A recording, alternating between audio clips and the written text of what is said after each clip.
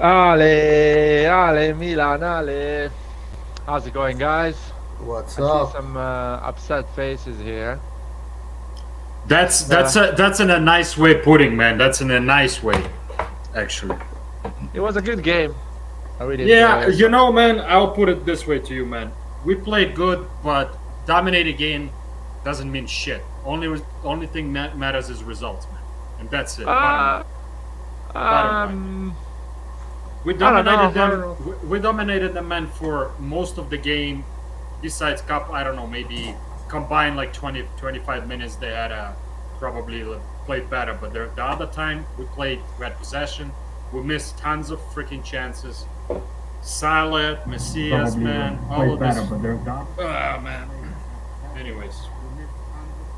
I don't know, Vasily. For me, playing good is important. It's always important. It's always gonna be the most important thing. Especially in the beginning of the season. Bro, I can hear myself. Oh, my bad. I'm just. And I really think I'm saying clever things, but I don't need to hear myself. No, I was saying that for me, playing well is the most important thing than actually winning a game. But because it's the beginning of the season and nothing is defined yet, and we had incredible chances, like clear chances, like proper, And almost goals, and we missed them. So that's my problem, man. That is exactly my problem. But that means being unlucky as well. So you're not gonna be lucky every time. You're gonna be unlucky sometimes. And we've been unbeaten for so long in Serie A. Since January. Yeah, so it's time. It's time to lose a game. You know, people get used to like winning ways, man. That's just how it goes. Other way around too. You know, you in a banter era, you're like, whatever, we're gonna lose this game. Now your expectation is win, win, win, win. So when we lose to a team, especially Napoli, who's gonna be our direct competitor, I said it in last stream or stream before that to me personally, the main competitor for the title is Napoli right now, for sure. They're playing an amazing game. They're actually playing good games. So yeah, they're a good team, but when I saw them against us, I would argue it's incredible. Yeah, but I mean, it's better. Losing sucks no matter what. But losing against a good team is better than losing against, let's say, Monza or Lecce or bad. That's a yeah, little frustrating. and losing against a good team, playing really well, like creating a lot of chances, and keeping the game open until the Yeah. last minute. That is We look like is the a better loss. team. But We look like the yeah. better team for sure. I listen. Like I'm giving the boys, especially certain players, like huge prop up. Theo Yeah. was massive. Theo was massive, man. I mean, without him on that left side, man, nothing would be happening. So you guys can see Yeah. how much we miss Leao, to be honest. So Yeah, Let's we were the better team. We were the better team, but the fact is that we were playing at home. We were playing at San Siro, so you can't really say, "Oh, we're the better team against Napoli." We were meant to be the better team because we're the home team. Last season we So that lost them. better team, no, so that better team. Sorry, Lucas. Can I stop you a second, guys? I don't know who it is, but there's a lot of noise coming from your background. It's hard to understand. Okay, Lucas, go ahead. Go ahead. Wait, can you guys hear me properly? Yeah. It wasn't you. It wasn't you. Go ahead. Can you guys Okay. hear me? So yeah, bro, yes. we can hear you. Okay. yeah, so I was saying with the home team. So we were expected to dominate and win. We didn't win, but we dominated. It doesn't mean that we're a better team than Napoli. If this was at Sao Paulo, Napoli would have dominated us easily. That's what I have to say. But let's start. No, let's not talk about ifs and buts because there's no point on doing that. But I do have an answer for that, right? Like last year, we lost against Napoli at the San Siro, and we beat them at the San Paulo or the Maradona. Yeah, exactly. Right, this Anyway. Napoli, this Napoli is a different breed. This Napoli has a tighter squad, a wider squad. Has better players too, and they're mentally stronger. I see them winning the Scudetto this season. I think, agree. uh, I agree with you, I Lucas. think- Lucas, I agree with you. This Napoli is better, but this Milan is better too. No, yeah, it's better, but last season we didn't really have enough competition apart from Inter. This season, I think we have more competition. Even Udinese is competition. So, like my bets since the start of the season was Napoli to win the Scudetto. I think they'll win it. I think they'll win it this season. That's think- a safe I- bet. It's I- a safe bet. But I think listen, we're let me ask missing you a the right question. winger. Let me ask you a question, though, Lucas. Sorry, Larry. Just let me ask this and then I'll be quiet. But even though we lost this game, even though we lost against them at the San Siro last time, and we beat them at the Maradona, but we did not ever dominate them like this. Both games we played last year, we did not dominate them the way we like today. Even though we lost, we did dominate them for most of the game. We did not dominate them at all in both games last year. So there is positives that you can extract from this. Anyway, I'll be quiet now. All right, Okay. go ahead. Yeah, that's good. But as I was saying, yeah, Napoli are favorites right now. But if Maldini decides to like buy a good right winger in during the January, I think we'll be ahead of them again. We just need that good right winger. That's all we need. It's Okay. like it's at this point. At we- this point, I would say it's a must. It's just not we need it. It's a must. Honestly, like it's Guys, the but weak we side. didn't lose because we we didn't need have a a right we need wing. a Striker. we still We need a well honestly, but this is the thing though. In our system relies heavily on wing play. So you do need good wingers if your whole gameplay revolves around playing on the wing. However, we also really need a striker as well because I saw Giroud almost, having a big problem. What was it? His hamstring? I couldn't really tell. But, that was a scary moment, man, because if Giroud gets injured, We're who are you screwed, going to man. put up top? Exactly. So, like, we honestly, we really need a winger. I think we need to get that first, but man, we got to get a center forward as well because, bro, we Also, can't guys, go without a center I'm forward. sorry. I need to. Wait, I wait, need to wait. fix- So No, Origi no, hashtag Lucas, 20. yeah, man. Origi hashtag 20. Whatever, man. You wanna make it a troll? So episode? wait. So why do we need a striker then? Origi hashtag 20. Why do we need a Dude, striker? I said it. Origi's gonna play really well this season. I got wrong with the 20 goals because he missed 8 games basically. He's gonna miss 8 games. Already missed 6, plus this one 7, and he's gonna miss probably another one. So I get it, man. But the problem is, we guys. I think we're conceding stupid goals again. We consider a stupid goal today. I know you guys, after creating 5 or 6 clear chances today, you guys still think we need a better right wing. You guys still think we need better offensive players after we dominate and create a lot of chances. But you don't see the stupid goals we're conceding. In my opinion, that Botman deal should have been done. Unfortunately, we didn't have the power, the energy, and the money to do it, and not even Maldini at that moment to do it. So, but the Botman deal was a really important deal for us. More than if you see the goals we're conceding this season, the defense is important. You cannot concede 2 goals against Napoli and pretend to win the game. You know You what win the the game problem against is? Napoli with a clean sheet or with just Yeah, conceding one but goal. Laird, I think it's fair to say if we had converted our pretty easy chances in the first half, Napoli don't even score on us. Yeah, but Because you the know, whole complexion of the game changes. I get it, but But which the ones are you conversion talking of about? the Which conversion of conversions? our chances doesn't go on the buying player. It's just players No, converting but those it chances. goes on taking pressure off the But are you defense. talking about Giroud? Giroud's shot that hit the crossbar? No, I'm just saying Giroud Giroud should have scored. But But we had some but other that was a chances. save. That wasn't a shot on. That was a save. Meret saved that shot. Yeah, but he's Meret like right, but the shot shouldn't even be going that high from that close. Honestly, guys, I'll have to say this, and I don't know if you agree or not, but Tomori so far this season, not the same Tomori like as last season. To me personally, he's not playing at the same high levels. Like he's making mistakes. He looks nervous. I don't know what the hell is going on with him. Maybe something in his personal life, but it's just not helping us, man. And He Kalulu doesn't. definitely. He Kalulu doesn't was want to miss off. the World Cup through injury. Dude, And Just saying, he doesn't want to miss the World Cup. don't interrupt people. By the way, Yeah, don't interrupt yeah. people. I'm sorry. Yeah, I'm sorry. I'm just saying he and doesn't want to and, miss the and the World Cup. second goal was on Kalulu, I believe. If I'm not mistaken, correct me if I'm wrong. But he was Tomori. It was Tomori. Tomori. Tomori. So either Yeah. way, I mean Tomori.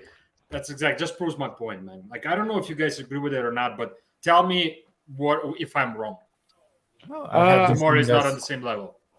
I think the World Cup is a distraction.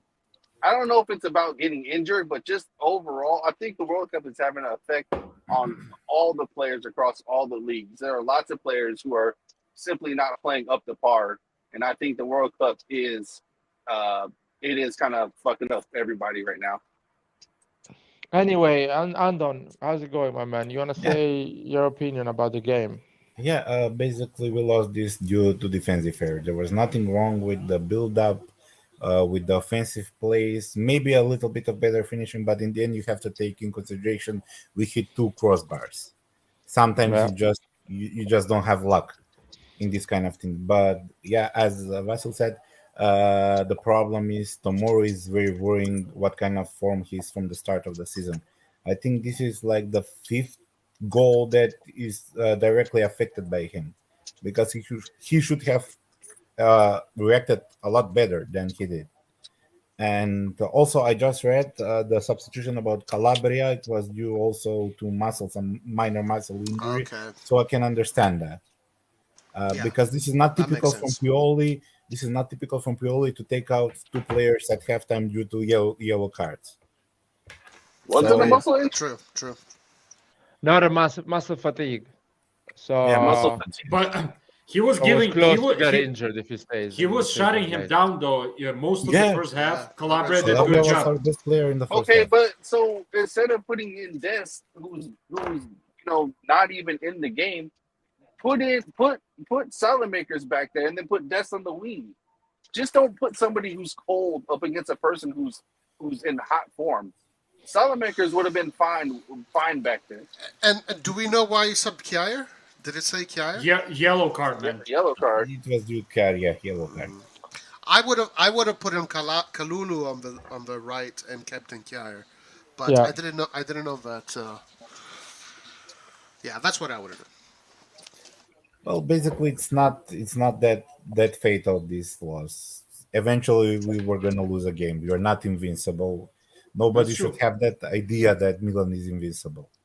It's just But- the way I we, agree. you know when you dominate the game, and you lose, it no matter what. Like, I mean, my logic tells me it's all good, man. Don't worry. This is Yeah. sometimes happen, unlucky. But my heart is fucking sank. It's Yeah, of sank course. all the way, man. So there's nothing I can do for about it. everybody the same, but I can accept this kind of defeats because we weren't dominated. We were dominating the game. The players did their best. Just also that They did. unlucky crossbar at the end also did its thing during the first half. To me personally, Saladmaker did not have a good game. He made quite a few passes in the first half that were just either did not make it to the, like, there was a couple breaks through. I don't know if you guys remember the one particular one when Theo was running on the left. He was really open, and he just passed it to some random Napoli player. Man, it's like Krunic was our best player. Krunic was awesome, man. Player. Yep, He Krunic was was our awesome. best offensive player. Awesome. Just awesome. Also, man. that Messias shot was also unlucky that he didn't score. He had a good opportunity when CDK passed the ball. That was another wasted opportunity. So. And poor CDK, man. Poor CDK, man. He just looks like lost kid, man. But he played well. He played well. Guys, He played well. I mean, he played good. Guys, he's a center forward.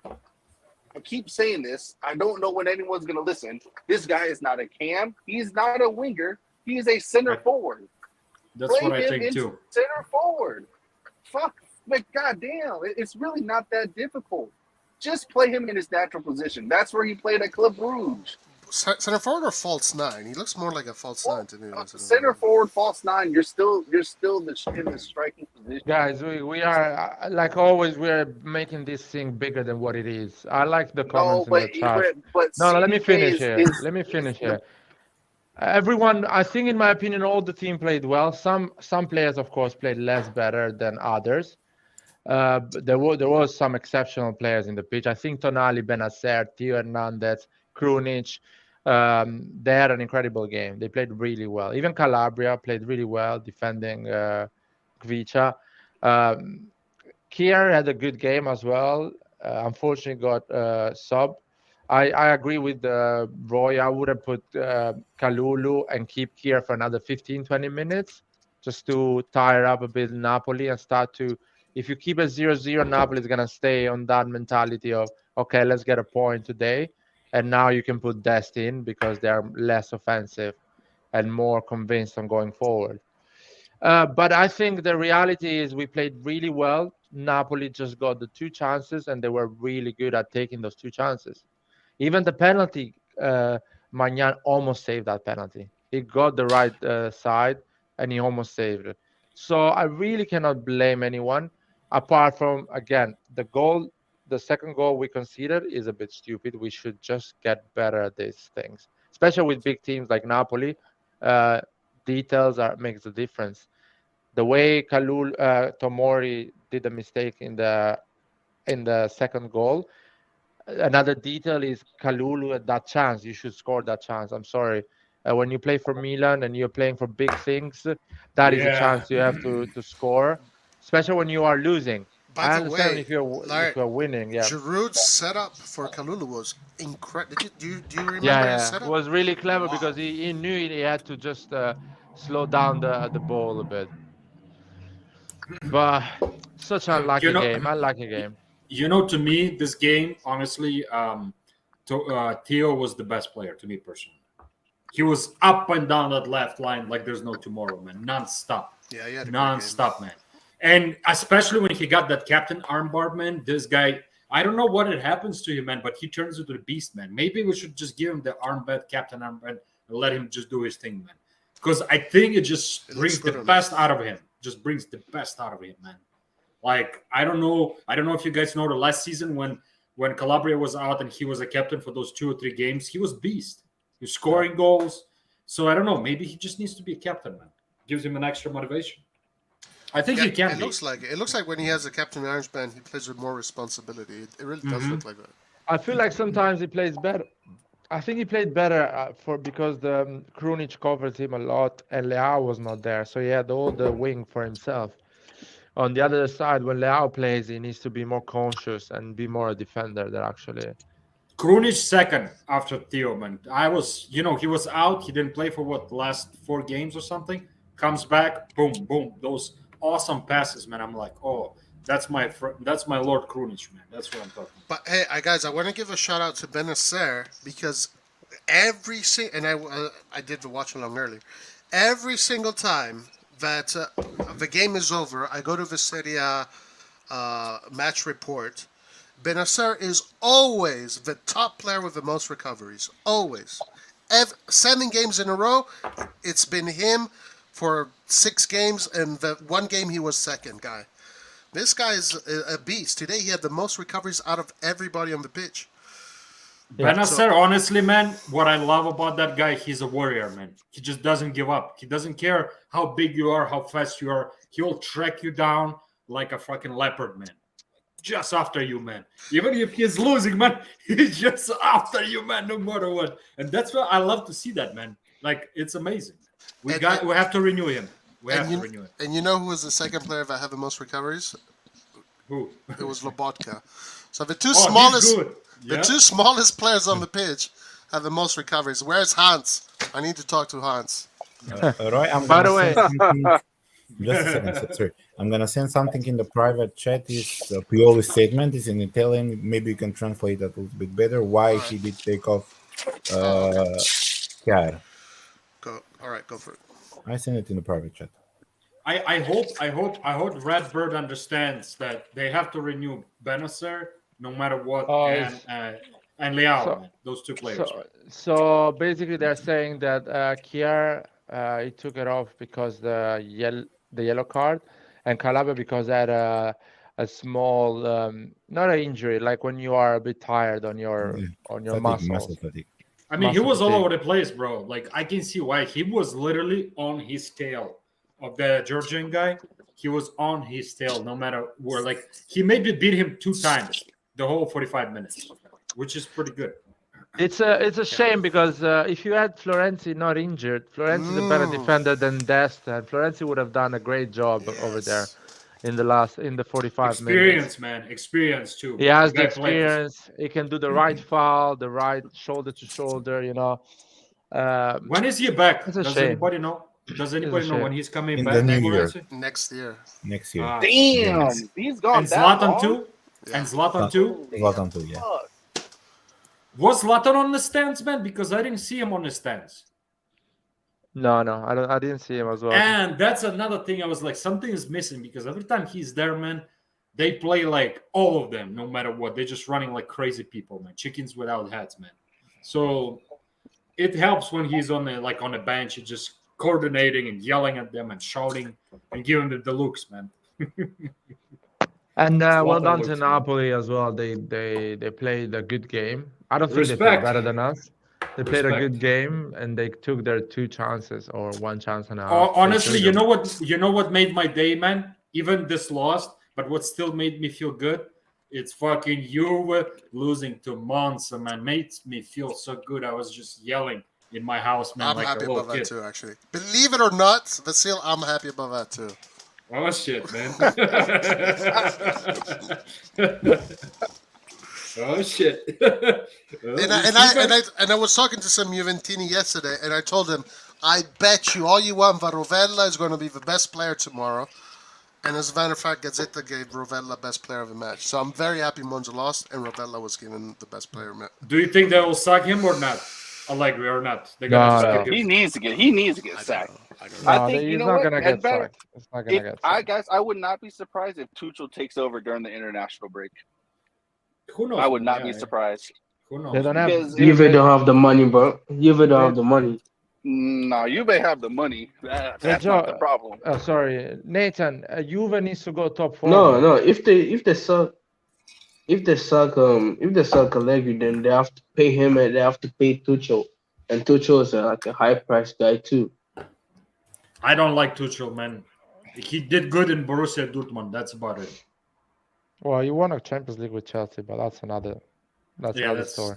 And he that's brought old. PSG in a final. That's another story as well. That's another story. Man. I mean, I'm I'm not a big fan of Tuchel either. I just don't like him, man. I've heard that he's a piece of shit. He treats like he thinks he's like the smartest guy in the room. He's arrogant piece of shit. So Well, that's Where Allegri as do you well. hear That's that from? Allegri as well. Is Allegri like this as well? Players, I read it somewhere. I don't remember. That was like not the first time I read about it. I read that too. But at least he plays attacking football, which is what Juventus needs. But that's No, my he personal doesn't. opinion. No, he doesn't. No, he doesn't. Yes, he does, doesn't bro. play Yes, he attacking does, bro. football. Right, bro. Tuchel does not play in attacking his- football.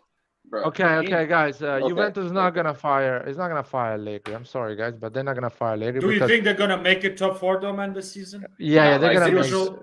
They're gonna make No a top four. chance. No chance. No Not like chance. this. Like I would say, okay. man, Last year, I see the table, guys. Juventus. okay. It depends. Listen to me. It depends. Juventus is 4 points from top 4, man. No, 7. No, they're not. No, they're 4 not. points. Top 4, yeah, 4 points, yeah. 4 points you were from talking- top 4. Yeah. Well, it depends who they get during the January transfer window. If they just spend 90 million on another Vlahovic, but if they Stop with the don't, spending. Stop with the spending. Chiesa is gonna If- come back. Di Maria and all these guys are gonna be Wait. more consistent, and they're gonna finish top 4. wait. So you're saying without spending money during January, they'll finish top Dude, 4? it's not about money. Juventus is not about money, man. Juventus has a good squad. Stop it with the bullshit. They don't need money to finish top 4. They need to spend another 100 million to finish top 4. They have a squad, and they're gonna make it because they have some good individuals If that if when they they're ha- coming back. if they have a squad, why are they losing to Monza? Because Allegri is shit.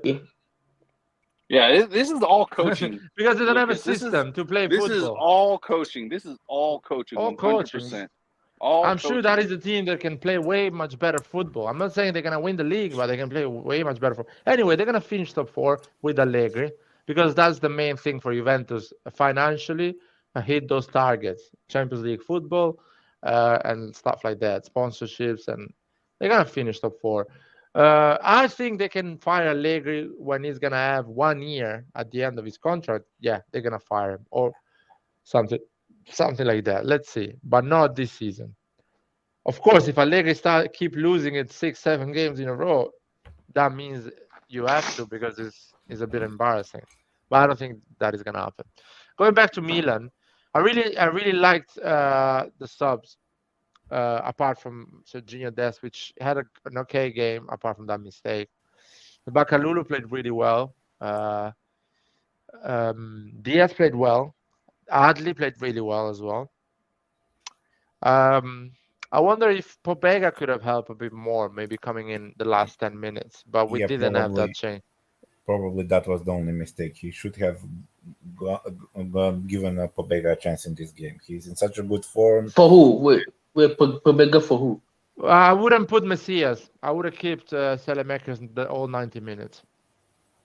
Yeah, he would bring so much physicality in that midfield battle we were a little bit lacking in that area. So maybe that's the only mistake we only made this game. So everybody agrees Messias is not a Milan level player. No. I'm saying Messias should not. I would have put Pobega instead of Messias in this game. But my question is Messias a No, I Milan still level believe player? Messias is gonna win the league this season, Lucas. Messias is gonna win. Yes, the he league. won. Yes, we know he won the league last season too. Yeah, and he's gonna win it 0 this season as well. contributions. He's gonna. But my question win it. is he good enough to play for Yes, AC Milan? he's good enough to play for AC Milan. Oh my days, bro! It's I'm not good going enough. to have long conversations. Yes, Messias, it's good enough. Messias would not be in the starting lineup for any bottom club in Serie A right now. Wouldn't Okay. be. Yes, Okay. he wouldn't. The only reason he got signed permanently is because of Pioli. That's why. Okay, man. I gave my opinion. You gave yours. Now let's move on. Anyway, Andon, you were saying about Pobega. It would have been a good substitution in this game, I think. Maybe instead of Tonali, but not that Tonali had a bad game, but I think Pobega would have been better suited for this game, and he would have added something more to the attacking part. Maybe even to play him in the attacking midfield role. Even though Adli had a good game, but I think would have been better to try him at that position also. Anywhere on the pitch, basically. That was one of his mistakes. I will.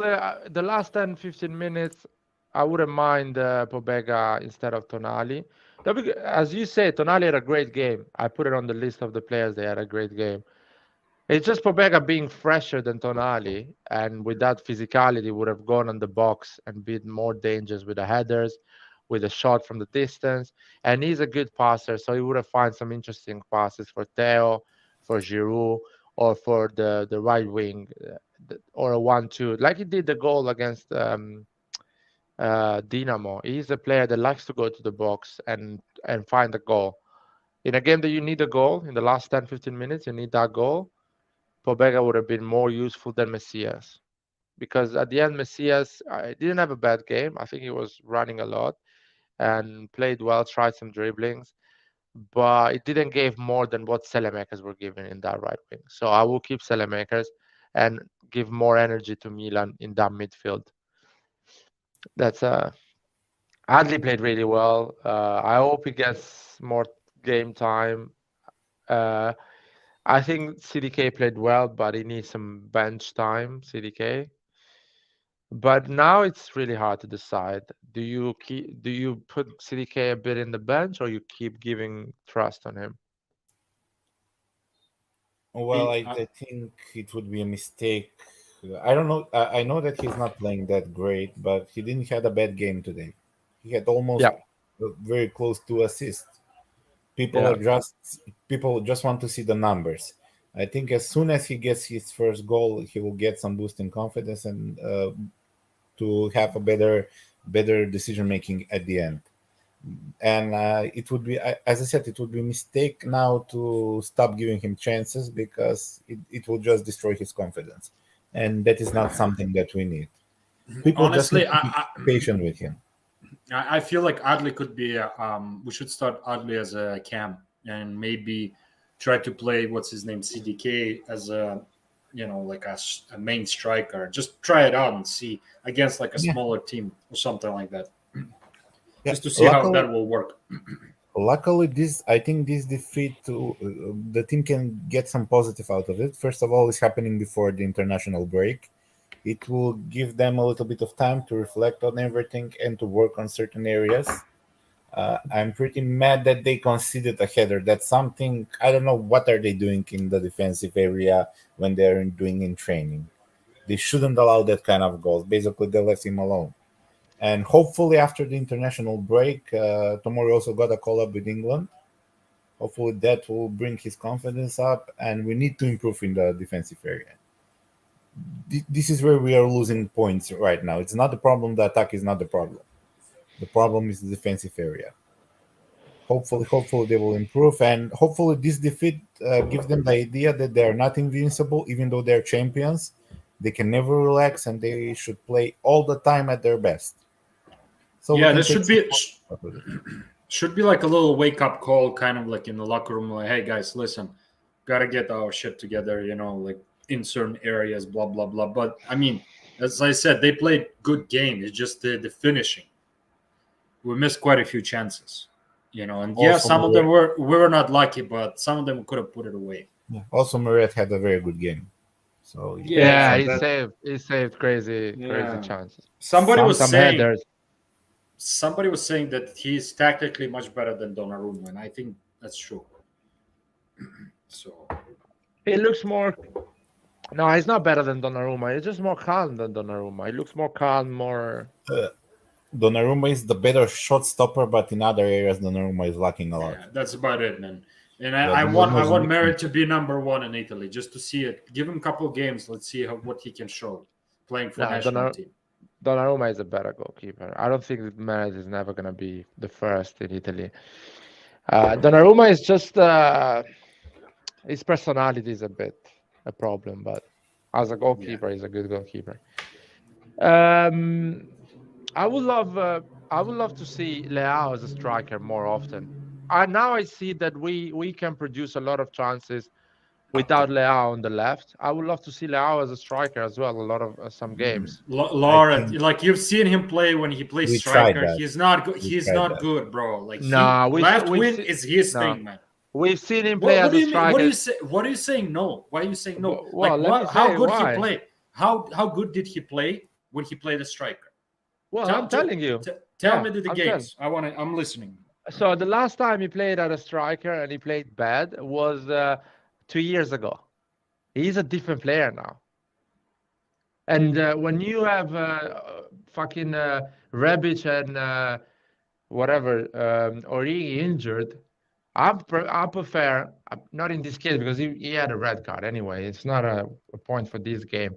But some games when you're playing Giroud, every game, some games Giroud can actually stay in the bench and you can start with Leao as a striker because you have enough quality. I see Adli, Diaz, CDK, Pobega. You have a lot of players that can play around that striker in that position, and you can put pace in different part of the game. And Leao, being a striker, he can actually go on the left and go for those 1v1 on the left.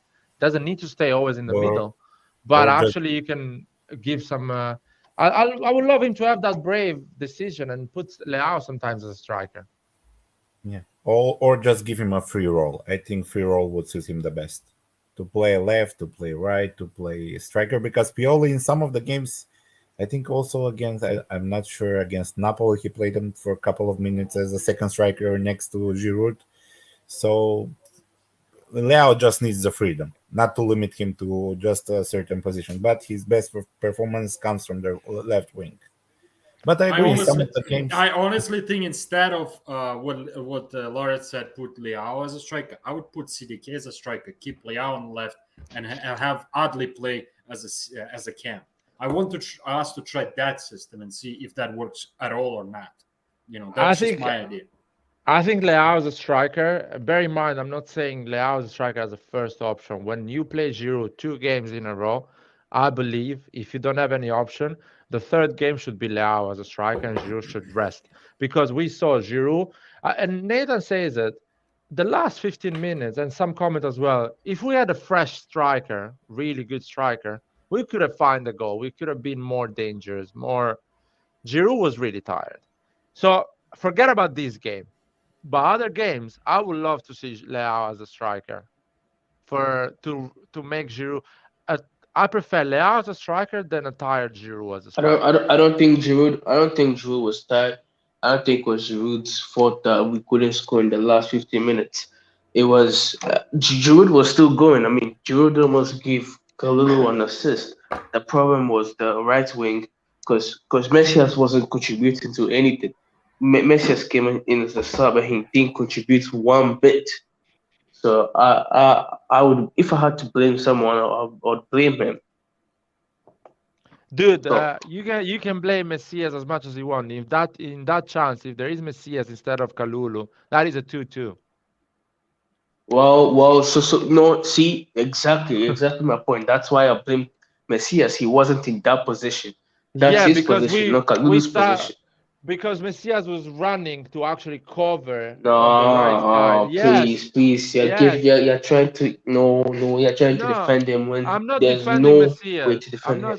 I'm not defending Messias. I'm explaining you why Messias was not in that position, because actually Napoli was going for a counter-attack, so a lot of our players run back to contain Napoli. The moment Kalulu got the ball, he started the chance, and Kalulu went to go forward, and Messias had to stay because not all of them can go and attack.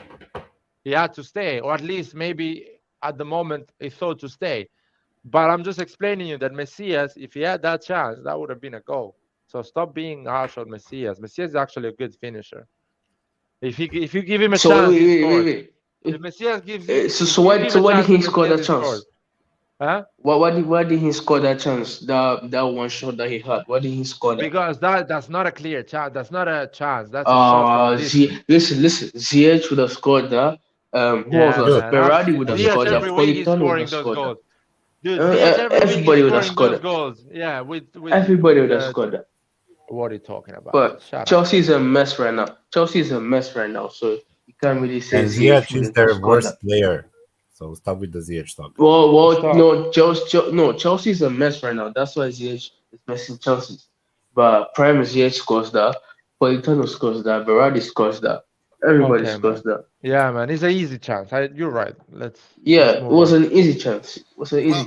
honestly speaking, on average, like players take 3 or 4 shots before they score goals. Like even Messi, he doesn't take one shot and he scores. He'll in a game he'll take 2, 3, and then maybe the third shot he'll score, or the fourth shot he'll score, or he'll score the first time but won't score. So you can't just say that Messi is this and that because of one shot. You know, it's a little bit harsh, I think. And anyway, the ref will stop the game if he scores, so doesn't matter. Why is that? I like Spezia now. It was just a Okay. joke. Anyway, I think fuck it. Anyway, we want to talk about the game. Were you gonna add anything? Because I feel like we agree in a lot of things this time. mean- Thoughts on the crosses, like the corner kicks. Like Tonali's crosses aren't that good. We did well with the corner kicks today. We had chances. No, We no, no. created. Like I'm talking about Tonali's crossing ability overall. He just doesn't manage to like kick the ball and find a player. Lucas, we lost you, or it's me that I'm having a Haven't bad you guys connection. like Tonali's crosses? Lucas, Tonali's crosses. I'm talking about Tonali's crossing ability. yeah, I think he's getting better and better. And I think it's getting worse because he keeps taking them and he doesn't find anybody. I don't think Tonali's job is to give him crosses. You know, I don't know. That's not his main job. But how many assists has Tonali had on crosses in general in his career? I don't think that's what he's supposed to be doing. He puts the ball in, and if there's sometimes someone will connect with it, someone won't. Tonali is there to play in the middle and make things happen in the middle. The crosses are for Teo Hernandez, for Messias, for Dest, for Calabria, Leao. These are the guys that are given that responsibility. And Salamakers too. Yeah. But he was talking about corner kicks or Oh, the crossing. corner kicks. Yeah, because Lucas is a bit slow on explaining. Corner kicks, well, we've been pretty bad on corner kicks for a long time. The output has been really bad, but recently we've done better overall at creating chances at least. You know when we were good at corner kicks, right? Laird? When? When your favorite player was at Milan. Yeah. Oh, Hakan. Yeah. Well, we didn't score a lot of goals in corners. How many we scored? I mean, Hakan, that's his specialty. He knows how to find players in crowded areas. He is good at crossing, corners for sure. But I'm confident now with corners. I really believe we're missing players that actually are good at going for a header. And Tonali is 22, so it's getting better and better. He's learning how to. Why are we even fucking bringing up Hakan, man? I don't know. Roy brought it up. That No, piece because of shit. Oh, he just wanted to say last time we were good with crosses were when Hakan was playing. In which is- corners, he would In get a lot corners, of his yeah. assists were set pieces. Yeah. I don't want to even like hear that name. I'm sorry, guys. Like that snake, I don't want to hear not even his name. Hakan Çalhanoğlu. Listen, man, relax. Çalhanoğlu. Krunic almost scored from a corner today. Yeah. He had a good it chance. was- Yeah, that was a good one, almost. But Merritt did a good job, to be honest. I mean, he Merit was good today today. Merit today was really good. Really good. So Napoli has. It looks like they finally kind of have all the pieces set, so to say. Missing pieces. They have the depth now, and so it will be interesting. Yeah, but this is typical Napoli. Even last year they had like 10 out of 11 victories in the first 11 rounds. This year, man, the difference is their bench, man. They can bring some quality players, man. So, like, I'm telling you, I know exactly what you're saying because they started last season good and then they choked like second half. I don't know about this, man. I don't know about this season. I think they might be going all the way. It's still too early to understand how. It's too early to understand how a team can be on the long term. But if I look at the next 1 month and a half, because the World Cup starts in 1 month and a half, So take off the next 2 weeks because then it's not football. From the 1st of October until the World Cup is 1 month and a half football. In 1 month and a half, I think we're gonna play 8, if I'm not wrong, 8 or 9 Serie A games, Something like that, yeah. something like that. Not all the 19 games, something like 15 or 16 games in total. So who you guys think is gonna be top of the table before the World Cup starts? So Well, the moment the World Cup starts. I want to go first because there's something else that I want to add to this, and it's been the calendar. I don't know. I'm going to check, but I think Milan has had the hardest calendar so far out of the top teams. Yeah, so far, yeah. Well, Napoli, I guess Also, Atalanta, and Inter. all these teams have had lesser calendars. But after our Champions League game against Chelsea, the last one, until the end of the first half of the season, we have a very easy calendar where we have no excuses. So if we can get the job done there in that last month before the World Cup, then we should be in a good spot. And I think Napoli's calendar is going to start to pick up after this break. So now Napoli's going to be put at the test, and so are the other teams. Our calendar has been bad, but now it's going to be better. So Right, Napoli will Napoli has already been put on the test though. They beat Liverpool, they beat Milan. They've already been No, tested. I'm talking about Serie A. Serie A. Oh my, no, come on, like Milan is like the best team in Serie A. Napoli still has to play Atalanta, I think. They still have to play Roma. They still have to play Inter. I can tell you, Napoli is gonna play Torino, is gonna play Cremonese, and is going to play Bologna. So Napoli has an easy calendar coming from the international break. Bologna, and he's gonna have Napoli-Roma the 23rd of October. So until the end of October, And Osimhen Napoli, will be back too. Wait. When are they playing Inter and Juve? they're not playing it. Napoli Sassuolo is gonna be October 29th.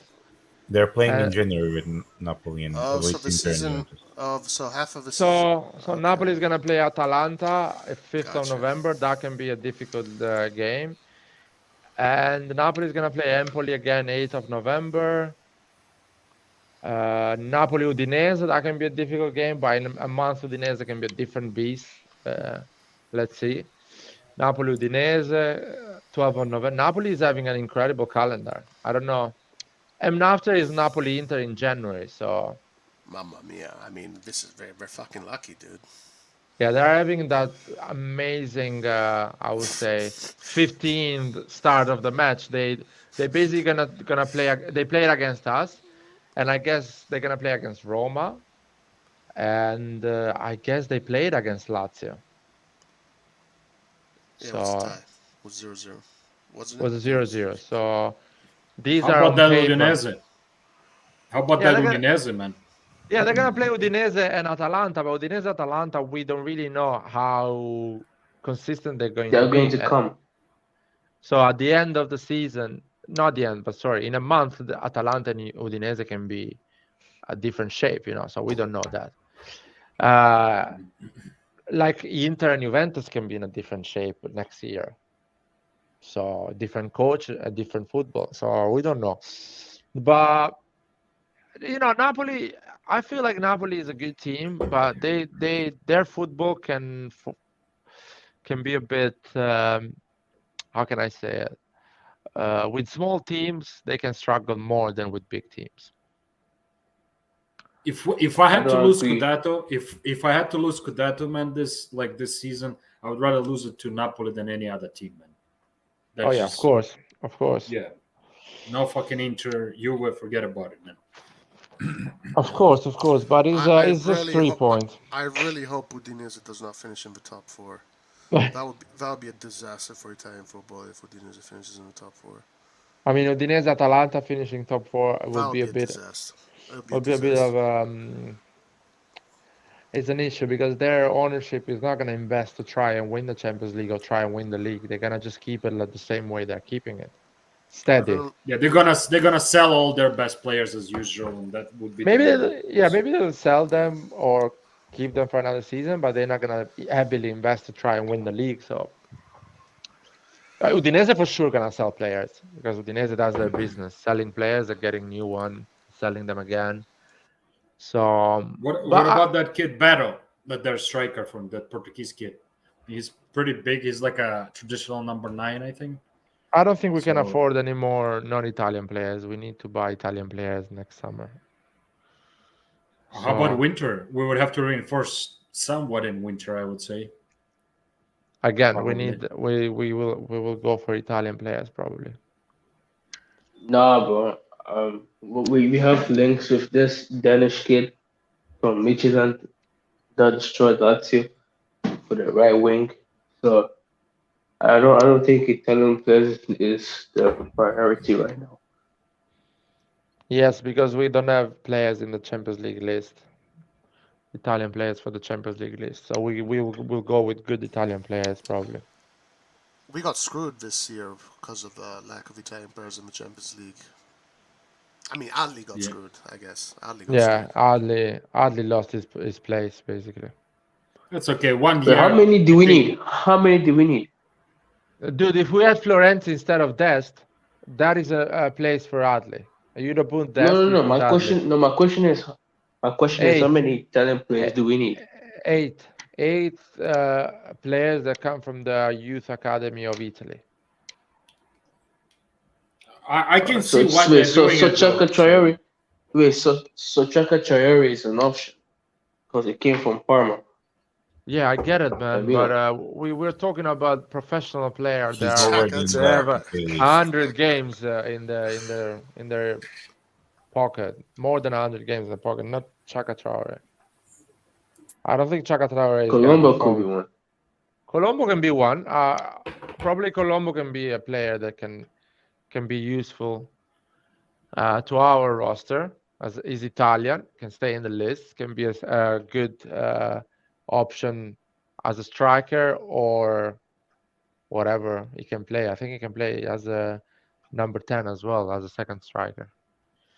Colombo can be an option, hopefully.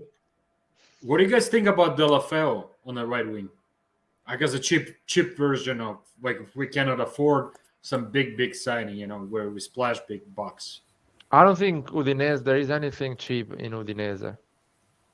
What do you think? They're going to ask 40 million for him? Are they going to ask at least 30? At least 30. No, he was available this summer for 20. Something like that. They were asking like 20. If they play well this season, man, he's going to be... I don't know what's the length of this contract is, but if they finish in the top 10, like top 6 especially, yeah, he's not going to be 30 million. He's going to be more, especially if he has 2 or more years left on his contract. It'd be close to 40. There's no way they'll ask for 40 million for De La Feo. Anyway, De La Feo's not young, guys. He's not young. I don't think he's that expensive, to be honest with you. He's at 28, and he went to Barcelona for less than that when he was younger. Oh, he's 28? He's 28, you said? Somewhere there. Yeah, how old is De La Feo, man? I'm curious. Let's see. He's going to be 27, 28. But anyway, De La Feo is not the right player for Pioli's football because he doesn't track back. I've seen it with Udinese. He's the second striker at Udinese. Him and Beto are the 2 players that they don't need to track back. They can stay. 28, correct, 28. So I don't think he's the right player. I don't miss. Clint, man. What do you want to say? Yeah, my boy Lai. What's good, man? I'm good. I'm good. I love the positivity, man. I love the positivity. Yeah, and I'm positive, man. Like I was satisfied with the game. I'm not gonna lie. I ain't got nothing. I'm not that. We're just unlucky. I mean, it is what it is. I couldn't ask them to do more, So I'm just not. I can't really sit here and bitch. It's the same things we see. We know our right side is weak and all that, but the way they handled the game, I think it was really positive. I try to be optimistic. Yes, there's some things that need to get fixed, but I also wanted us to lose, though. I think I said that last week. I wanted us to lose. I don't like that 22-week thing. I'd rather us drop points now than, I don't know, when it counts, when April comes around. So That's how I see it. I'm happy to do another 23 unbeaten games in Serie A from now. Trust me, guys, if it was like, let's say, April we lost the game, I'll be fucking furious, man. I'll be throwing shit out the window. Now I'm calm down, even though I'm not super happy, but I understand we have to lose some games. It's like Because, how it let's goes. look. They didn't dominate us at all. They didn't. No. They were really quiet. I think Pioli had a good system that he put in place. We just didn't convert our chances, right? That Kalulu stuff goes in, it's a 2-2, and it is what it is. So I think It's a when more when fair we beat, result if it goes yeah, 2-2.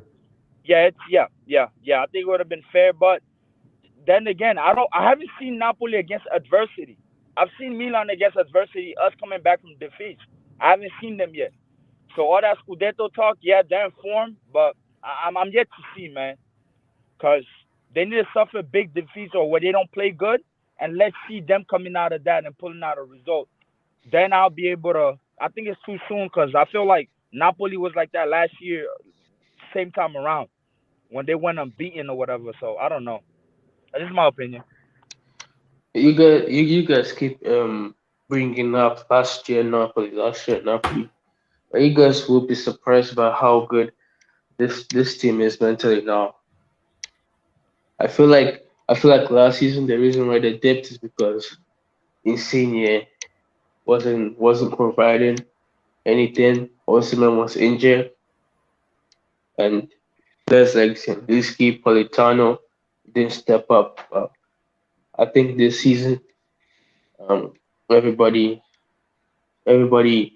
grew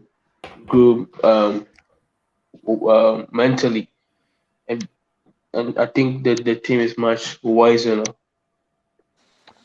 Ironically, Guys. sorry, go ahead. Oh, sorry, man. I just want to say something regarding Rebic. Just came to my mind. Lately, in the last year and a half, 2 years, he's been having way too many injury problems. Now he has a problem with the back. I love the guy, man, but I have a feeling that we got to do something about it. Maybe try to sell him and get somebody else, or I don't know. What do you guys think? In winter, I have a plan for that, but Roy wanted to say something. Yeah, go ahead, Ray. Oh, I forgot what I was about to Okay, say. I can reply Oh, no. to Okay, sorry. It was this. Ironically enough, Napoli's age average has went down, and now it's even below than Milan's. But for you, Vasil, it's Now Lang. I would go for Now Lang. Because Rebic has missed 34% of his games now. I love the guy, but obviously there's issues. Yeah, it's something. He has issues, man, and we got to get rid of him. I'm sorry. You don't. In my opinion, you don't need to get rid of him. Just downgrade him as a third choice. So if Leao is the first choice on the left wing, how's it called? Adli becomes. He our earns second too much choice. money for third choice. I don't care, man. No. 3.5 million, man. Lucas, you put him on third choice, you force him to find the club and to leave, and to accept an offer. If you No, keep him he's earning millions. He's earning millions at the club. I Why would he want understand to what you leave? mean. I understand what you mean, but he's not gonna leave. If you put him in the market, he's not leaving because he's happy to be as a second choice. You need to create a situation that he's asking himself, do I want to keep earning this money, or do I want to play football? If you put him, But he has no motion. He has no motives because he won't go to the World Cup anyways. He's not Croatia anymore. Dude, forget about the World Cup. See Milan. Forget about the World Cup. See Milan. Rebic has another 3 years contract, and you want him out before the contract runs out. So you want to sell him for 10, 15 million. The only way to force him to leave is if you downgrade him as a third choice. So he plays less. He's unhappy. It is starting to consider offers from other clubs and go and play football. That's how you make a player leave. You tell them you're not playing. Adli is gonna come and be the second choice. Leao is gonna be No, of course. as a striker, not you anymore. You're not gonna be the second striker if Jury has to rest. He might. Yeah, Laura, I honestly get your point, but he might be another Castillejo, man, and just sit out for the next 3 years that he has and earn net 3.5 and gross is what, like 6 million with taxes. So I mean, it's a lot of money, bro. Like, it's okay, but are we gonna keep Adli in the bench forever? No. I think I can agree with you, Lard. Actually, And I I mean, don't care, guys. We lost the money, but at least Adli plays. At least Diaz plays.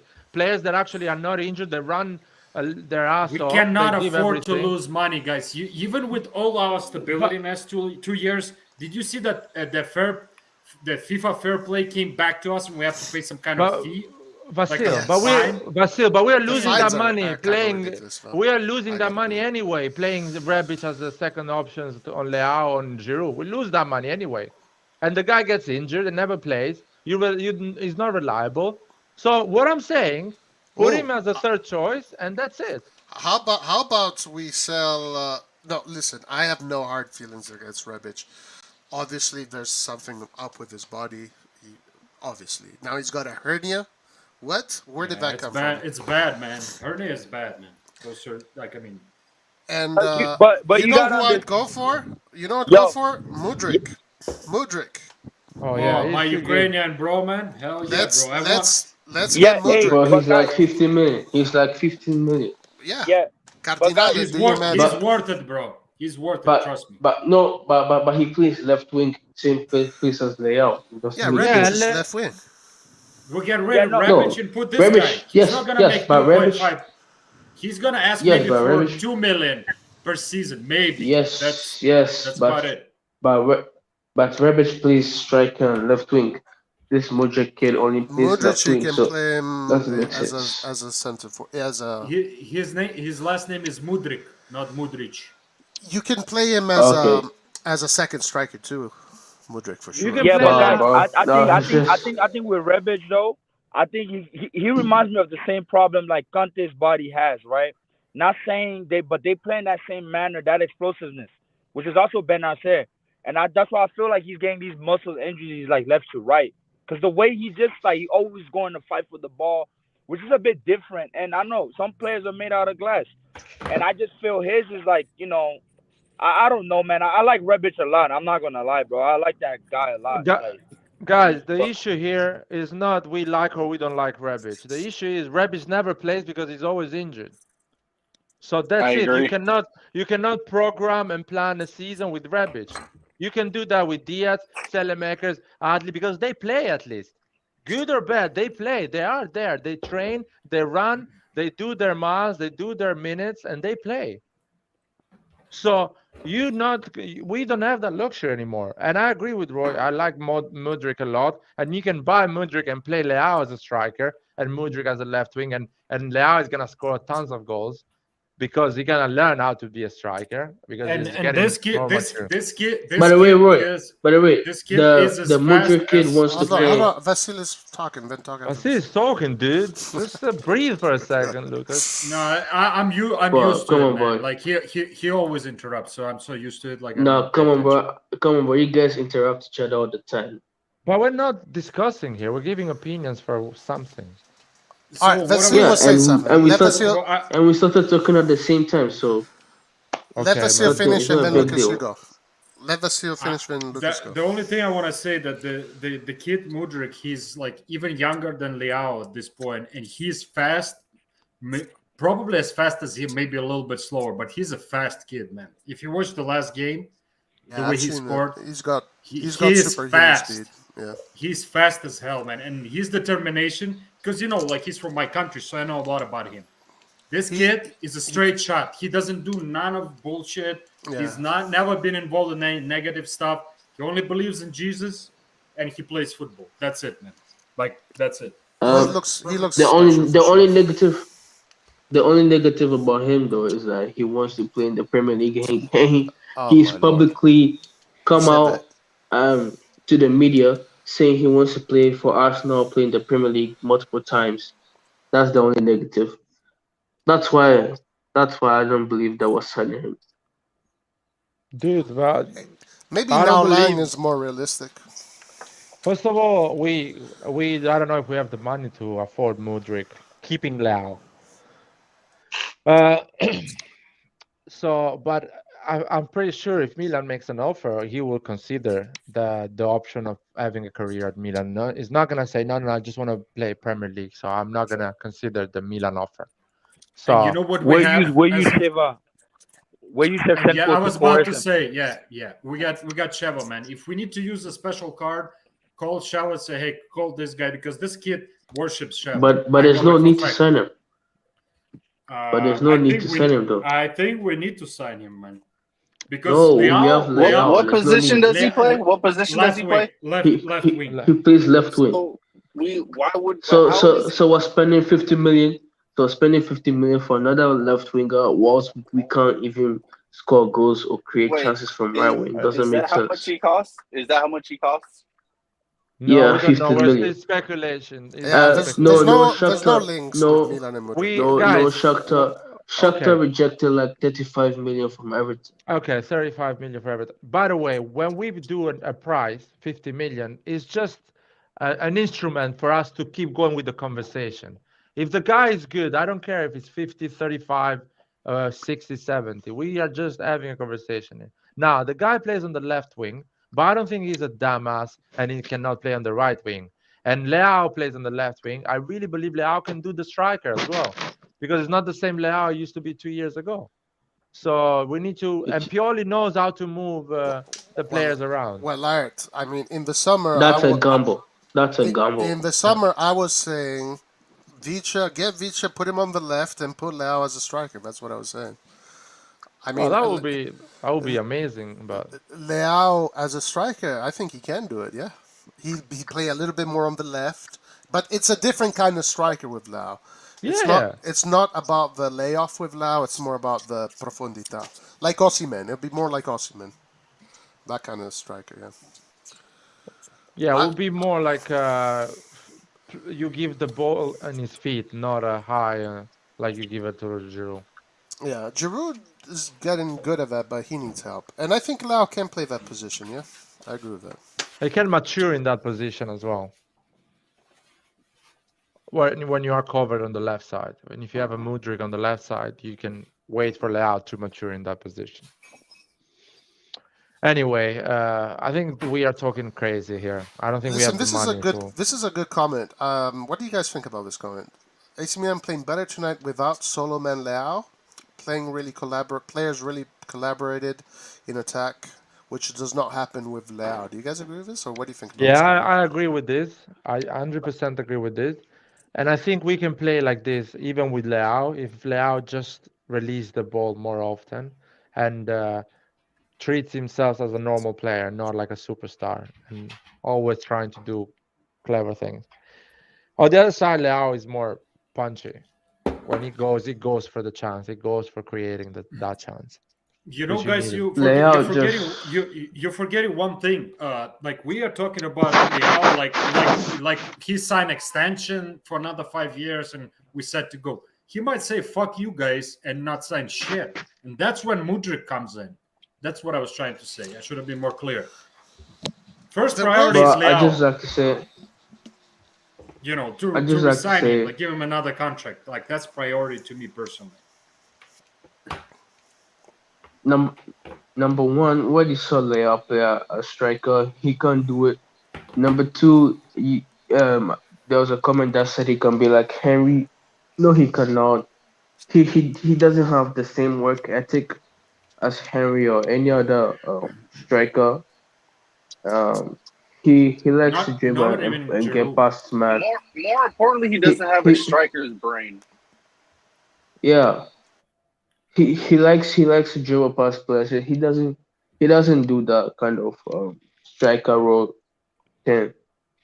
And for the footballing perspective, I just feel like he won't be the same player as a striker. I think he entertains everybody better as a left winger. He knows that, and he wants to keep doing that.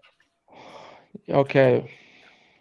Playing with his back to goal is not going to help him. Not if he played like a false nine and he would drop deep and so he can turn around with the ball, then maybe. But with his back to goal, nah, man, it ain't going to work with that guy. I think Leao can learn the striker position. I don't want to go and talk 2 hours about it. No, I agree. Back to goal, no. I definitely agree with that. That's not his game. It'd have to be a different kind of striker. Like a false nine. Like allow him to drop drop back. No, you can be a striker. He can learn the back to goal game. He's not gonna be sporter, but he can do it. Laura, can like learn that. honestly, man, like look at the characteristics of It's of Leao. large. It's What, large. what are the strongest parts of his? It's his speed, his dribbling, and that's what he likes. Like that's not a traditional number 9. He cannot do the hold up plays at all. Like He can, Vasily. I'm sorry, man. He's a big lad. He can do that. He can not learn big that. like that. Like, He is a big lad. If Giroud has problems with the defensive strength, Leao's gonna be moved around like a little toy, bro. Sorry, Laura, I disagree That's just with what you it on this is, one. man. That's just what it is. No. Guys, you're not gonna convince me. Leao can be a great striker. It and would he can play take a long shoulder to time goal. for him to learn to do that. Bro, like it's I gonna think take it'll take another 2-3 years. Like I agree with Roy on this one. He's not gonna just slide in into this system, be like, look at Leao is our new Giroud or Zlatan. That's not gonna happen. That But kind I'm of game not, is dude. very I'm not different gonna say Leao is gonna play like Giroud. Leao is gonna play like Leao. Just he's gonna learn how to receive the ball with his shoulder opposite to the goal. He's gonna learn that. He can do it differently. He can do it with the 1-2 touch and go deep for the pass. He can learn that.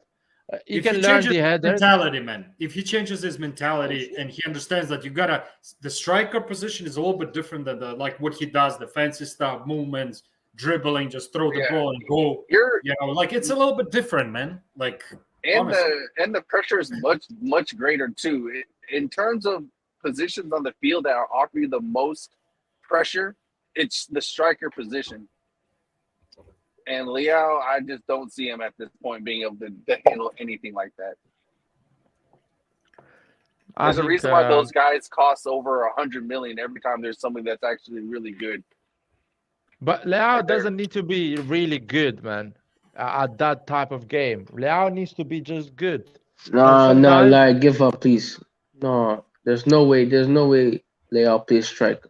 There's just no way. It wouldn't We've seen be him that before. kind He of. doesn't. If he plays strikers, it wouldn't be that kind of striker. It would be more like a look for depth kind of striker. Send him into space, not. But I don't know. The system would have to change. Everything would. Yeah, have to the change. system. I was about to say the whole system work will have to change. The game plan would have to be adjusted completely because, like, the way we play, like now our number 9 or Zlatan when he plays, it's you give it to ball. Zlatan is good at holding off the defenders on him, passing to somebody else, move quick to the sides, the left, right, man, fast paced, boom, boom, cross the goal. Here we go. But like Leao, like I mean, come on, like what are you guys seen him play a hold up play, like where he can hold off defenders and play like Zlatan or even close to Giroud? Not even close, man. He needs the space. He needs one-on-one when he can beat them, like boom, and he's gone. Like Guys, cannot catch him. We haven't seen Leao play in that position. Yes, we have. We've seen him. Yes, we have. 2 years ago, Nathan. 2 years ago. Bro, Larry, do you realize these strikers? Do you realize the people who play striker have been playing striker since they were like 5 years old? Stop the conversation. You're telling me no, Larry, but I'm telling you. I'm telling you no because I want to stop your conversation from you say we've seen it. We haven't seen him. We have. Let's go back to my statement. We haven't seen him. No, these Leao here. No, we haven't. And then not only that, but even at Leo, he was never a Leo. striker. The kid was a teenager at Leo. He was a teenager. He was a teenager at Leo. The kid now he's 23. It's 6 years, man. This guy has been 6 years playing football. To speak tactics to you. No, literally Nathan, everybody here. Nathan, you can speak. Bro. You're wrong on this. It's okay. Okay, Nathan. I don't wanna convince anyone. I'm not even speaking for nobody. I don't want to convince. Saying the same Nathan, thing. I don't want to convince anyone that everybody's talking over each other here. Everybody's talking over each other here. So I don't want to convince you that Leao can play as a striker, but you cannot tell me we've seen Leao because we've seen it 2 years ago. This Leao here, we haven't seen him as a striker yet. Bro, like they played him last season. In the beginning of the first half, he played a couple of games as a striker. When Zlatan was injured and I think Giroud was not there. They were interchanging between Rebic and Rebic was playing. Rebic was playing. He played. I might be mistaken. I'm gonna do some research on that. Maybe if somebody knows can correct me. But I still, bro, like it's your opinion. He has played as a second.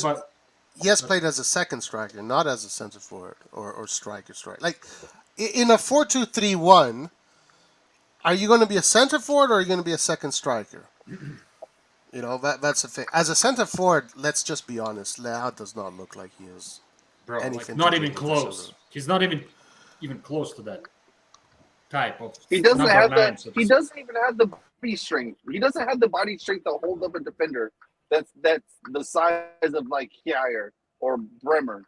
Bro, he's gonna get pushed around, man. Big time, man. No, you're mistaken friend. No, Nathan, you're wrong. There, I've seen smaller dudes than Leao actually hold the ball, man. Yes, because they have a better center of gravity. Leao's like 6 foot something. His center of gravity is not even better than. To be honest with you, Nathan, I don't think it's a physicality problem. I think it's just a style of football. It's just not his game. His game is like space. He would have to change. He would have to change mentally in his head. He would have to change. Yeah, and I don't think he's ready for that. He's all about attacking the space. That's what he loves to do. Exactly. And left wing is perfect for him, man. Perfect. Like that's where he creates his magic. 1-on-1, throw the ball, dribble, fake movements. He's good at that. He doesn't have that ability or flexibility when he plays a central striker. He just doesn't have that ability. I will play if Giroud is playing 2 games in a row. I will play the 3rd game. I will play Leao, then Giroud. I don't care. Yeah, that's just your opinion. Yeah, just I'm done with this. That's just your opinion. I'm done with this. I know, Lucas. I'm not saying on the name of other people. That is my opinion. I'm done of seeing all the strikers that are so tired. They don't have any more that energy in the last 15-20 minutes to fight and to run to the space, to create chances.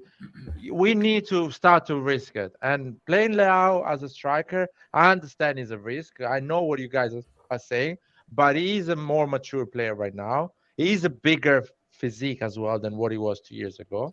He has pace, and the teammates are going to understand his characteristic, and they're going to serve him in a way that he can be dangerous as a striker. So we need to, because if Rebic can do the striker, guys, Rebic can do the striker, Leao can learn how to do a striker. That's because Rebic has played there more years. It's not like Rebic just decided, oh, maybe I'm just going to try striker for 1 or 2 years. The man has played that position his whole life. Still, man, Leao can learn to play a striker. And now Leao has a lot of games in his shoulders. He knows more about football and tactics. He can. Lauren, don't you agree? In our system, our vocal point is a good, solid, big, strong number 9 that holds off the ball, gives back to the cam or to the wings.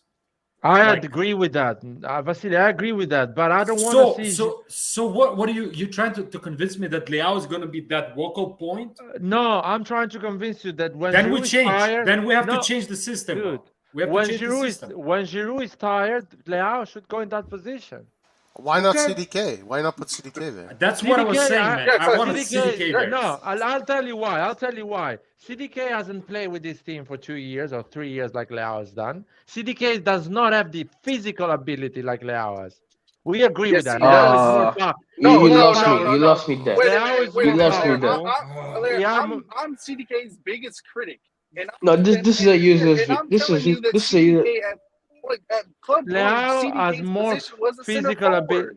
Okay, man, I get it. CDK physical position in the Belgian league is a center forward, man. Leao has more physical abilities than CDK to play in Serie A as a striker. Wait. You are the same person. That said every league. It doesn't matter if he plays in the Belgian league or something. He can still provide. Weren't you the same person that said that? No, I say that Nathan is evaluating CDK as a striker in the Belgian league, not in Serie A. I'm telling you. That's why we got him, is for goals. But he has better technical characteristics as a center forward than Leao. But I saw CDK as a striker for 20 minutes in one game. He looked terrible. He looked terrible. So put me Leao. At least Leao has pace, man. Leao can do a dribbling. Leao has been in Serie A for 3 years and a half. He can hold the ball and do a flick. He knows the teammates. Teammates knows him as well. He knows the league, knows the defenders. So there's an advantage that he has on CDK. I'm gonna use your example here. So you say CDK only played in the Belgian league. So if CDK is coming to a brand new team, he has to learn a new system. Why would you not play him in the position where he's actually most comfortable instead of in a position that requires a lot of different components like Cam? You're literally putting more pressure on a player that's needed by playing him out of position. You see how ridiculous that is. No, Nathan, I'm explaining you that CDK as a number. I just What use I'm your saying, logic, bro. my logic is clear, man. CDK as a I'm number not 10. using it against you. Yeah, okay, stop. Keep stopping him, man. My logic is clear, man. I like CDK as a number 10. CDK is providing. He can do more, but he's providing as a number 10. He's a good link up with the midfield and the strikers. As a striker, CDK is not effective the way he can be if you put Leao in that position, because Leao is tall. He's played in Serie A. He has pace. He's played already as a striker badly and sometimes well, and he's a different beast. Leao now is a different beast. He's not the Leao of 2 years ago that was playing as a striker because we didn't have a striker. He's a different Leao. He can actually play good in that position. He's gonna play always better as a left wing. But when you don't have an option to rest Giroud, or you need more pace in some games, Leao as a striker is a great option. So whenever we look the best, honestly, is when we had Zlatan on the field. And those games where Zlatan was playing at his best, he actually would drop deeper into the middle of the field to get the ball. At Club Brugge, that is exactly what CDK would do. He would drop deeper and get the ball. No, stop. CDK is not Zlatan. Stop. Wow, You're not even let me finish. Yes. You're interrupting. You're interrupting him, I'm man. interrupting because he's saying that CDK is gonna play like Zlatan. Please, I'm doing you a favor. Let's mute yourself, please. Mute yourself. Let me finish. Let me finish. So, if CDK does the exact same thing, drop deep, that means he's going to drag a defender. If he drags a defender, that's going to allow Leao or whoever's on the right to have space and running behind the defense. That is exactly what we want from our forward. We always have struggle whenever Giroud is there because Giroud doesn't track back. That's not his style of game. But we look good whenever Zlatan would do that. And we've talked about this. We have talked about this. So if you get CDK who does the exact same thing, albeit maybe not as skillful as Zlatan, but that's what he does. He drops back so he can spray those passes. We all know how good CDK's passing is. He would put Leao on goal all day because there's room created because he dropped deeper. That's just what you would do tactically. Okay, Nathan, can I talk now? Yes. Whatever you say is beautiful, but it's theory. I haven't seen that in the pitch from CDK when he played as a striker. That is theory. It's beautiful, Nathan. That is beautiful, man. Well, it was Nathan. 20 minutes. 10 minutes. 20 minutes, not even a glimpse. In Not those even 20 an aerial duel. The assessment you can make in those 20 minutes is that he definitely needs to work on his physical ability to hold back defenders because defenders are bullying him left and right in that position. Well, it's Roy, and that's exactly why I want him to check in. That's exactly why I want him to check, so that way he doesn't have to worry about a defender pressing on his back. I think I think he can develop that for sure. Yeah. Well, that's what I'm saying. We don't need a striker who literally sits on the last defender. Have the striker check in so he doesn't have to worry about that. That's literally that's more like a second striker. Well, but that was just 20 minutes against Kiev. Sure. I mean, I don't disagree with that. That was just 20 minutes against Zagberg, so no, I don't know why you guys are judging him. I think it was. It was a swallow, man. Wake up, Lucas. But everyone played poorly against Sassuolo, and for the Zagberg game, he actually played well as a striker. He just had one chance where he couldn't score it to the right person. You know, but apart from that, he played well. Yeah, and this discussion is pointless because everybody has seen how Leao can play as a striker. So yeah, it's pointless.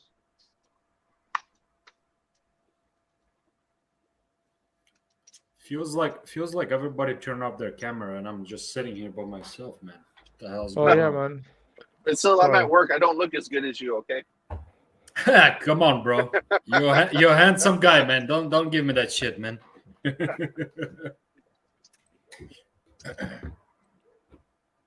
But anyways, so let's just agree to disagree because Lord has his opinion and we're all entitled to our own opinion. Like at this point, I usually like we agree with Lord on a lot of things, but this one definitely not, man. Definitely not. What y'all think about Adley in his few minutes? I don't know liked if y'all him. talked about it or not. He looked good, man. He I looked good. liked him. Confident, won a ball in the midfield, brought the ball forward. I like the guy. It's a shame that He was all over the place, bro. Like he was, you can see that he wanted to do something. He was like running back and forth, pressing, man, trying to do the true passes, man. Like I'm telling you, give this guy a couple games and he will show you what's up, like for sure. And you have people on stream saying that Pioli knows best and Pioli knows who to start and Yashin Ali isn't ready. All that crap. Yes, and I'm talking about you, Lars. I'm talking about you, right there. You said that Yashin Ali wasn't ready. Oh, Pioli knows better. He's the coach. Yeah, But guess what? Pioli knows better. Guess what? He knows better because he sees them every No, game. he doesn't. He doesn't. Oh, he doesn't see them He every doesn't. game. Every day. He sees them. He sees them, but he doesn't know when to play them. He doesn't know the right time to play them. Who did he come in for? And today wasn't the right time. He came in for CDK. He came in for CDK and he played on the left, right? Yeah, Brahim Diaz. Listen, I know this is a little bit of an idea. Maybe I'm sure people disagree with me, but for me, what I saw in the summer is put Ali on the right because Ali does what Salamaker does, but he can do it with more quality. So this whole discussion about balance can just end because Ali does the whole pitch. If you look at his heat map from last year, he occupied the whole pitch. He was defending, attacking.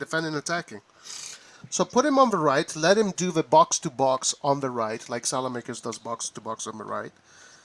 And you have more quality. The majority of his assists in the summer came from him going to the right and putting in assists from the right. So that says that on the right, he does have the angles to put in the assists. I think Pioli should do this.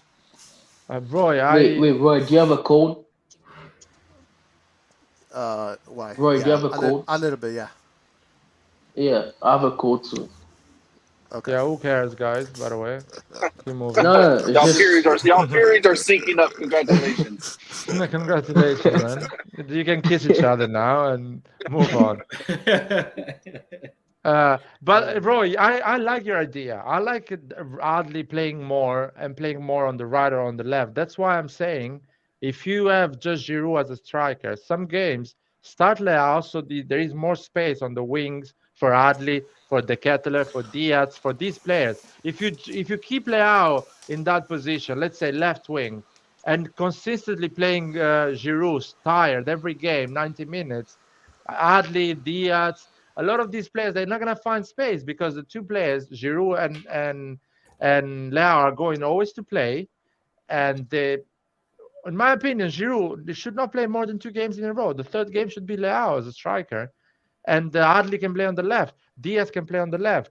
CDK number 10, CDK on the right. Whatever, mix it up behind the striker. If you decide to put Leao, and you play free-flowing football, the football we play with Rebic, but you put Leao as a striker. If you keep Leao on the left and you keep playing Giroud, you're never going to give chances to these guys. I think Diaz played really well today. We should have started. I like Diaz today. We should have started the game. It would have been more, I would say, more clear. Diaz had a beautiful layoff to CDK, and the goal that we scored in open play, that was a beautiful layoff by Diaz to CDK. Then CDK with the through ball to Theo and Theo to Giroud. Yeah, Lard, for me, I don't know. Honestly, when it comes to the whole Giroud thing, it's the one area where I'm pissed off because I cannot believe that we have 2 strikers that are in their 20s and they're both freaking injured. I mean, I don't know what to say about that. That just pisses me off. As far as tactics, to be honest with you, I think Leao can play striker. It'll just be a little bit different, but I think he can play it if he has to, yeah. And I think with that quality behind him, Diaz, CDK, Adli, Messias, Selemakers, he can have a lot of good passes, a lot of chances. He doesn't need to play like Giroud is playing. He can play in a different way. Yeah, well, I mean, Pioli needs to figure out something. Hopefully, now we have the international break. So, the international break is coming up. So he has got 2 weeks to think about what he needs to do. Hopefully, he can recover Rebic. Forget Maybe about it, bro. Like, honestly, the way Oh, things no, are no. going. Sorry, Origi. I think Origi is. Oh, Origi, okay. Yeah, Okay. I think Rebic. Rebic is the one with. I can't remember whatever. I have Origi Rebic. Back problems, man. Back problems, something hernia or something serious Right, actually. hernia, right, and Origi has muscle issues. So maybe Origi can be back in these next 2 weeks, and figure a way to put Adli, because he is good. Adli is definitely good. I like honestly, I think like Adli could be the perfect fit for the camp. I'm telling you.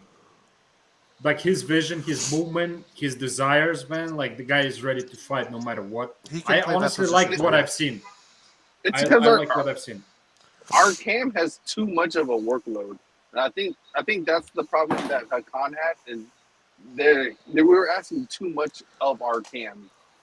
I don't know if a formation change or whatever, or just a tactical switch up, but I think our cams just need to focus on what they should be doing, which is goals and assists and creativity and things like that.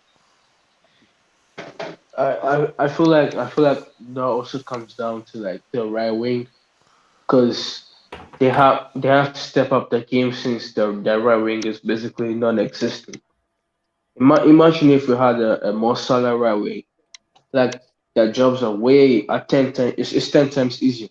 10 times easier if you had someone like If you Mossala had as a Mo right wing. Salah, if you had Mo Salah right wing, you concede 4 goals from Napoli, not 2. No, Can you bro. go against No, this? I Can you go no, against this? don't agree with that. I no, don't agree You with Hey, that. hey, cannot go no, what? against bro. Say this. say that again. I don't Say that agree. again. If you have Mo Salah on the right wing, you First of concede all, 4 goals against no. Napoli, not 2. First of all, And they can first of all. Well, can that they did No, happen. disagree? can I speak? That That actually Yeah, did did you're happen. happen interrupting me actually. right now. Yeah, You're you can interrupting me interrupt right me. now. Okay. You're interrupting me. Can I speak? Can I speak? No, man, you Can I cannot speak. speak? Yeah, you cannot. Okay. Thank you.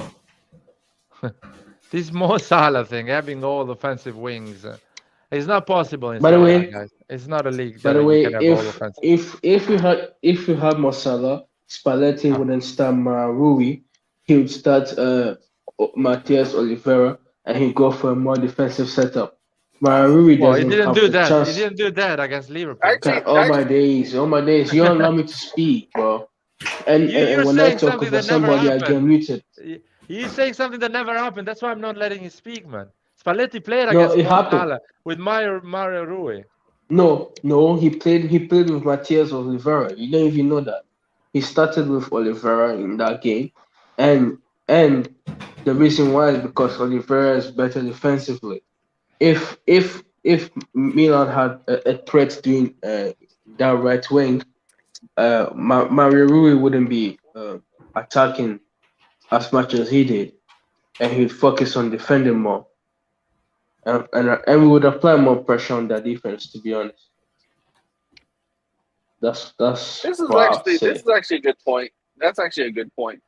So Yeah, we, but we- it's all Mario will be ifs. scared It's to ifs and go buts, for you it. know. yeah, I mean, he's talking No, about it's if we not. had It's not Mo ifs and Salah. buts. No, listen. It's not ifs and buts. If No, we had okay. Van If you Basten, had Selemaker would look a this, better no, player. If we had Van Basten, no, Selemaker would look a better player. no. If we had a decent right winger, Mario Rui wouldn't go further up the pitch like he did today. He wasn't intimidated by Messias or Lucas, Salzburg. you That's why are he kept talking. going I'm forward. sorry, man. Lucas, you're talking like Mario Rui was always at the end of the pitch crossing balls this game. Yes, he was. Yes, he Of course. was. He went up one time. He No, crossed one goal, well, one pole. he crossed. he but looked One whatever. time. Come on, he looked these like are Prime Marcelo. He looked like Oh. Prime Marcelo today. Shut up, man. You haven't seen But Marcelo. You but clearly haven't seen no Marcelo. no, I saw Marcelo and he looks Yeah, exactly like Prime Marcelo, exactly like him. yeah, man. See, like another, but like now it keeps disrespecting me, bro. It's getting out of hand at this point. Dude, you're a joke. I'm sorry for you, man. You're a joke. That's cool. I, You're a I think joke. I think I should bring back the old Lucas. To be honest, the old Y- Lucas wouldn't take this lightly. You're a joke, man. And I'll show you right now. I'll show you right now. Oh no! Listen, this is the last one, bro. Say something else, and I'll bring back the old Lucas. Lucas, look at these stats, man. 22 No, shots, I 5 have to shots on agree. target. I have to agree with Lucas on this because today Rui was awesome. I wasn't Wow, expecting I'm him done. to be that good this game. There was He was in not the a, second half. I'm speaking about the second half. but There no was a one is lot of saying space around the side. Andon has had the best character development, to be honest. The best one here. The best character development. Larry is still the same old lad from 2 years ago. Was Andon changed completely after 2 weeks of me dissing him? Thank you, Andon. I'm sorry for interrupting you. And please continue. Please continue what you were saying. Okay. Yeah. Rui had an excellent game. I think in the second half he was really doing something on the left. Also, he was solid defensively. So Lucas is not far off from the truth about what he said about Marco Rui about this game. I'm speaking Uh, specifically about this game. uh, He wasn't prime Marcelo, but he was more than good. Andon, you say he was good in the second half. Yes, in Yeah? the second half. Yeah, Yeah. who was playing in the second half as a right back? Dest. Exactly. That's the answer. So it's Doesn't matter. not He was because still good. I was because really pissed off that Dest allowed I that. don't think that's the reason, though. that's the reason, Nathan. Ah, Dest wait, is not a so defender. He's not a good it's defender. not Salesmakers. So He's not it's a not good defender. Salesmakers' fault for not tracking back. Isn't Salesmakers supposed to be the guy that's supposed to be tracking back? Yeah, he was tracking back, man. He's not supposed to So actually. so why is it their fault? So why is it their Because, fault? dude, Selemakers tracked back, and Mario Rui didn't cross 22 balls in the box, man. Mario Rui had a solid game. He was good defensively. He had a good game, but he didn't cross 25 times in our box. Mario Rui had one cross from the, how you call it? Not even at the end of the pitch. He was like 30 yards from the goal. He crossed that ball. It was if you have a better defenders, that goal should not happen. Mario Rui had a good game, but he was not fucking Roberto Carlos or Prime Marcelo, dribbling everyone and pushing his team on that left side, man. Look, you see the heat map over there. When I say That is the heat when I map. say You can prime see it. when I say Prime Marcelo, do you actually think I mean Prime Marcelo? 3 interceptions. Give an example. Okay, let's see the stats. Let's see the stats. See, he didn't even have to struggle defensively. Yeah, Yeah, because we had like if you have another a good right winger, you also make the other team think twice about being as adventurous. they were not adventurous. Guys, if you analyze a game of a team that actually put us in our half side and they crossed 25 balls in the cross, I understand. You saying, oh, we allowed them to be adventurous. We didn't allow them to be adventurous at all. Yeah, but you make the other team have to think about it. So they don't even have to think about the right side. They don't even have to think about it. If a team Thank doesn't God, have man. to worry about one half of the field, then your team's in trouble, especially when your primary left-sided player isn't even there. Like this is Dude, a fact. Like sorry, Nathan. Where was Mario Rui when Kalulu had that chance? Was it there? Kalulu was let's see. I'm trying to think of the When size of the Kalulu had field. that insane chance, where was Mario Rui? Was defending Kalulu? I'm not sure No. where he was. Look at Adley. Look at Adley's rating, But guys. if you're gonna Look cherry at pick Adley's one rating. play, like, Wow. 7.3. Wow. what do you get? He got a really good rating. 7.3 for 10 minutes playing.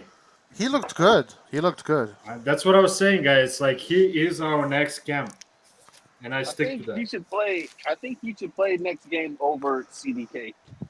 100%. And let CDK play a striker and let Giroud sit on the bench for one game. I mean, we're all football managers here, but that's what I would prefer if Pioli did it, just to kind of see how that will go. But who knows, man?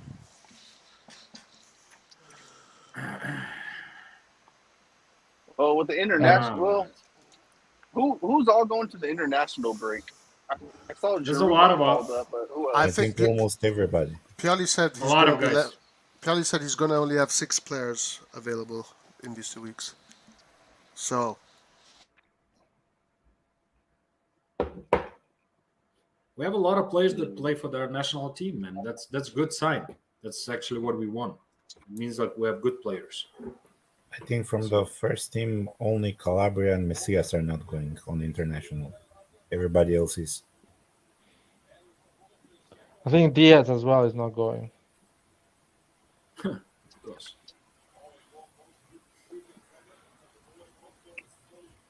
Yeah, Look at shit, this- Lobotka only got 7.2, man. Come on.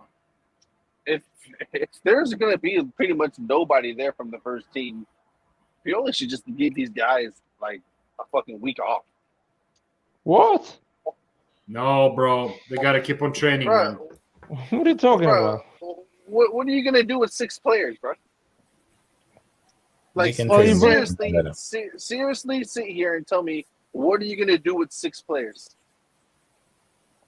What are you gonna do with 6 players? You can Yes. train them to a better physical condition. Keep them training. And I would just give them. I would just give them a week. They can be better technically. They can cross. They can shoot. They can run. They can stay trained. And What are you these talking guys- about? These guys A week off. can do A that week on off their for a own time. professional athlete is devastating. Nah, they can have a week off, bro. That's not going to hurt them that much. They're gonna have a more relaxed week. They're gonna train more physically. They're gonna do more like a gym, run, all these things. Technically, they can do a lot of technical exercises to improve their passing ability. They can do a lot of tactical thing. They can train with the Primavera as well, with a lot of players of the Primavera. And also, most of them won't be players from the first team, so they will have the time to convince Pioli to give them more playing time. So they cannot rest like that for a week.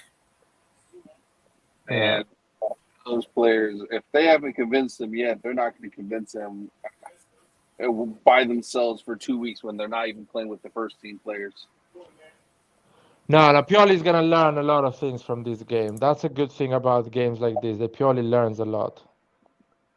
Pioli understands, and I don't think Pioli made big mistakes. The Calabria was an injury. I agree with Roy. I would have put Kalulu, and that's it, and keep Kier for another 15 minutes. But Serginho Dest needs to improve his way of defending. He needs to be a better defender. I mean, that was a stupid challenge Serginho Well, Dest did. this is why we on said he Vicha. needs to play in the right wing. No, man, Yeah, he but was we not know called he's to not play a as. good defender. That's why we Yeah, said but- put him. I understand that, but we all know that he's not a good defender. So why would you put him in a situation where he's cold? He's up against one of the one of the best wingers. Nathan, and he's not a Nathan. good defender. Nathan, he needs to learn. That's the only way He the needs kid to is learn, only gonna yeah. learn. Putting him in there, I'm glad they put Dest in there. That's the only way he's Man. gonna learn. He's gonna learn. He's gonna go No, to but sleep I- tonight look, and I'm think not saying I I'm not did something saying- wrong. Yeah, but it should have done. He should have, but they should have done that from the start, not at halftime. At halftime, nah, bro. In a But game that's like when this, Calabria got your injured. body's That's not when ready Calabria. for it. Bro. But that's when Calabria Yes, got injured, but that's man. why I said they should have put But that's why I said they should have just moved Salamakers to the right back or put Kalulu to right No, back. but you need to trust But your don't- players, man. You need to trust your Yeah, players. but this is not a. But we're not playing against Salernitana. Like we're playing against Napoli, and yeah, but this that's is exactly what happened.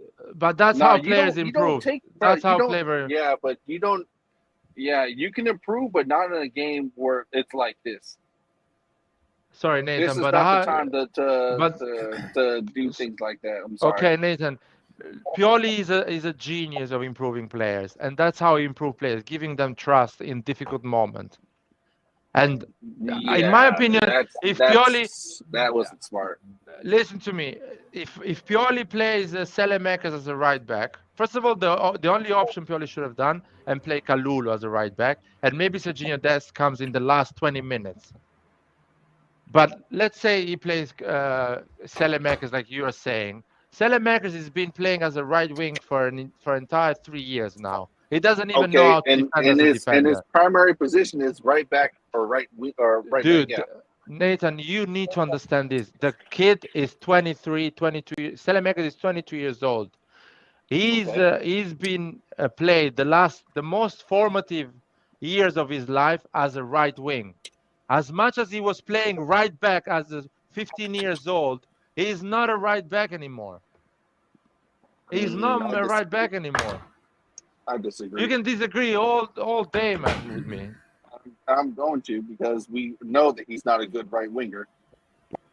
But no, I'm not saying he's not a good right winger. He's a good right winger. He's not a right back anymore. Stop saying we should play as a right back. If He's you're not. not good at attacking, then you shouldn't be playing there. He's a right back, plain and simple. What are you talking about, man? Salamakers. Talk about the real things, the things that happen. Consider You're the right, fact you're that he right, has you're not right. played.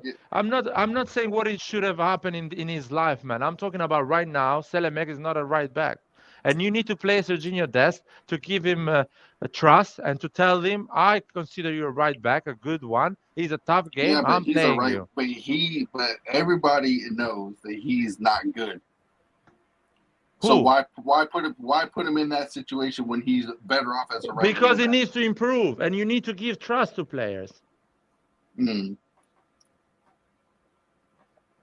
Yeah, I'll give trust to him in a position that he's going to be successful in, No, man. and he'll be far more successful as a right winger than a right back. Listen, we played Balotelli on the derby, man. Listen, Yeah, don't get me started. Because we had to play. We had to play. We didn't have to. We didn't have to. We had to play We didn't because have to. Calabria got injured. Oh, that's nice. You still could have put somebody else there.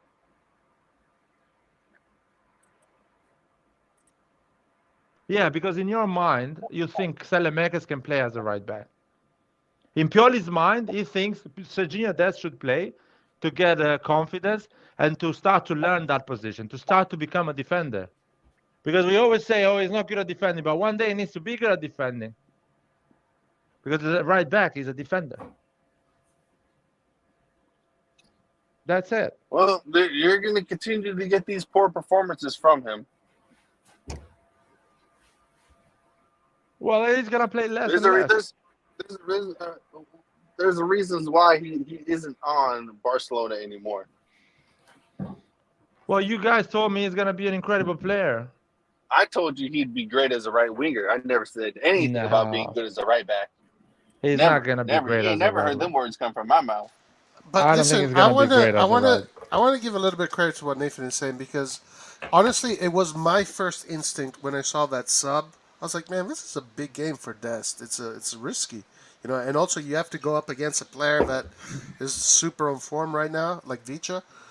So I thought Pioli took a gamble there, and it just didn't pay off. It didn't pay off. But I do agree. This was not the game to do it.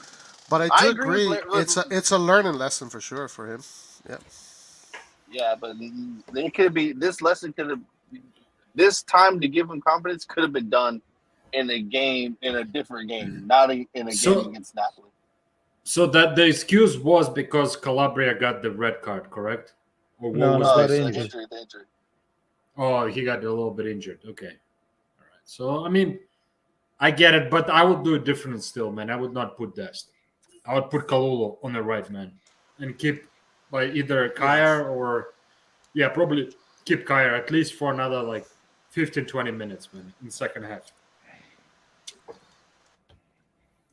Anyways, Junior Dest needs to learn how to defend sooner or later. What do you expect, man? How old is he, this kid, man? 20, 22, 21, 22? He's 21. Yeah, I mean, coming from, MLS, playing for Barcelona for a little bit, I mean. He was playing for Ajax. He was playing for Ajax. Oh, he did? Sorry. I just don't know his, the only thing I know he played for Barcelona and he's from United States. I don't know his full history. So I apologize.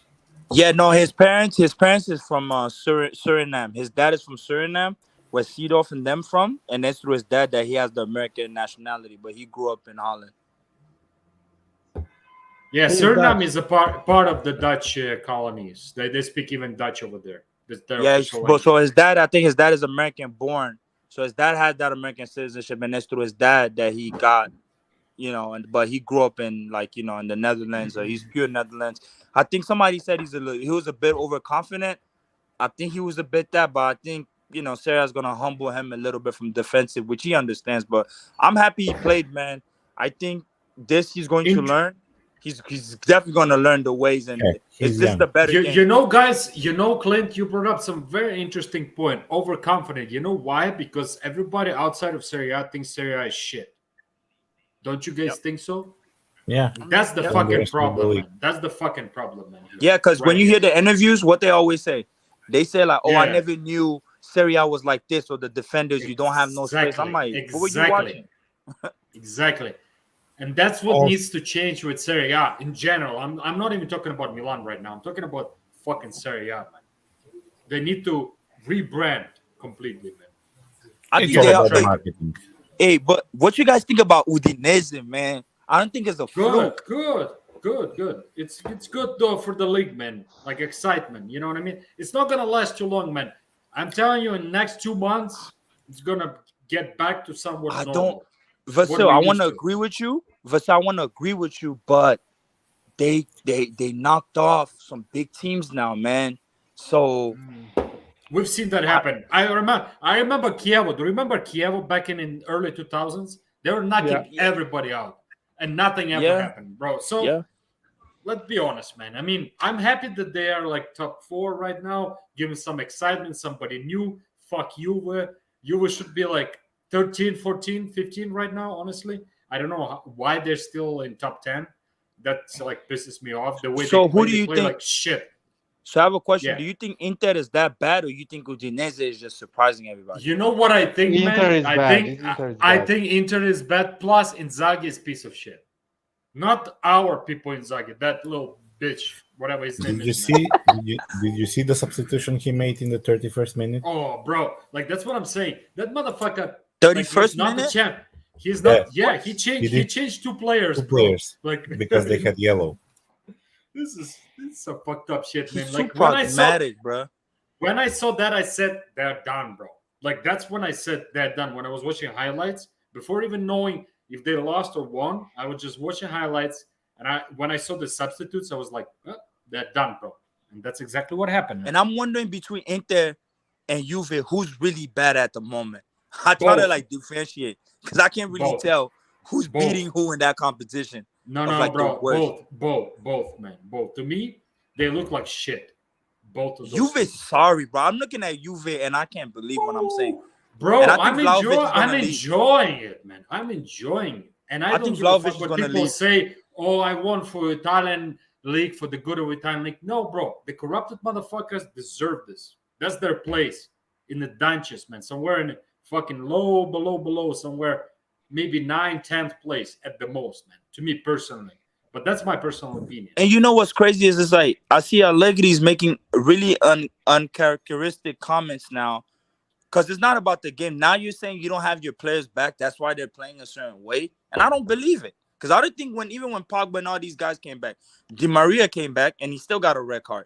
So you're putting in your players or your kids. I don't even think that solves your issues at all.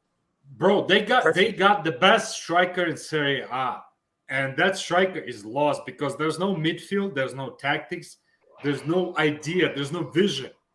It's just like the same standard bullshit that what's his name Allegri plays, man. The same, like score the goal, fall back, defend, like it's your last day of your life, man. And they really can't. And people figure it out, bro. Clint, people like the teams. When I say people, the teams figured them out. They're like, you know what? We know what we have to do. We know your weak spots. And Allegri still lives in those, 5 championships where Juve was dominant. It's like, bro, Juve is not dominant anymore, man. We got 2 Milan teams back. You got Napoli's running like crazy. And you have some other teams that are doing pretty good. So forget about it. You got to change tactics. You got to change your vision. You got to change a lot of things. Juve is going to go down so hard, man. It's not even funny, man. Because they live with the old ways, man. Like, keeping the same bullshit, man. Because at this rate, they can't afford to bring in, like, at least a higher renowned coach. They really can't because Allegri's still going to be on their payroll. He's on the 4-year contract. And at this rate, if they keep playing like this, dude, even top 4, you might not even see top 4. It's not happening, man. Because Atalanta, they're finding their way a little bit, but it can be a little bit of a fluke. But I don't know. They got good players. I'm looking at them from afar. But Roma, they got the system, bro. They got the system. Yeah. That's what is the difference between now Atalanta and a freaking Juventus. Juventus is just buys the best players in Italy that the way they always did, but they also used to get the best coaches. Allegri, to me personally, is a piece of shit. He's not the best fucking coach, man. Give me a fucking break, man. I think Juventus is gonna finich. Juventus is gonna finish break, top 4. Juventus is gonna finish as top 4. always, because they will corrupt their way through referees, through this Lard, and that. I'll second that. Lard, I'll second that. I doubt it. No, this year at this rate, no, I second that. I don't think Juve can finish top 4. I want them to finish like 12th, 13th, man. Like that's they have to finish top 4, guys. Oh, when you say they have, yo, Roy, I get it for the sake of Serie A. I get what he's trying to say, but fuck you. Fuck you, Roy, you sound like they're gonna have to corrupt somebody. They have to. They have to. Exactly. Yeah, they have to. The way they used to always do, man. They're gonna do it the Juve way. But there's no choice. Fucking Christ, man. Boy, that's it crazy. I looked at that Monza game today and I'm like, man, it's I don't know. It's crazy. Monza gets that first victory. Bro. Berlusconi knew what he needed to do. They lost all the games before Juventus and they won against Juventus. You know why? Because Berlusconi was like, we gotta win this one. I don't give a shit. And that's what they did, man. Props. A team even though Clint, I fucking hate Berlusconi. I don't like that piece of shit. Honestly. Guys, Juventus is going to finish top 4. Now they are out of the, Why you guys like what it gives to me, like the idea when everybody like Roy says they're gonna finish, they have to or they will finish. Lauret says the same thing. It just proves my point. Because of the corruption of Italian system, somehow, some way, fucking Juventus always finishes 4. Don't you guys see the picture, the big picture here, or what? But see, if I say sorry. If I say Juventus is not gonna finish top 4, the Italian corruption doesn't finish tomorrow, man. I'm telling you what is it. I know. I'm analyzing the thing. I'm not naive. I'm not naive, bro. But so what do you want me to say? Do you want me to say I feel good. I would feel good if people say "fuck you, man." Number 7, man, or something like that. Dude, Juve has to. They don't have nothing. No, listen. You listen what I'm saying. I'm not saying they have to, man. I'm saying they're gonna finish top 4, and it's because why are you so convinced? Why are you so because convinced? I was trying to explain you, but you say that I'm actually part of the corruption. I was trying to explain you. I'm not saying that, bro. Like, you're misunderstanding, man. I'm not saying you part of the corruption. I'm saying because people are so used to this bullshit. Because it's not because I'm used to, man. Just finds the way, always. No, Vasil, to plead for that case, though, to be honest, the reason why they're saying that is because, Juve does have a winning mentality culture, though. So they find ways to always finish, even when it's bad. Guys, I'm flabbergasted. Look at the possession of this game. 60% Monza, 40% Juve. 17 shots for Monza, 10 But for they Juve. won the man down. Juve won the man down though. Early. I know, but still. Yeah, I know. But look at Juve's midfield. That's a terrible midfield. That's Yeah, why Paredes. Yeah. Bro, I never rated Paredes, bro. Yeah, you know who should be here instead? This guy. The guy that got man of the match. These guys are so stupid. This Juventus I tell you, team, they're so stupid. if this Juventus team was playing in Premier League, this Juventus team would be number 12 right now. I think they're 13. number 2 in the Premier League.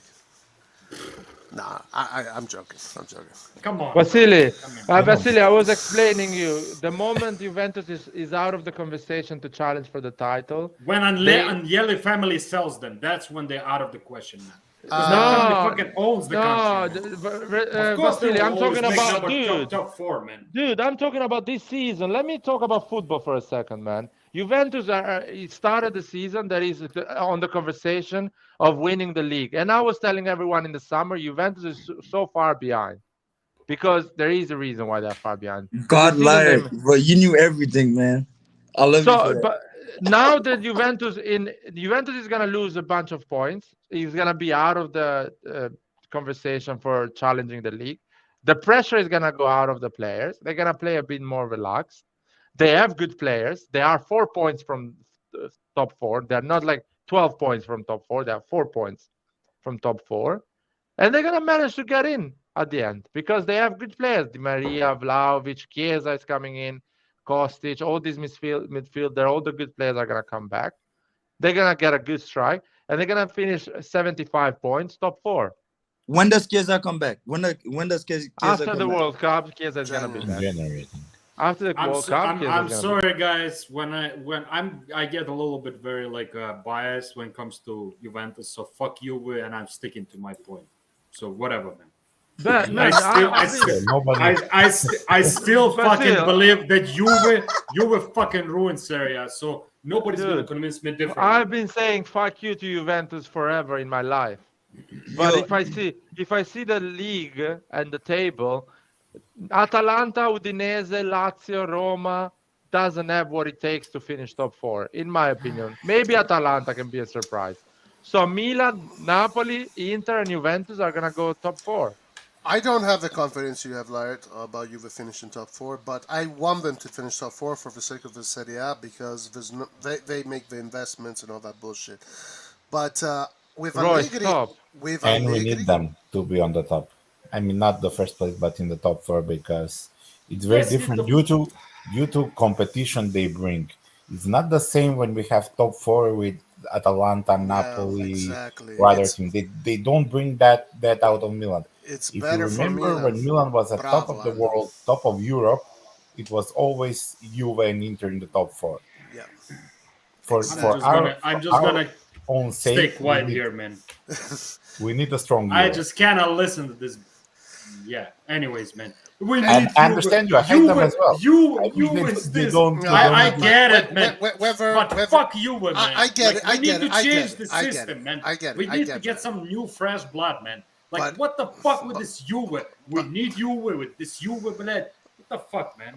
Well, whatever. I care about the Serie A, so for me, Juve is important, and for the Serie A.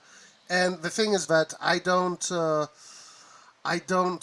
not so sure they can finish top 4 if they continue with the league. Okay, but Roy, even if though they finish top 4, I think Juve's issues are way deeper. I think there's gonna be some point. I don't care. Maybe this year or the next 2 years, they're gonna have to do some type of Milan. I know they have the money, but they're gonna have to reinvent the wheel though. If you want to hear people call the Champions League the Farmers League again, put Udinese, Atalanta, and in the Champions League. No, I don't want that. But I'm just saying for Juve, and that's because what they're doing is not try to put patches where the problem is deeper. Oh, for Juve? Yeah, that's what I'm saying. Juve should just change the coach, man. That's it. They so? have a team. Absolutely. I still think it's not going to work. Absolutely. It won't fix all their problems. Look, their main problem is the people that make the footballing decisions. Obviously, they don't know what they're doing. That's the people I feel like they need, because Sarri was there, right? Allegri left because of that. Sarri was there, they got Sarri out of there. Pirlo come, they get him out of there. Then Allegri comes back.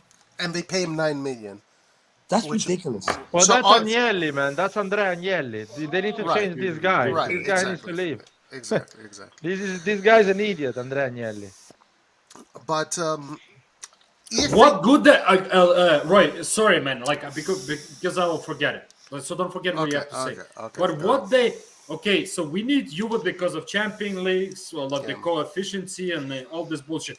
and What the competition. fuck they have done? What the fuck they have done in the last? Besides since 2016, I think they've been No, in but final. like, listen, Vasil. Honestly, like I know you really hate them, and I'm not gonna convince you. I have a different perspective. My perspective is more the Serie A in general. Juve is an important part of the Serie A, and also I agree with what Andon said. The more competition we have, the better we are.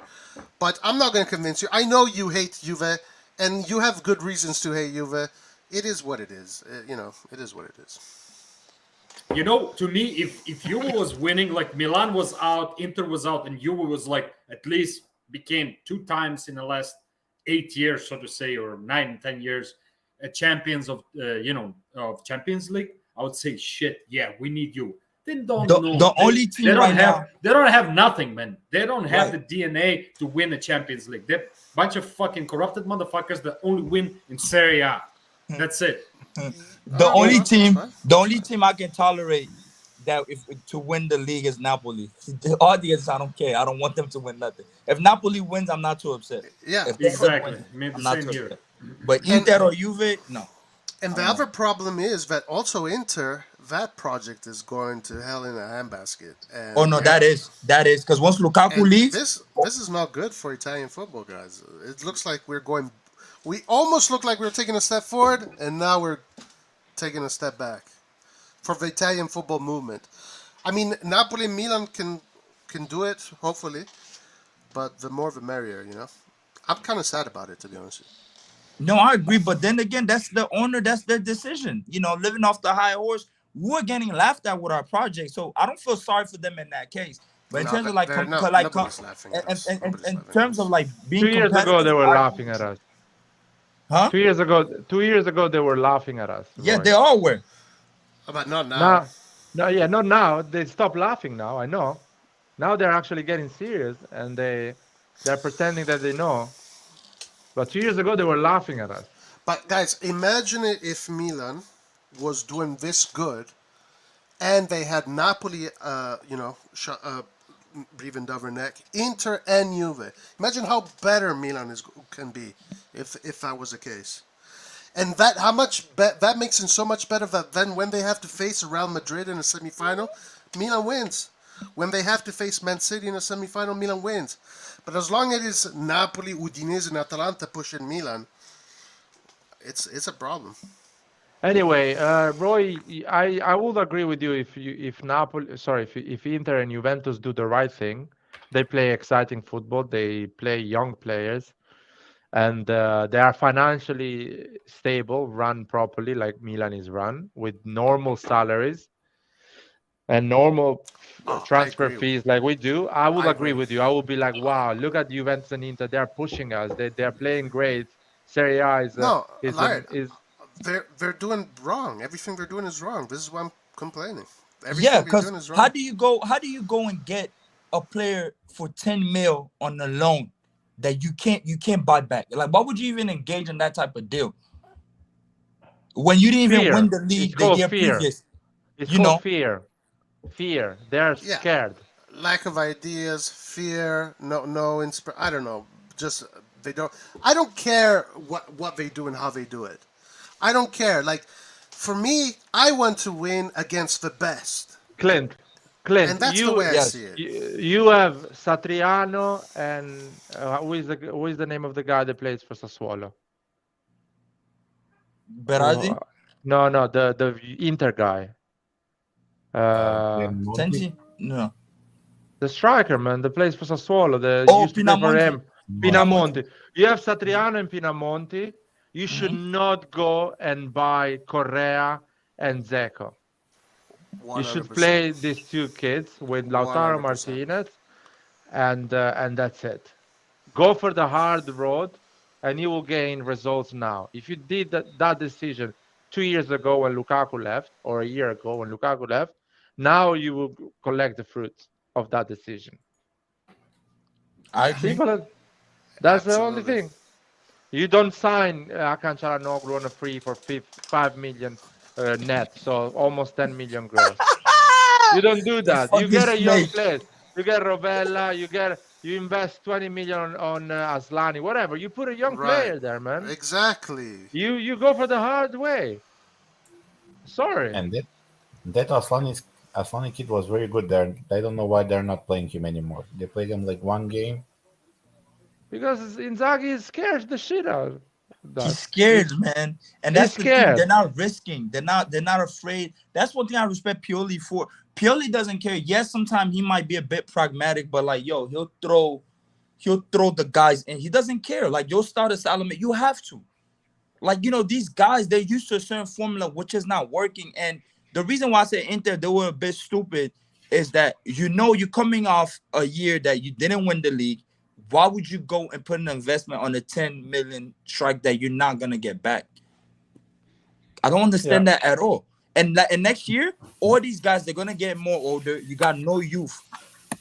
Your people But look you gassed. they couldn't have passed on an opportunity to bring back Lukaku. No, you can pass. Even if it's You can 1 pass year that. loan, even if it's 10 million, they cannot reject that because they needed that.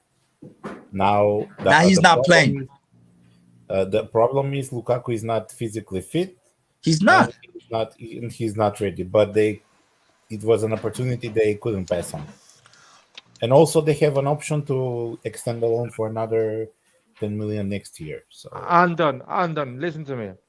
The Dybala for Milan was an opportunity. We passed that opportunity. I don't think we even tried. We went for the hard way, which is CDK and Adli. And right now, they're not paying off. We are seeing that they are not ready yet. They are not giving us what we're looking for.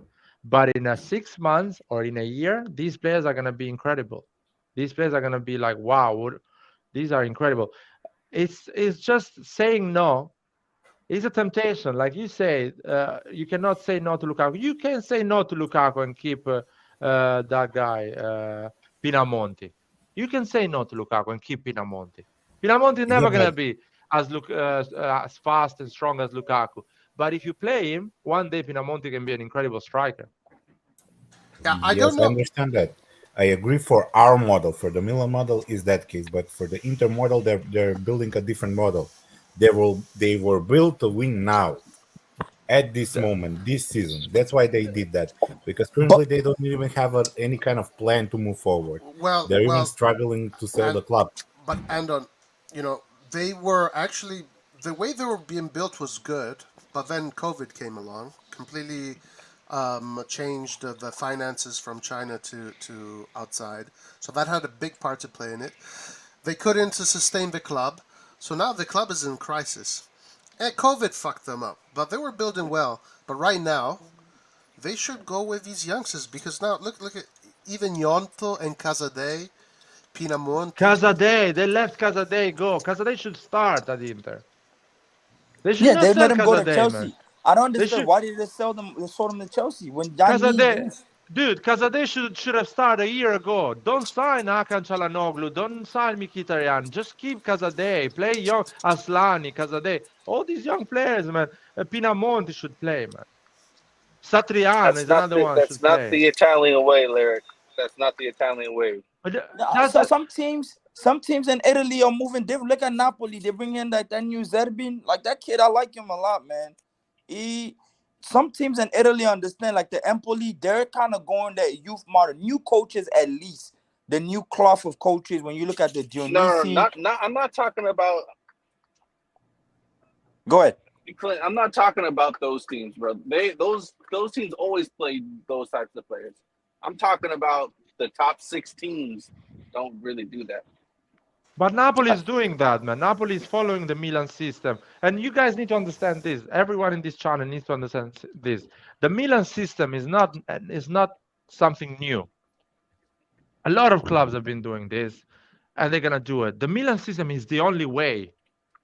If you don't have a filthy rich Russian or Saudi or an insane owner, This is the only way, guys. You need to forget about other ways. This is the only way. I'm having some cereals. Yeah, no, I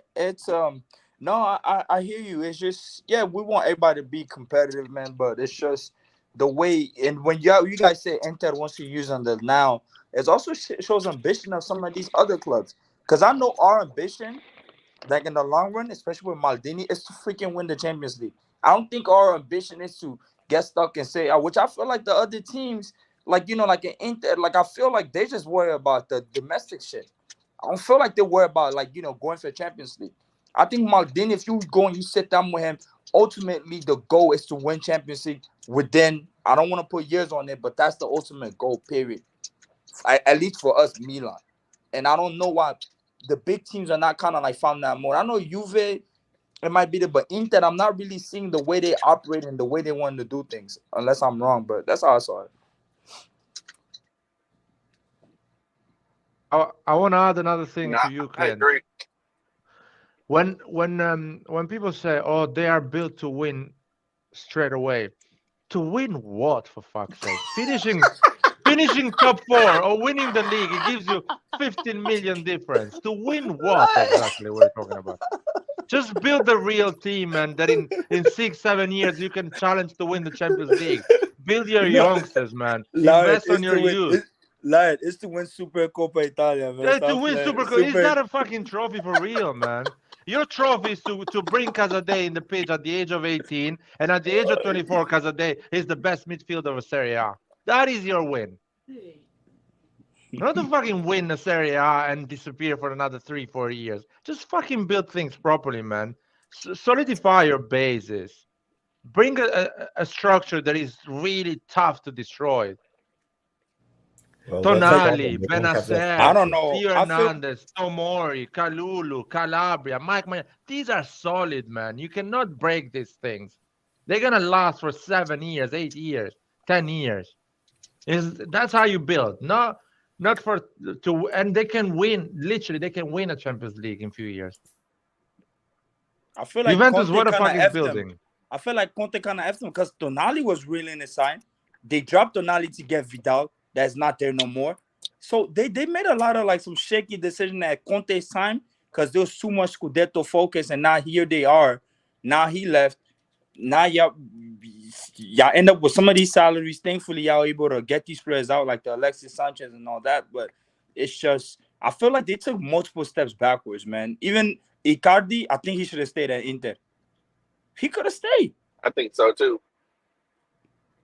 Now he's out of shape. He's hellish out of shape. Boy, that dude look out of shape. He look like he's been living good off that PSG bench. But, then they got to go to Turkey now and, I don't know, touch the ball. But I don't think that he cares no more about his career. But I think if Icardi was still like at Inter, you haven't even went to Lukaku in the rotation, that would have been good. That would have been good. Even the Julian Draxler, people, Inter could have won out for him. I would go with some of these players that don't really have too much history of injuries. And you get all these guys, like, you're going to be suffering, but I don't know. But like Roy said, man, yeah, I want these other teams to get good because, I don't want us to be, it turns to another banter where we at the top because we need competition, then we beat them. So there's no excuse. So I don't want to hear people saying like, oh, but we ain't good. No, we were all good and we beat y'all. So I don't want to hear need that competition to go to the next level because Yep. Juve for 9 years they dominated Serie A without any kind of competition, and that didn't bring them anything good. I mean, for the I Champions mean, they got League, to the Champions League. They got to the Champions League twice. but they didn't win it. Yeah, And I that know, final, but the way they got there, man, it wasn't on some convincing shit either. It was like hey, the at that leg point, it ball, don't you know? even matter, bro. It Yeah, I don't know, even I matter know. how you get there. Yeah, but they didn't But win I get it what like y'all they are saying, always though. do. I get what y'all are saying. Yeah, like they always do. It's just not in their DNA. It's okay. You feel me? When they come and they try to use that as an argument, I'm like, dude, they don't remember the people that play second. So, you're not gonna ask Milan fans, and we're gonna talk to you about the 2005 final. We know we lost, and we only bring it just for example purposes or tell you how painful it was. But we don't use it. Oh, we've been to the final, and that's like we don't care about that. We want to win. We want to win stuff, but I think Milan's gonna lead the way, man. I think we definitely need a striker, bro. Like You feel know, bad for sure. what I want to see about Milan next season, next summer at least. Mhm. I want to see Milan going and buying the best player of Atalanta, for example. Okay. I want Milan to do that statement, to go there and say, let's say the best player at Atalanta this season was a defender. I'm making it up. There is a 18 years old guy. There is a defender. He's insane, Italian defender at Atalanta. Scalvini. Yeah, that guy. He scored today, but Yeah. Hans, and I've been watching him at the end of the season before. He started at the age of really young, 17, 18 at Atalanta, starting. The striker of Atalanta, the number 17, he's 19 years old. He's really good. He's insanely good. I want Milan to go and get the two best players of a team, make a statement. Of course, a team that is finishing top four or is almost had a great season, you know. I want Milan to go and say, I'm gonna get the best player of Lazio, or I'm gonna go and get the best player of Roma, or the best player of Napoli. I want a statement like this. I don't want any more to go and look for. You know what I mean? Yeah. No. We need to start Go to make gamble. that type of move. No. I think we will. I You think put the gamble always, but sometimes you need to add some no. quality, I you think, know? but I think eventually we'll eventually do that, right? We'll eventually do that. But what we're able to do, if we all remember, let's all remember that year. You know, Leonardo leaves, right? He's there when the Maldini and them come in, and the year when we got there, I remember with Gianpaolo, seeing how the team evolved from until now. I'm fucking amazed, bro. Like I'll just sit there sometimes I don't believe it. Cause I wouldn't even been here just thinking of be comfortable with me. Cause there's just so much heartbreak. But we reversed it and I think we're ascending. I think every year so far, all of us that have been watching, there's been improvement. There's not like, oh, last year we're better than this year. It's always we're just going up, and I hope we stay that way, right? Yeah. Today Theo reminded me that he can still go up and put crosses. You know, he's been overshadowed a little bit by Leao. So Leao not being there today, he was able to make a couple of runs and create damage. So that was a good thing to see. But I don't know, man. Especially for striker, though. I don't know. If y'all can tell me that I can't think about any viable ready striker that's gonna be available like next year, unless I'm tripping. The number 17 for Atalanta. That guy is insane. That guy is really The good. kid? Believe me. What's The his kid name? is amazing. Oh, he has a Nordic name. He's from North Europe. Really It's hard not to say. Copen Myers. No, it's not him. Oh, No, the no, other no. man, something on them. I can find it for you. Just give me a second. Atalanta. Today they played against Roma. Oh, he did the assist, by the way. So the lineup. Højlund. Holland. I'm gonna share it for you. Yeah, that guy. That guy is insane, man. I really like him. He's gonna be an insane player. He plays like a veteran. As 19. Interesting. Yeah, Really because good. what's the name? What's his name is getting gas. They need to recycle Zapata, Muriel. Muriel doesn't even look fit no more. So, yeah, I don't know. Left-footed, good player. Really good player. He's gonna perform really well in Serie A. Yeah, but He's Danish, so I think we would go for a much more ready striker to play right now. Not Yeah, but even though he's like ready. the In much 12 months, he's ready. right, but since you said like much more ready striker, and that's what I'm thinking. That's what I'm asking you guys. What ready striker is going to be available? Can you guys think for a second that's going to be available that we can go for?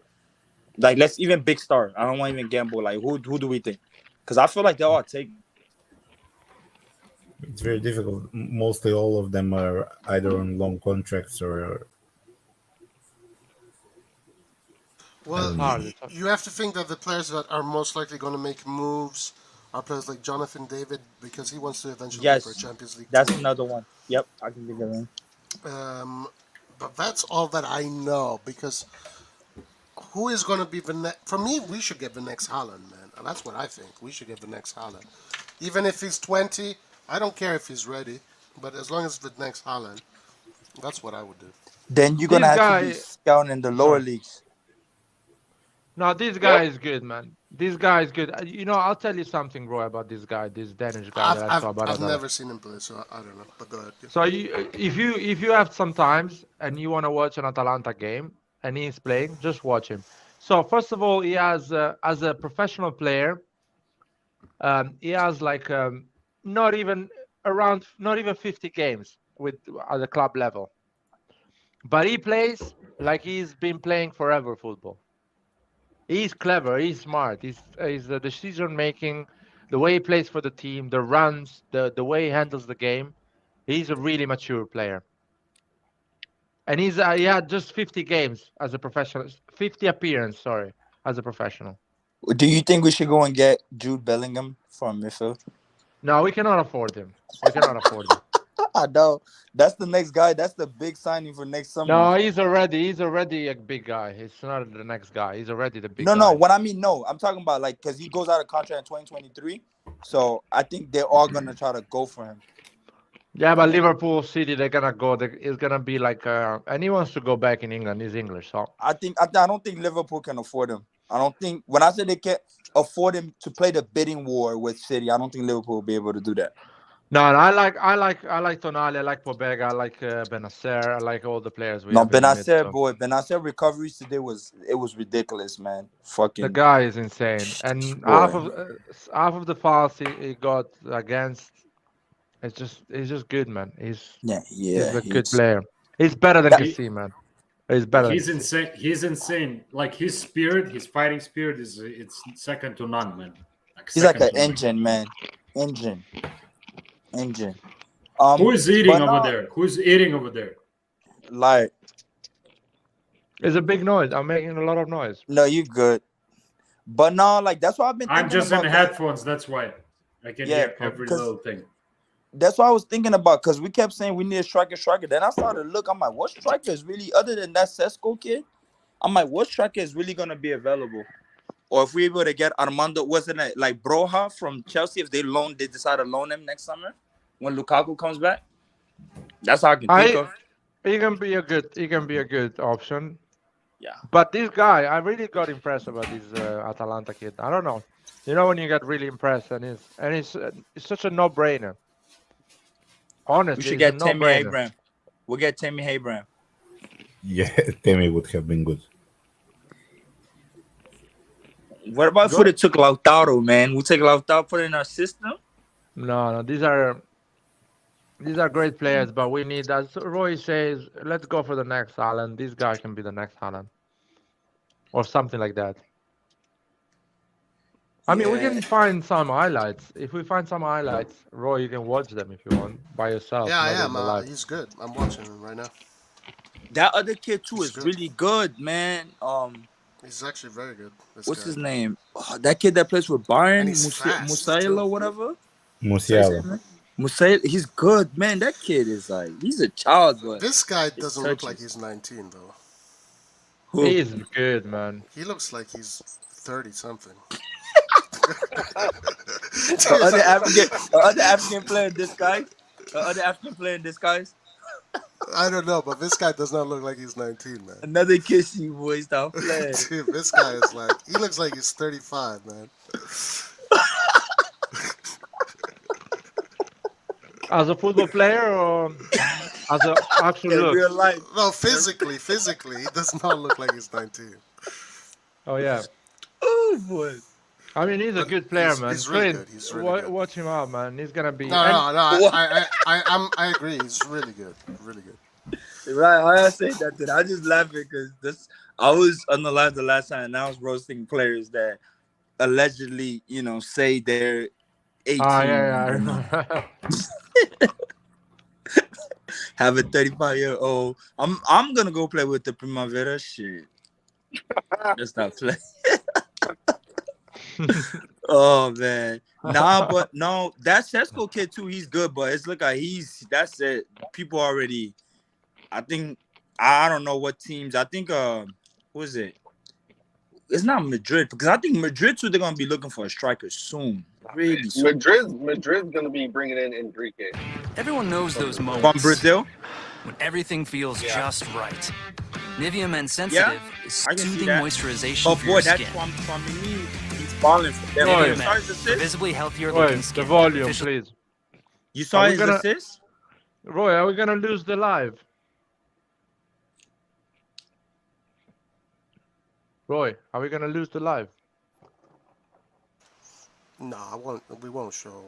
The last time we lost the live, 8 Yeah, hours. that's because I showed a million videos. That was because I showed Kaká in the UEFA Champions League. But no, look, this guy's supposed to be 19. This guy looks like that. Come on, he looks way bigger than everybody else. This guy's not 19. No, he's 19, man. Look at the. That's a good player, man. But those penalties are so tricky, those Panenkas, because then you do it wrong and it's fucking, it looks sloppy as fuck.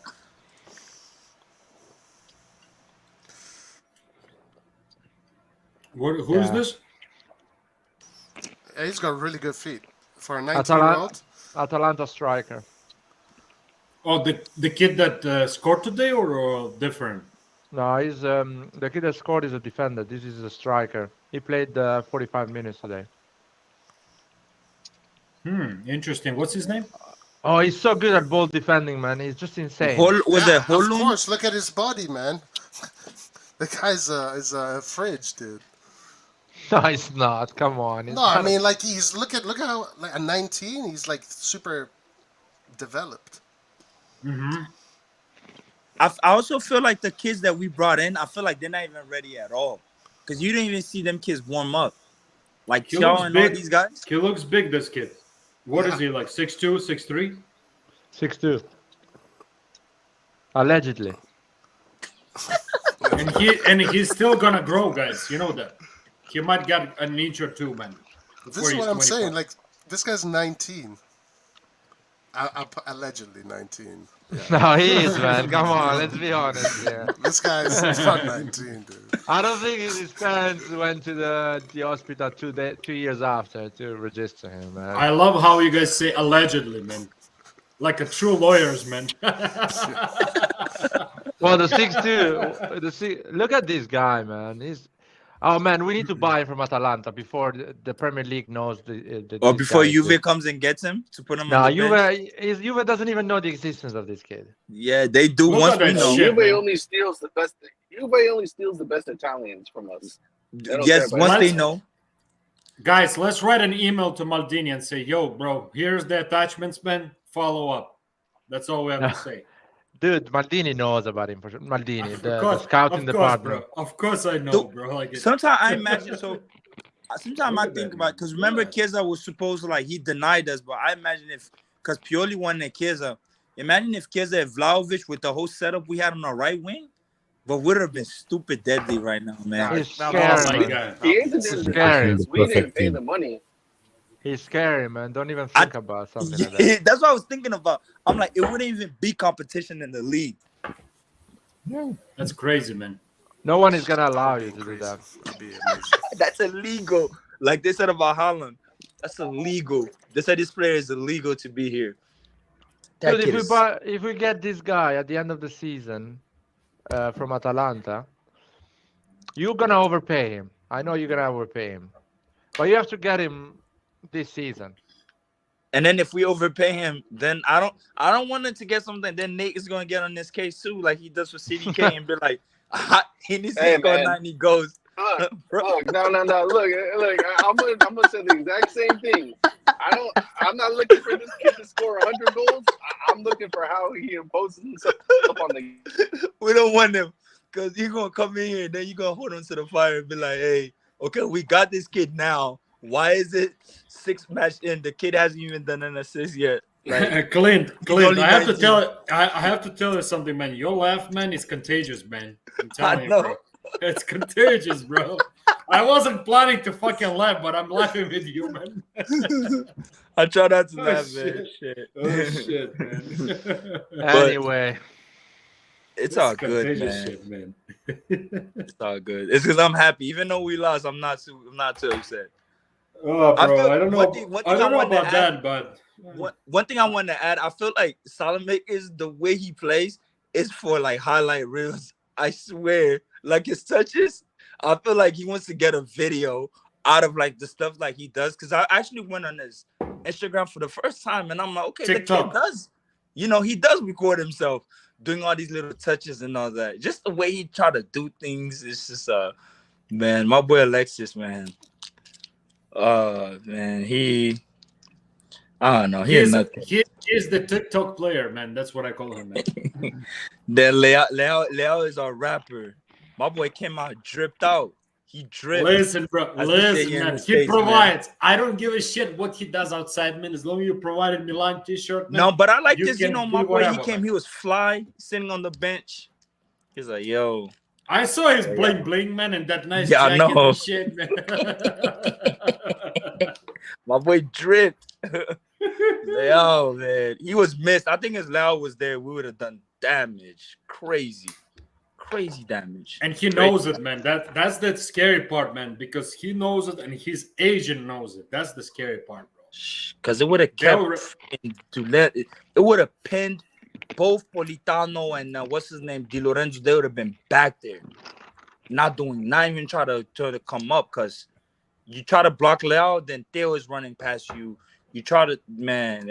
But it is what it is. They didn't have Osimhen either, but.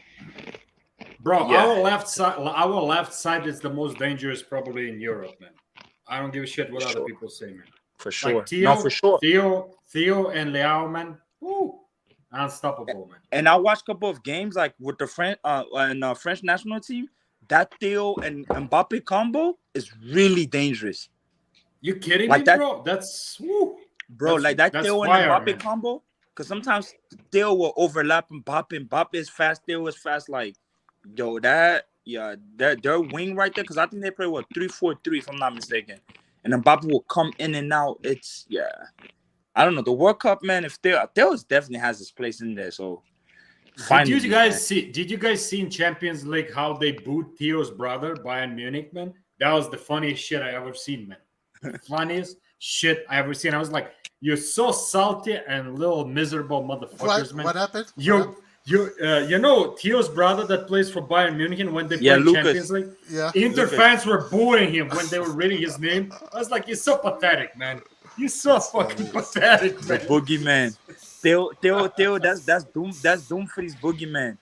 Oh yeah, bro. They don't like each other, bro. They don't. I like that video of like Dumfries coming to assist Theo to try to get him up, and Tonali comes and he starts blasting him and he pushes him away. Like that video is so funny, bro. Like they start going back and forth, and then Tonali just pushes him away. He's like, "You'll get away." And Theo, he's not really hurt, but he's just sitting down, like not giving a fuck, like how he usually does. He loves that shit, bro. He loves that drama, man.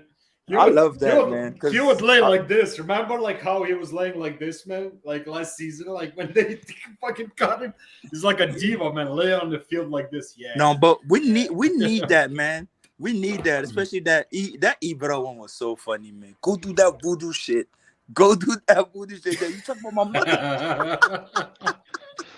Lukaku got his feelings hurt. He said, "You like Lukaku was fucking with the wrong guy, man. He should have picked some other guy, man, not with Ibra, man.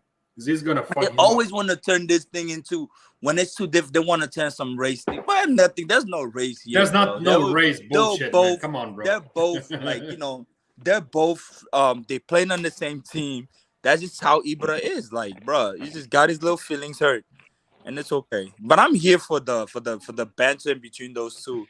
Like, and then was it Hakan? Who the Hakan didn't greet during the derby? I forgot. Theo shrugged him off. He's like, "Fuck you, man. I'm not shaking your hand, man." And he just walked out. Like when they were shaking hands, Theo just passed him and just pushed him and walked away, man. And it's crazy, right? Any of our players never spoke on these freaking clowns, him and Donnarumma, but they go and do interviews and still mention our team. Like, bro, chill out. Zlatan was singing about fucking Snake Chanalo, man, or Hakan fucking bullshit motherfucker, man.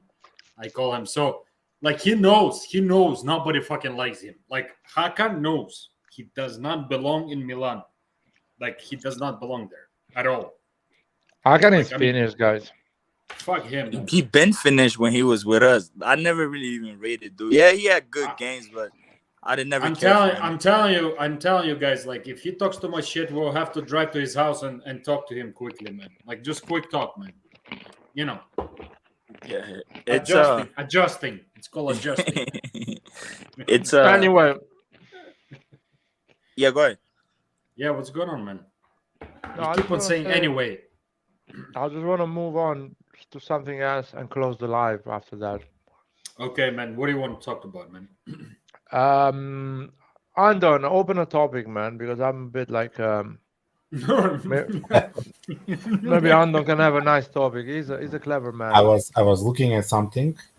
Sergei Milinkovic-Savic contract expires 2024. So I think next summer he's not extending his contract. Next summer is leaving. Next summer is leaving, and in the past, Maldini was interested for his services. So, do you guys think it would be a good fit for this Milan? Um, Yeah.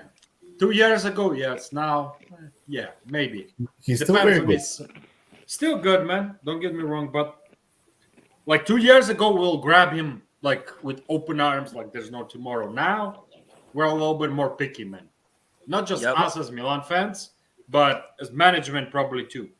To be he's a Yes. good player. We have He a lot is, of he players in that position. That's my Yeah, question. he's still good, but the thing is, like the Milinkovic-Savic, they're giving me some type of Belotti type vibes. Like, I'm not saying he can't perform, but I feel like they're going to another team and they might get lost.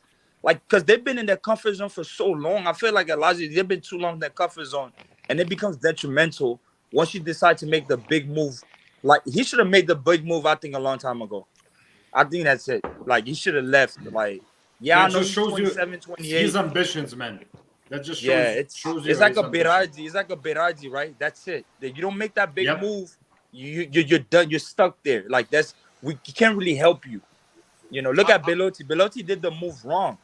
Now no club even really wanted you. Went to Roma. It's not really going as you want, and that's just what it is. Sometimes you have to take the moves at the right time, and that's just what it is. And for Savic, I don't really know, man. The only player I want in Serie A, to be honest, if I look, I want a Vlahovic. That's it. It's not against any other team. That's the only player I probably want to get. That's it. I honestly feel bad for Belotti because I know he's a diehard Milan fan. He fucked it up, man, with that Torino bullshit, and with you the know who president, crazy president that they have. So You know who else is a diehard Milan fan? Cutrone. Exactly. So I want to give my opinion on Sergei Milinkovic-Savic. I think he is a top player, and I think he'd be great for any team. The only issue is that who do we sacrifice? Exactly. It's not the problem Milinkovic-Savic is that we have a lot of players in that position. It will be a bit, how can I say, disruptive putting a really good guy in the team. So they're going to just kind of get lost, these young kids we have. I would be more keen on going for a good striker, considering that Giroud is walking off of Milan. You know, he's going to be 38 next season. And Bro, we but deserve a you better know- striker. But you know what I have to say though, man? Giroud only is gonna be with us 2-3 years at max, but he's already a legend, man, of this team personally, because at his age, man, he gives everything he has, man. He runs, he Giroud- presses. Giroud's Yeah, like a man. legend. Anywhere he goes, Giroud becomes like legendary on those type of like coming off the bench. Arsenal, Chelsea, he's remembered for something that's usually good, obviously. So he's a really professional player. That's what I like Oh, about him. he gives Really everything, man. He gives everything Professional. on the field, man. That's what I love about him. But He He might, might be no. yo, Yeah. guys, I don't question Giroud as a human, as a Milanista, as a football player as well. I never question him. He's an incredible, a valuable football player. But I would love to see Pioli ball with a proper striker, man, with a young, at his prime striker, a Pellegrini? 25.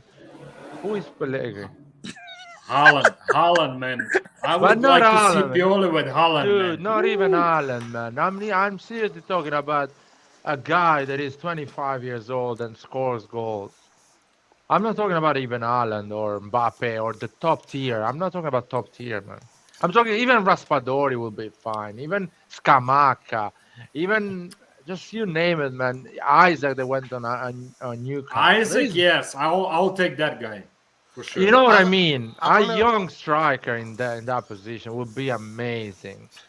I want to ask Andon, since you brought him up, what is your idea? Well, I think it's always okay to have a lot more good players, because even if we take him, we'll have good rotation. Also, we can move CDK at the striker if he develops enough, and put Sergey at the attacking midfield spot.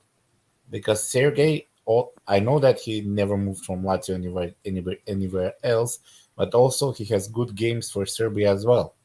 Because Serbia, the national team of Serbia, is totally different team than Lazio, and it's a very good opportunity. But I think he will still cost like 40, 50 million. But if CDK develops good and can play as a striker, because we already paid so much money from him, I would move CDK to be our starting striker and have Sergey in front of Tonali and Benacer. Also, Bro, I love how you say Sergey, man. I love that shit, man. So Only us Eastern Europeans understand that shit, man. yeah. That was the only scenario I saw. In order not to sacrifice anybody, Yeah, you also. have to move CDK up top. Yeah. I wouldn't mind. I will agree with that. Yeah. I wouldn't mind also if we can get Beto. I think Beto is such an underrated striker. I don't like and him. I don't like him. He's not that special, but I think his work rate and his style of play would fit this Milan. He's a physical beast, man. Like, he's a big dude, physically strong. Like, if you properly train him and then like narrow him down and say this is what you gotta do, proper training and like, you know, encouragement. be honest, I think all we need- never know. Right. He could be a All we very good need- striker. Yeah, we don't need a striker doing Leao's freaking stuff going through people. We just need somebody to put the ball in the net, which been our problem, right? We have Giroud, but it's in terms of healthy. Somebody after him that our system is meant to be able to feed.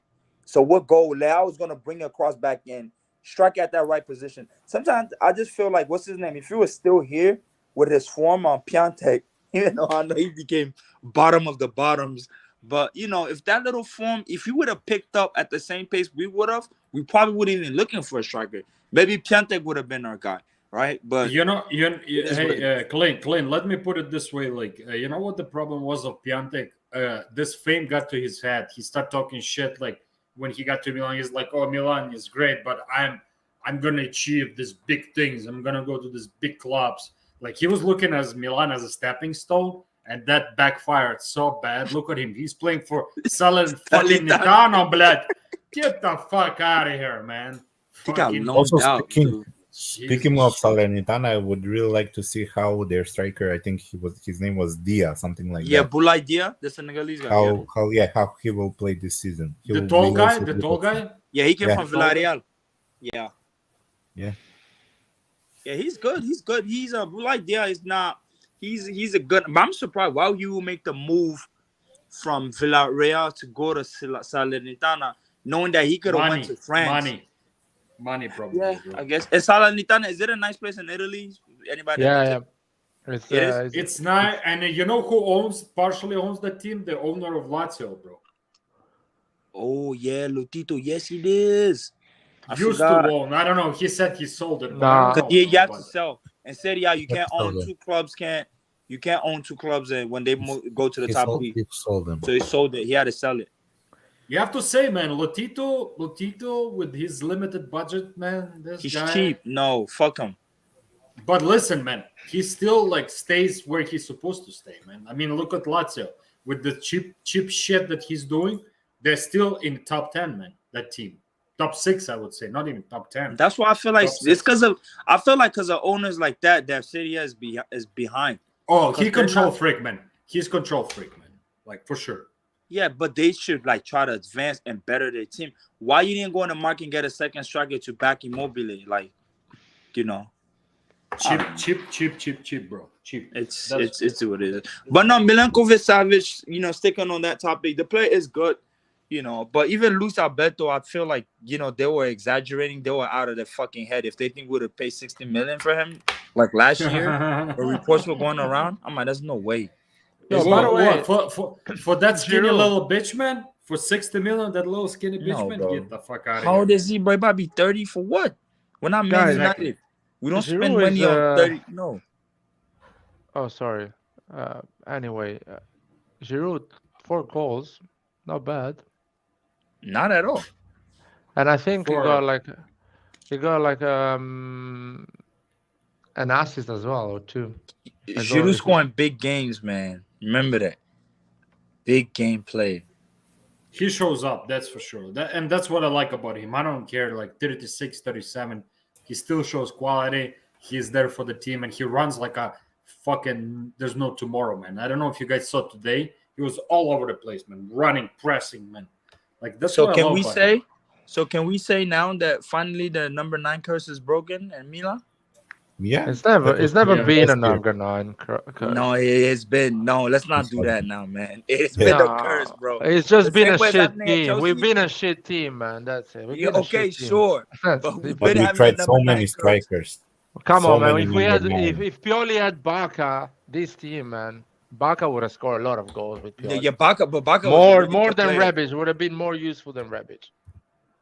I actually loved Baka, man. That was a Yeah, good. Bacca was was a our good best player. player Fluke. in the Panther era. Even Piasek would have scored a lot of goals with this Pioli system. What How about- about Torres? Right, Torres had the number 9. Higuain, dude, that number 9 is treacherous, man. Higuain would have scored a lot of goals with this Pipita, Pioli football. the pizza boy.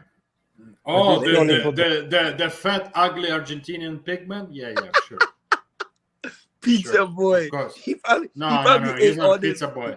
He He's a probably pig. ate all them pizzas in Milano, man. That dude was He's so a out of shape. fat little Argentinian boy, man. That's what he is, man. I miss Higuain. Higuain was deadly, man. You know, guys, I met him in London when he moved to Chelsea. Really? How was that, man? How was that? He was really rude, because I was. That's working what I'm telling you, man, bro. I was working in a This piece restaurant. of shit. I don't know if it's a piece of shit. It was really rude. I was working in a restaurant at the time. He came with his family and he had a table. Not even a fancy restaurant, a normal restaurant in London. Everyone can afford to eat there. He came. I think he was in Chelsea like for a month at that point, and they had just lost 5-0 against the team, and he missed a penalty or something like that. So he was in a really bad mood. He was really rude. And I told him I'm an AC Milan fan, and I said I don't care. Oh, Hey, listen, shit. could you Oh, bitch slap? Could you Yeah, bitch shit. slap him like Wait, quickly? did or he no? literally say that? Yeah, he was really rude. I would have Really fucking rude. spilled Laura, water, Laura, like question. You couldn't bitch slap him quickly, like like fall down, like I'm sorry, like push him over the table. I would have No. flipped his table, bro. That's What? fucked up. Submitted Who the his, fuck is gonna pay my rent? You're Clint. Yes. Wait, We did he understand, literally say bro. that? We understand, bro. We understand. With bro. the We Higuain understand, there. bro. But did he literally say that? Did he literally say, Yeah, I it don't was. care? I don't care. It was like really rude and really like the way he was talking and treating, Dismissive. really dismissive. Really like not a cool guy. That's I sad. met. I've met. Even I met The Weeknd as well. The singer, Weeknd? the Yeah. American singer. How He about said- that guy? He's cool. He He's was. Canadian. Oh, he's Canadian. What is the difference? I'm kidding. Hey, I'm- hey. Canadian would be really American. offended. Numero Canadians uno, would be man. really Numero offended. uno. No, just not for anything. Just he's Canadian. I'm just kidding, guys. No, he was rude as well, but I don't blame him. First of all, I don't blame him Shit, man. because he came inside the restaurant and he asked for an entire session for himself, like an entire table with him and his mates, and the bodyguard, whatever they had, they were sitting at the bar checking everything, But you know what? People went crazy. There was a girl started to cry when He has good music. He has good music, though, man. No, To be you know honest. when a international Yeah, he's artist, a superstar. yeah, exactly. When an international artist goes, people go, they don't act normally anymore. They take off their phone. and start Bro, can I tell you a story, guys? Like my personal story. Like I actually used to work back in the day when they make Enemy of the State with Johnny Depp. If anybody knows that movie, 2008, 2009. Yeah. They made it. They made it in my state where It's I where- live right now. yeah. And I used to live like in that city, like not far away where they're filming. And he came over, and my friend, like a good friend of mine, like for years, she was the waitress, and she said one of the most fucking nicest person. And you know the tip he gave her? Can anybody guess? The meal was like couple $100. It was $15 fucking $100, man. He gave it to her. Like, Oh, he's cash. regretting that tip now. This is broke No, now. bro, you have to understand. Johnny Depp to me, Yeah. Johnny Depp is a Kind cool of, motherfucker, man. bro, I don't give a kind of. fuck about what other people Well, say. he is super. Like, I think his net worth is something like 400 million, 500 million, some crazy. Yeah, that's He's a- nothing to him, bro. He's a cool guy. He's a cool Listen, guy. he doesn't have to do it, man. No, Like, right, honestly, right. He doesn't have No, to. No. For actors, it's important that they are like that. But what my friend told me, like I said, so how he was talking to you? Was he talking to you down, like kind of like ignorant? She's like, no. He was super polite, super chill. They had like a normal conversation. There was like 5 of them sitting. Nobody was rude. Nobody was like making me feel like I was like some fucking like whatever. Just bring me my food. Kind One of thing shit. I noticed, people like Johnny Depp and like the Robert Downey, people that have been Leonardo actors really DiCaprio young, is another you one, know, man. people that have been actors really young, they don't let fame doesn't. It's no mystery for them no more. It doesn't get over their head or they act stupid. They don't when give a see shit, it. man. They don't care. give a Like shit. somebody like Johnny Depp, he's a whole hipster, bro. He'll go unnoticed. They'll be low key. Like Akon gave a story about Michael Jackson one day in the elevator and how but Michael Jackson was in disguise and the girls were going crazy. They saw Akon in the elevator. Yeah, please take a picture. And they give the phone to Michael Jackson. Not knowing it's Michael Jackson because he has a thing and he's laughing. And Akon is like, man, I want to snitch on this dude. Say that's Michael Jackson next to me. But the girls, they're so infatuated that that's Akon right there. And Michael Jackson just goes under the radar. So I noticed a lot of like, Akon and Michael Jackson, 2 different levels, man. I know who you're talking about. He's a great singer too. But yeah, Michael no, but Jackson, that's his friend. though. Michael Michael Jackson is Jackson's a friend. fucking next Yo. level, my man. But I was telling my story about No, but the they're weekend. friends, though. I didn't finish. Yeah, go ahead. So basically, everyone was standing up from their table to go to him, interrupt him on his meal, and ask him for a selfie. And he was saying no to everyone. And I actually respect that because, fucking hell, man. I'm not a. Absolutely. I'm living my life. I'm not the singer every fucking second. Outside of the stage, I'm a normal person. I want to eat.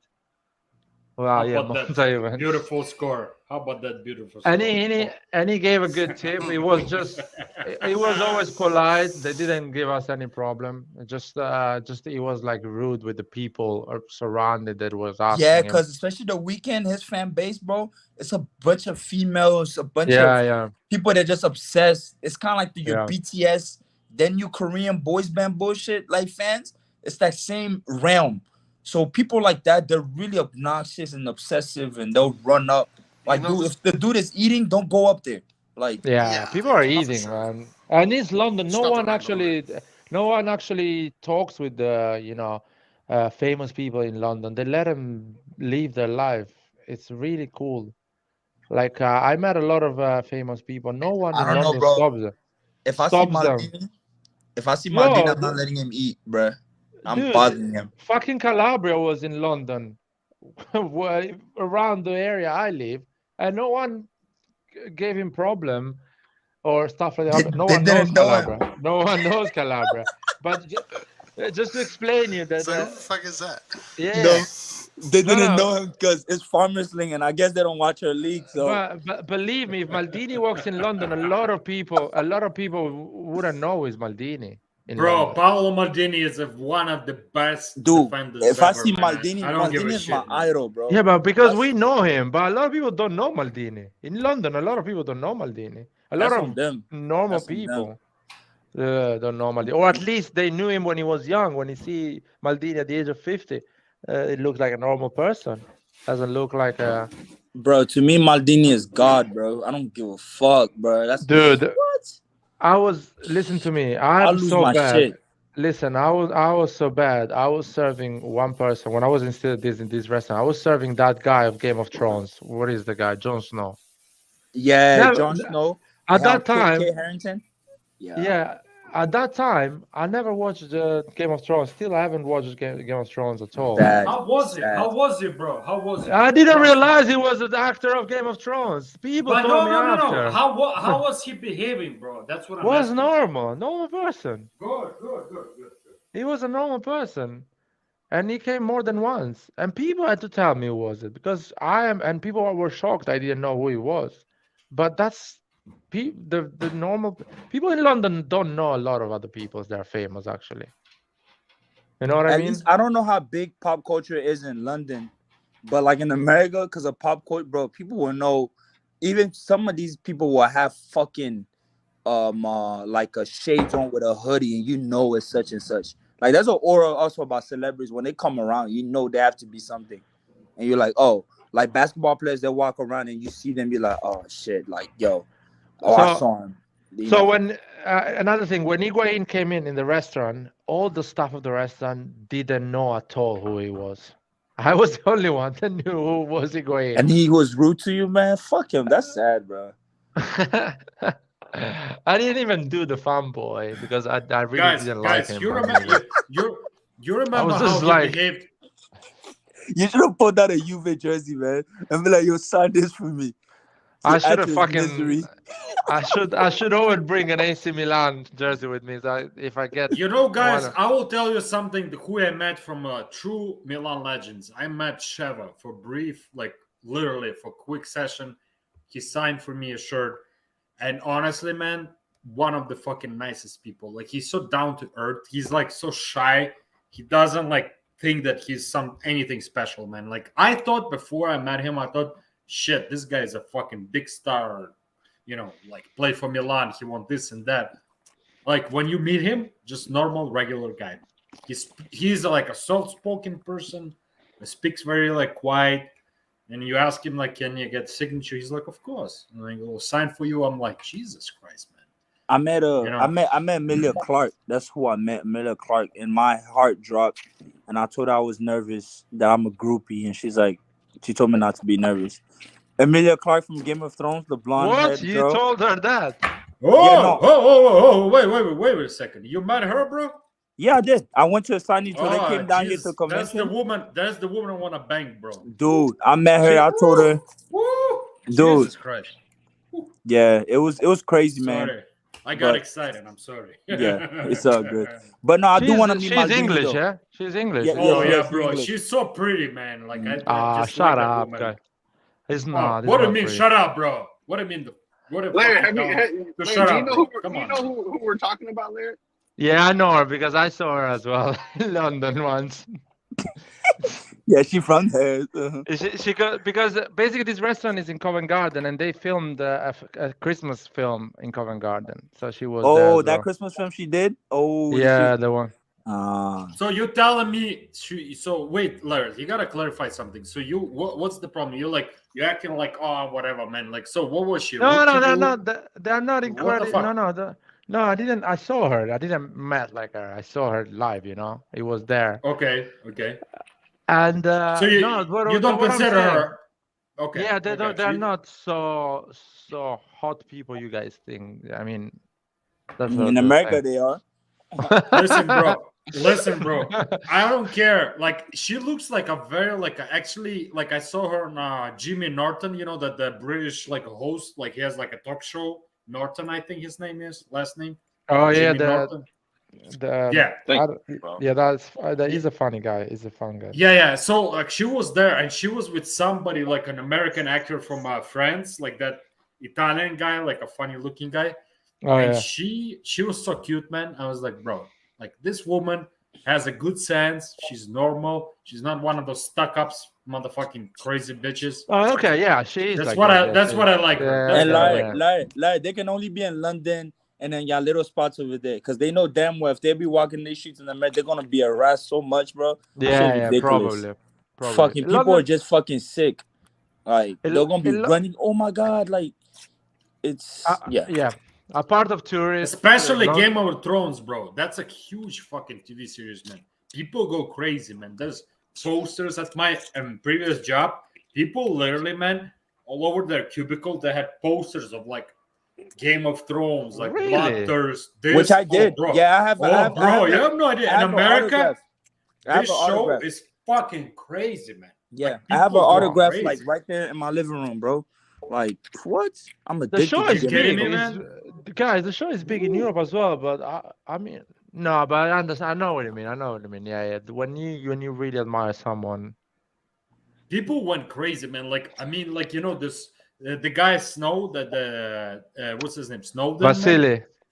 Yeah. Look at this. Look at this. What it's saying, man. They're saying that I said that she's average. I'm saying that she. I'm saying that she does not look Oh shit!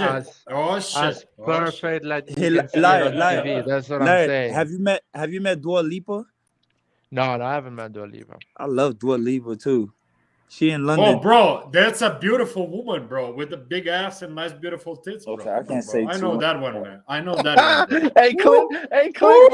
Go ahead. Clint, go ahead and say it. Clint, Clint, go ahead and mute say I it. can't. I'm next to my girlfriend, bro. Y'all not gonna get me shut up. bro. Please, bro, you're talking to the boys here, man. Who gives a shit about It's, girlfriends, man? Clint, I give a Clint, shit because my girlfriend's sleeping next Clint, to me. is Dua Exactly, Lipa? Clint. That's what I'm saying, Clint. Go ahead. And Are say you it. controlled by her, man? You cannot express your opinion, man? What the Clint, fuck, bro? Are you? Clint, what are I you? have a What the serious fuck is that? question. Clint Yeah. ain't gonna be Is- around much longer, bro. Y'all keep messing around. Is Dua Lipa that celebrity you're allowed to do it, and your wife is gonna be okay with it?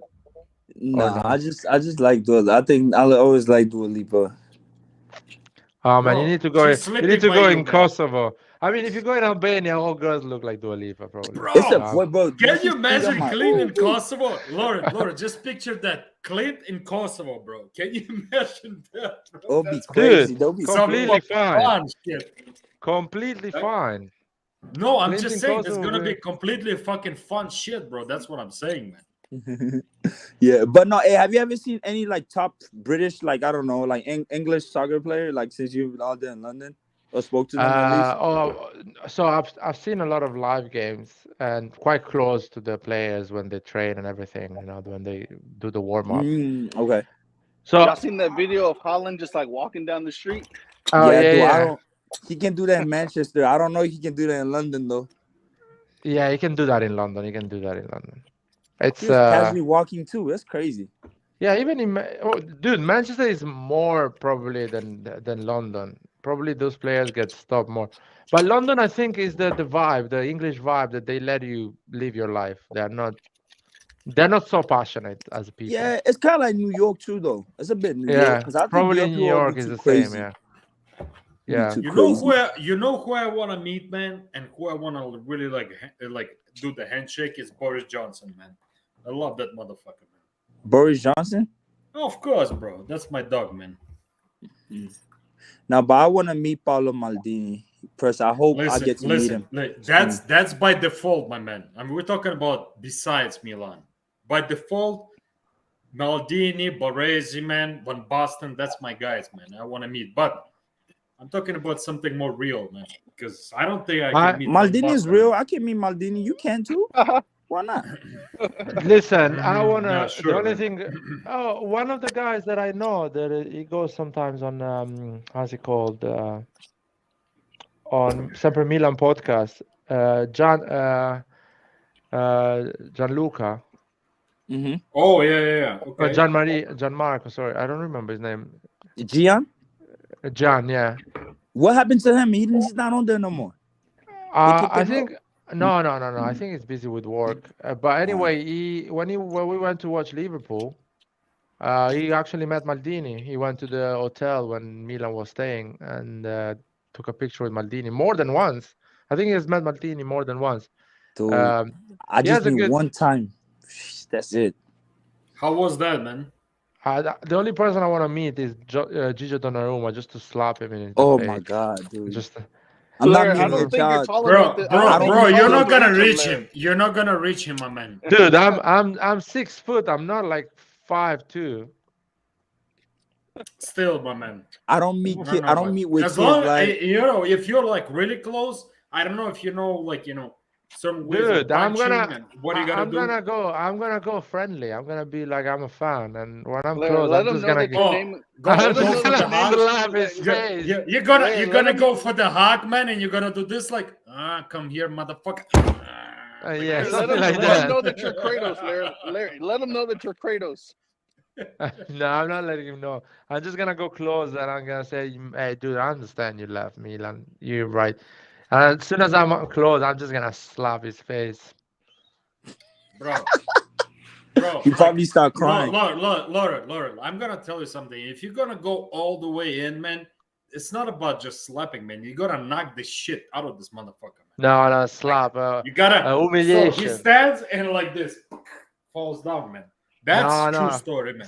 You'd have to No? slap him, just a slap, like Bro, like, come on, man. Like, he's gonna laugh it off, like, fuck this guy, man. Blah blah blah. No. He's my hater, man. When you knock him out, that's a different story. Dude, I'm gonna slap him with the. Donnarumma knocked out. Blah blah Dude, blah. I'm man, gonna slap him with a 20-pound bill just to tell him, "You want more money? Get this 20-pound, bitch." I don't know, bro. I would do it different. I would do a left uppercut or left hook, man, and Dude, goodbye, bro. I'm not gonna And send him to goodbye. the hospital. The way he was standing, man, he would go like this. Nah, Bam. Vasily, I'm not gonna stand him. I'm not gonna stand him. He's a big dude, and anyway, I'm not gonna send Of him to course, the he's a big hospital. dude. I don't care about one slap, And listen, bro, I support you whatever you do, man. You know me, the man. player. You know the player I saw. The player I saw face to face, the African legend that I saw was it was here in the States, but nobody knew who it was Okocha, JJ Oh, yeah. Okocha, and I saw him From and I was like, Nigeria, from Nigeria, bro. yeah, and I said Okocha. He started looking at me smiling, and I'm like, oh my god, the best. I didn't take a picture with him. I was just amazed, and I greeted him. I'm like, man, I respect you, but nobody really knew. I'm like, damn, if they only knew, boy, that was just legend walking right here. It was up there. It was in DC you know area. what's called, Clint? You know what's What? called? Exclusive, bro. Exclusive. You got some exclusive shit going on, man. Because Wow. nobody knew, but you knew him. Bam, bro. You could have. I mean, if you grew up on the African continent, man, you know he's a legend. You know, bro, I grew up in top Eastern 5. Europe, bro. I grew up in Eastern Europe. Trust me, man. We don't have a lot of legends. We just have a few that we fucking worship, man. So trust me. Guys, you Americans, if you live in New York, Miami, or LA, you can meet these You people Americans. No, you don't. No, you Who don't, you talking bro. to, bro? No, you bro, Americans, you know why? Like, it's not Why? always evident because I'm from the DC area. I was born in Washington DC, and I walked to DC, right? You think I'm gonna see all these cars? And I go to New York. I go to New York all the time because my mom lives there. You don't. It's not always granted. You don't see celebrities just cause like it's really. No, you're right hard. because in United States people drive a lot. People don't walk. Not up north. When you go up north, it's more metro, so you can catch people walk. I guess you got to be around their neighborhoods. If you're around there, then you're most likely to see them based on the local store they go to. But then even that, are you that obsessed to be able to drive? Well, we're working here though. I ain't gonna drive to go to such and such neighborhood just to go to their local mart to just see like, oh, I can go and take a picture with such and such. Like, it's I go to conventions and I see these celebrities sometimes, like Tom Holland will go and you go to a convention and then you meet them there. You're like, oh, okay, it's cool, and then you go about your business. But honestly, guys, I want to say something because there's a lot of British people here. I want to say, God save the Queen, man. Love the Queen, man. Honestly, and it's a sad day for me personally, even though I don't believe in that bullshit. But she was an awesome woman, man. Honestly, like good woman. How do you know? Because she's her fucking like deeds, man. What she's done. That's how I know. Maybe personally, like behind the closed doors, she might not be the best person, but what I've seen publicly, I like. She's a nice little lady, man. Anyway, sad day for me as well. So, like, how is it? What the fuck? You're trying to break my balls, bro? What the fuck, man? Oh, sad day for me as well. Milan lost. Of course, sad day for you, bro, man. Jesus fucking Christ, man. Bro, I'm not Lucas, man. You're not the Queen lived 97 years. The best life sad a human being can live. Sad day, man. Anyways, man. Like 97 years of luxury in her life. Yeah, of And course, Milan man. goes You know, and lose against Napoli. That's a fucking sad day, man. listen, man. People are Luxury doing life. 17 hours to see her dead. Can you imagine, man? Listen, man. Like luxury life comes with consequences, bro. You know it, man. You have no Imagine, private man. life. You have nothing, man. You just Dude. live as a state, man. That's it. I'm gonna go Everything in is trouble open. for this. This thing is gonna get clipped one day if I'm gonna be someone really important. You gonna But get canceled quick. yeah, I need to go back and cancel this shit. But man, queuing 17 hours for a dead body, man, that's madness in my opinion. That is Bro, just madness. respect the country that you live in, bro. Come on, Oh my man. god, Come on, it's bro. just Come on, crazy. man. I cannot queue half an hour to get in a restaurant. Imagine 17 Bro, hours to if- see if a dead people- body. Jesus Christ, man. If people want to stay 40 hours, man, let them stay 40 hours in the cold, man. Who gives a fuck, bro? Come on, man. They That's got your lucky choice, because man. the weather was nice. It didn't rain in London. But imagine, man. Man. Nah, man. Mm. No, like, but what you said, when he went there to you, I can see Cristiano doing that to somebody. Like, yo, get the fuck off my table, boy. I'm not signing shit. You know what he did when he snatched that phone from that kid and just smashed it? Cristiano's savage, bro. You fucking savage. I don't blame players, people like Cristiano. What is that?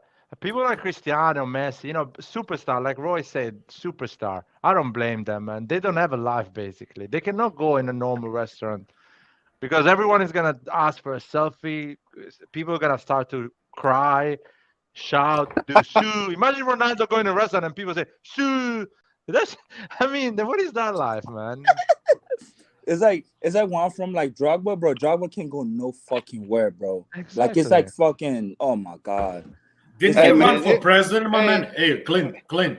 Didn't he run for president in Ivory Coast? No, he ran for the president. He ran for his like, the life. federation. He ran for like, his football. life. No, he ran for the football He ran federation. for his life, man.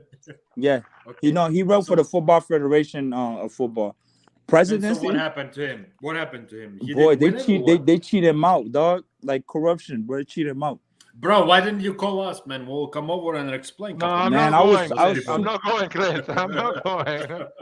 I'm not moving from London. Can you Sorry, imagine us coming over Us- like, hey, us, the RossonARI TV. hello, come over No, here, you gotta. man. I wanna No, explain but bro, something to you. if Infantino couldn't get him out that mess, because Drogba is he's tight friend with Infantino. He brought FIFA over there. They still got him out because there's a little corrupt system that's going on in between those teams where like the football president, club presidents, they eat among themselves where they don't have to declare stuff for players and it goes, unpunished, and they're cool with that. And people like Drogba doesn't have to come to the Ivory because he can stay in London. He's a legend. He can went to Chelsea. I mean, dude is worth 90 million.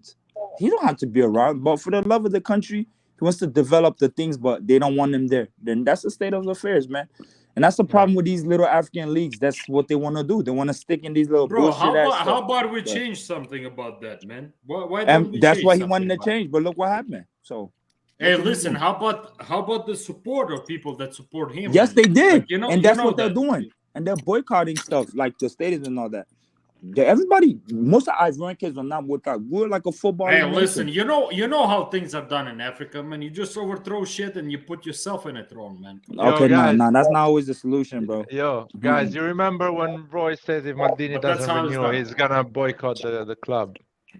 You remember that live? Well, he renewed, so That was funny, actually. I Listen, wanna he see- tried.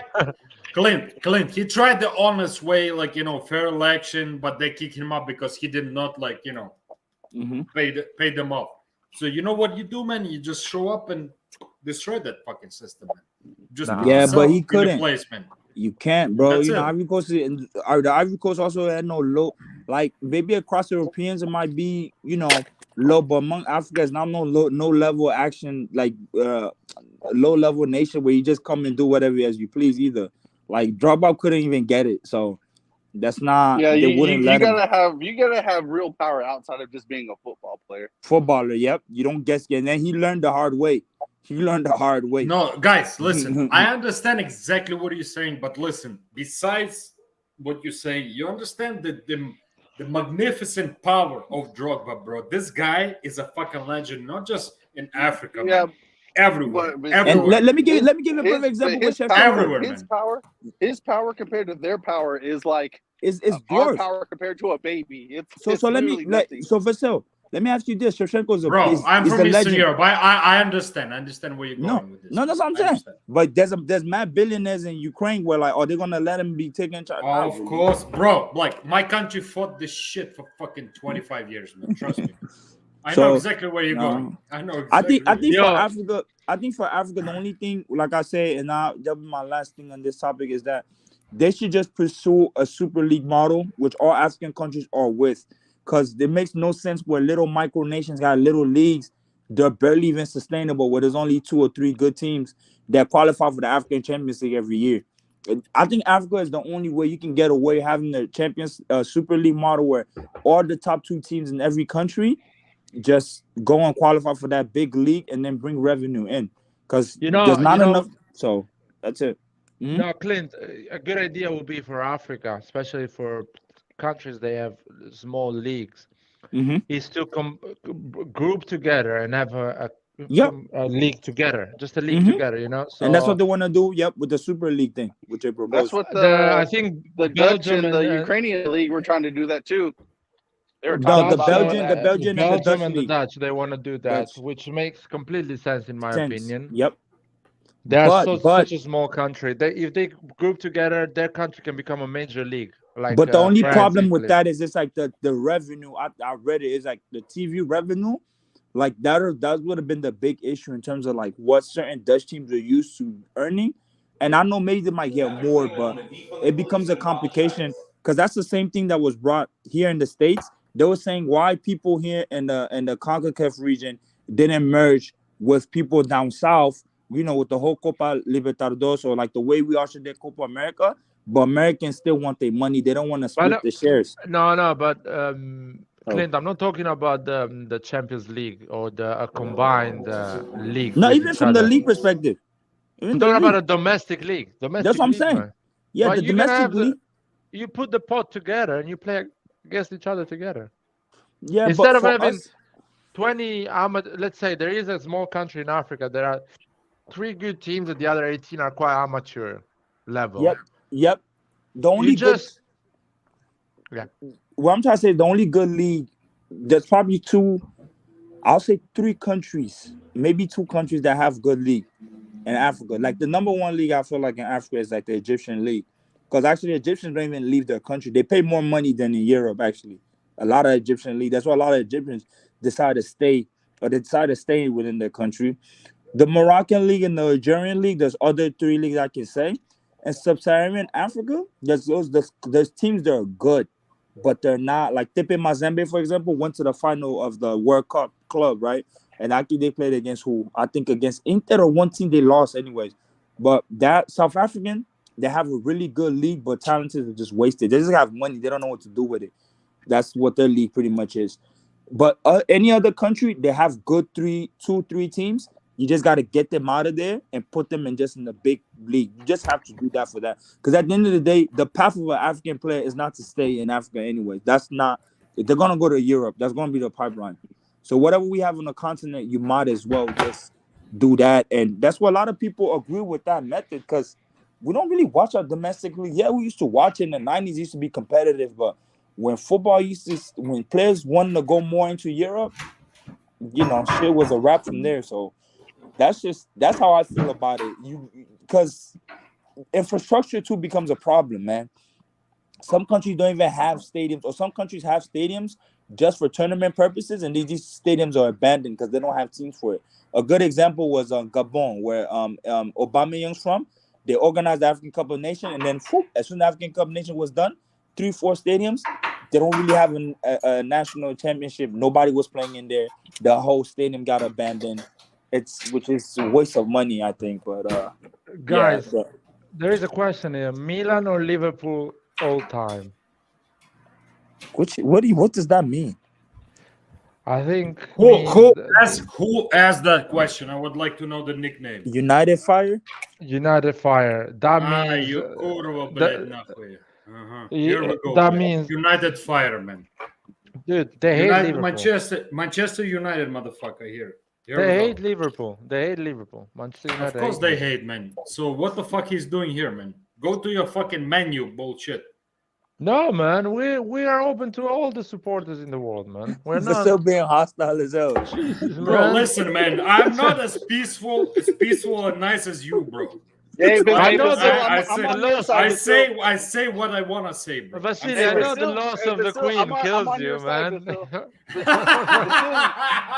The loss of the Basil, Queen, bro. Oh, Jesus Basil, Christ, man. hey, Basil, I'm on your side with this, bro. Fuck them. Oh my Exactly, God, man. guys! Fuck that bullshit, man. They come Fuck over that here, bullshit. gonna tell us what's up, bro. Show your No, they just motherfucking ask- face, bitches. They're asking a question, man. They're not even telling you what's No, up. listen, man. That's a very special question, bro. So if What you do you want to mean? ask us a question, like, listen, man. They're asking us to choose Between who? Milan. No, between no. Milan. They're not choosing between Milan and Liverpool. They are saying who was the best, the top 11. You know, the best 11 of the This history of ain't even Milan. this ain't even a real question, bro. The best That's a Milan fucking team tricky changed shit, man. football. The best Milan teams changed football, bro. Like, So plain and simple. simple as that. Simple as that. We just answer saying that the all-time Milan is better than the all-time Liverpool. He's such a peacekeeper, bro. I appreciate that. Larry, What do you mean? how are you going to be the god of war if you're going to be nice all the time? Jesus Christ, man. Like, But let's this is- let's allow Juventus fans here, Inter fans, man. How about we bring everybody here and they can express their opinion, man? This is fucking Milan Forum, man. So anybody with different opinion, they can go fuck themselves, man. Man Okay? United. Exactly. Liverpool, Man United, everyone Chelsea is- United, all of those motherfuckers. Chelsea is Chelsea United a thing, by the way. It's a real thing. Chelsea United, there is FC Chelsea. Anyway, no, Don't everyone. pick on my words, man. I'm just saying, if they want to come over here and express their opinion and like bring their agenda here, they can kiss my hairy ass, man. That's all I'm saying. Okay.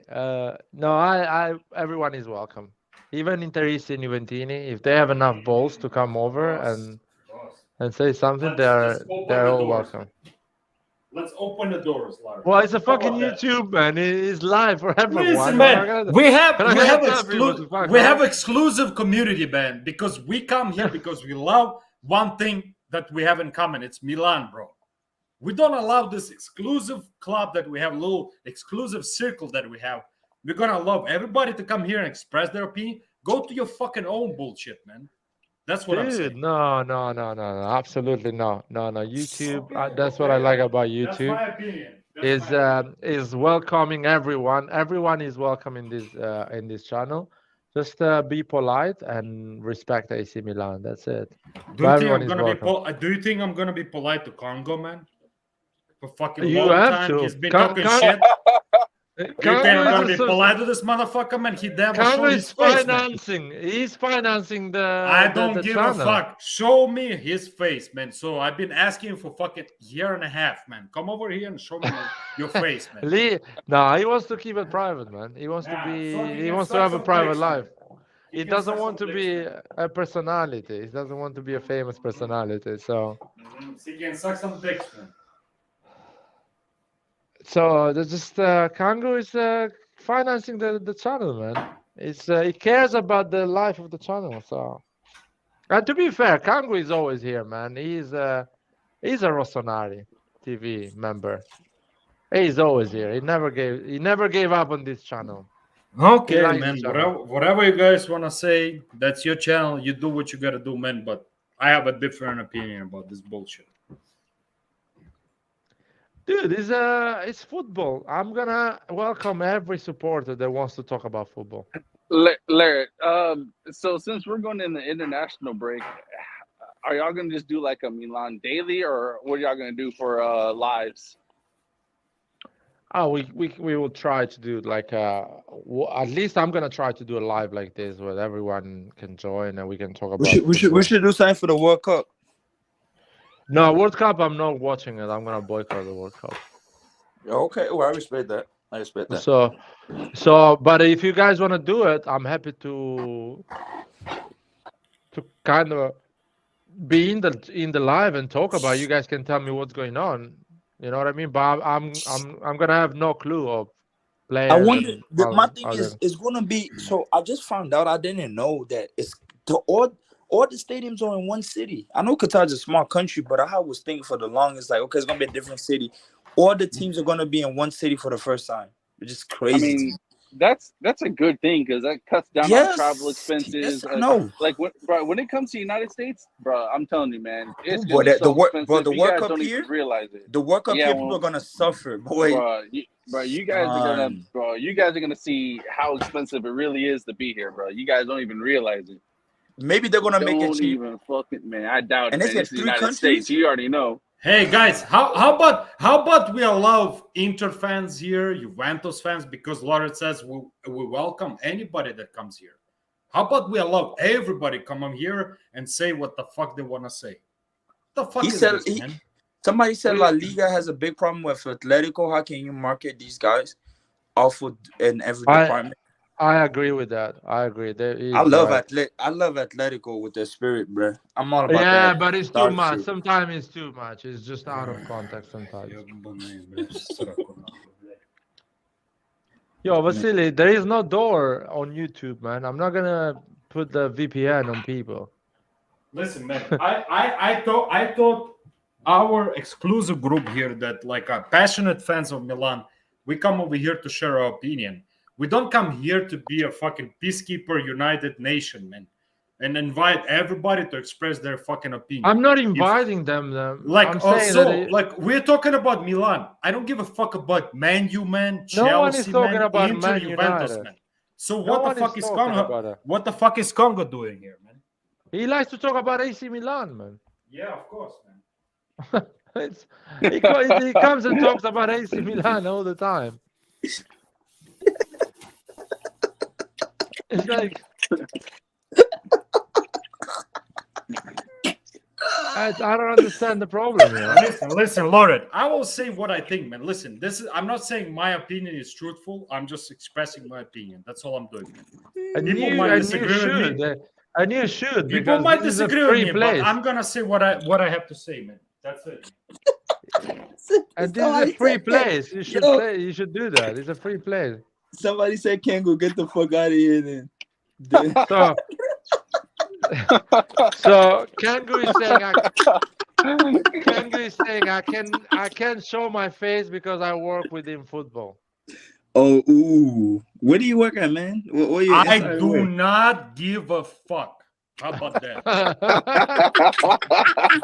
Well, I got this little man, you bitch, has been talking to me for 2 years. God. Man. So if he wants to say something, show your fucking face. We discuss any questions you have, my man. Vasily, we have a lovely. I'm tired of this shit, man. I'm tired of this bullshit, dude. I'm My sorry. God, why are you tired with Kangu? Kangu has done nothing.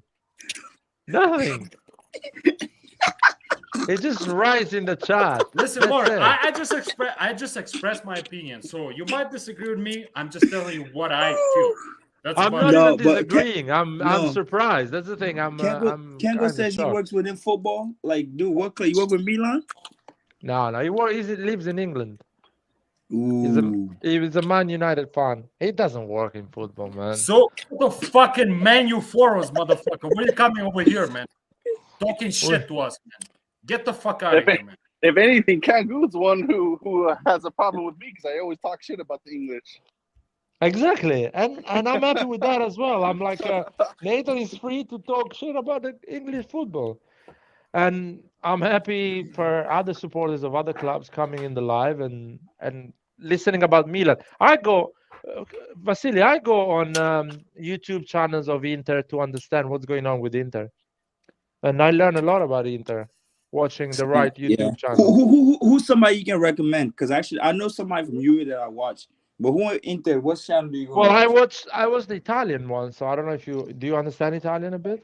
Man, come on, though. Ooh, you know what I heard today in Italian? Oh, I don't know if you saw that Monza and it gets Allegri vaffanculo.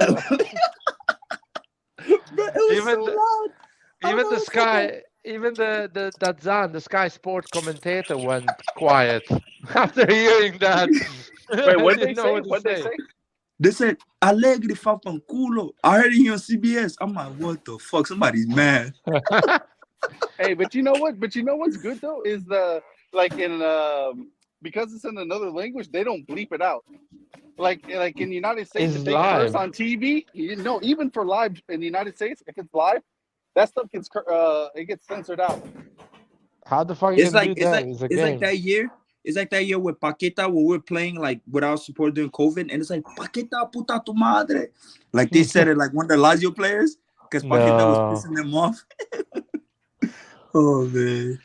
Yeah, they censor that. They censor that stuff here. Yeah, but I don't think they knew what he said. But that was really loud. But exactly. That's my point. Is that because it's in another language, they don't bleep it out so people can get the translations for us. Yeah, but nah, man. It's I try to go. I'm open to these guys, man. Their rotted opinion sometimes. These other fan bases, I just go to get insight. I don't want to have one-itis or be one-dimensional. I want to see how diluted some fans are within their fan base. See what bullshit they're spewing in there. You know, I remember watching this one Inter channel with this guy saying they're like, "Oh, we're gonna lose to Milan. That's gonna win with the Salamakers and the Messias." I'm like, I don't get to say that. We do. Congo, shut the fuck up, man. Don't even fucking compare Rashford to Shevchenko, motherfucker. Okay? Don't fucking get me started, bitch. Don't get me started, man, because I'm gonna get fucking personal, man. Dude, but he's not really believing in what he's saying, man. I don't know, bro. Like he always like tries to fucking nip on us, man. You know, talking shit, and you know, we all love this, man. That's truth. That's the truth, man. We all love this. Oh, don't touch Congo. He's this and that. No, you can do whatever you want with Congo, but I'm not gonna stop. Fuck him. I'm not gonna stop people coming in the live. Listen, if he wants to come over, show your face, and nobody's gonna harass you, man. Nobody. You can call me drunk. You can call me drunk, high, whatever you want, bro. Like you can call me whatever you want, bro. I'm reading the messages, but show you the face, and I will have your respect, man. I will respect you if you show you the face. So until that point, shut the fuck up, okay?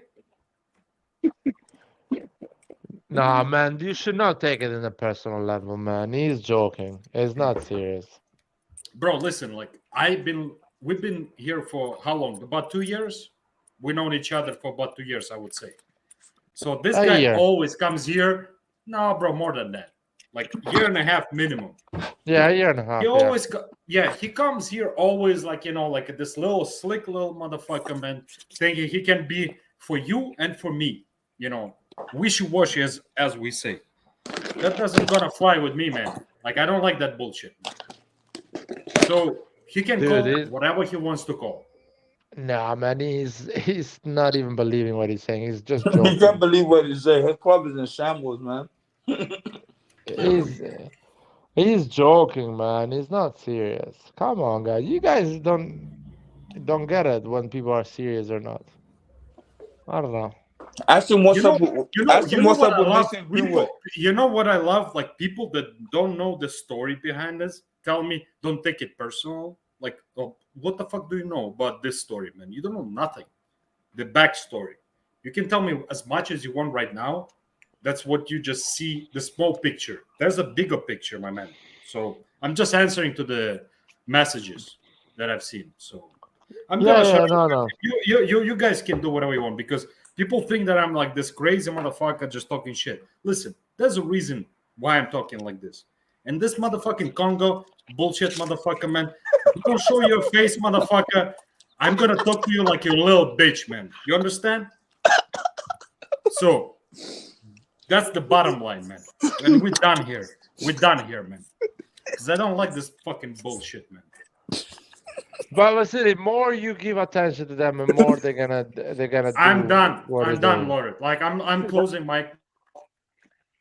Because the problem of the people in the chat is that they are protected from the screen. You can do anything to them. They can come and say whatever they want. Lord, let's be honest. Like, you know, all jokes aside, all this like sarcasm, all this. If person has nothing to hide or they're not afraid, they'll show their face, no problem. Nobody's gonna reach to them. Like, they're far away, man. Nobody's gonna touch you, bro. But if you're afraid even to show your face online, there's something fucked up with you, man. No. But Then hey, you're a little Vasil, bitch. That's but what you Vasil, are. but here in America, you gotta be careful with that. I mean, you're in the States, you know. In States, you gotta be careful about what energy you put out there. There's a guy we knew, he just got killed not too long ago. He put that energy out there and they went and Bro, found his do ass. I look to you that I'm afraid, man? Or I what didn't the never fuck? say you were afraid. I never say So you're what the afraid. fuck I'm are you just giving an trying to example. tell me, man? I'm Bro, just giving an like, example. Listen, man. I'm fucking 40 years old, motherfucker, man. Do you think I don't I know hear you. all Hey, the bro, risks? don't divert the risks? energy onto me now. Let's relax, bro. No, I'm not deviating nothing, bro. But I'm just I telling said, don't you, man. divert I that wasn't energy born to me, yesterday. man.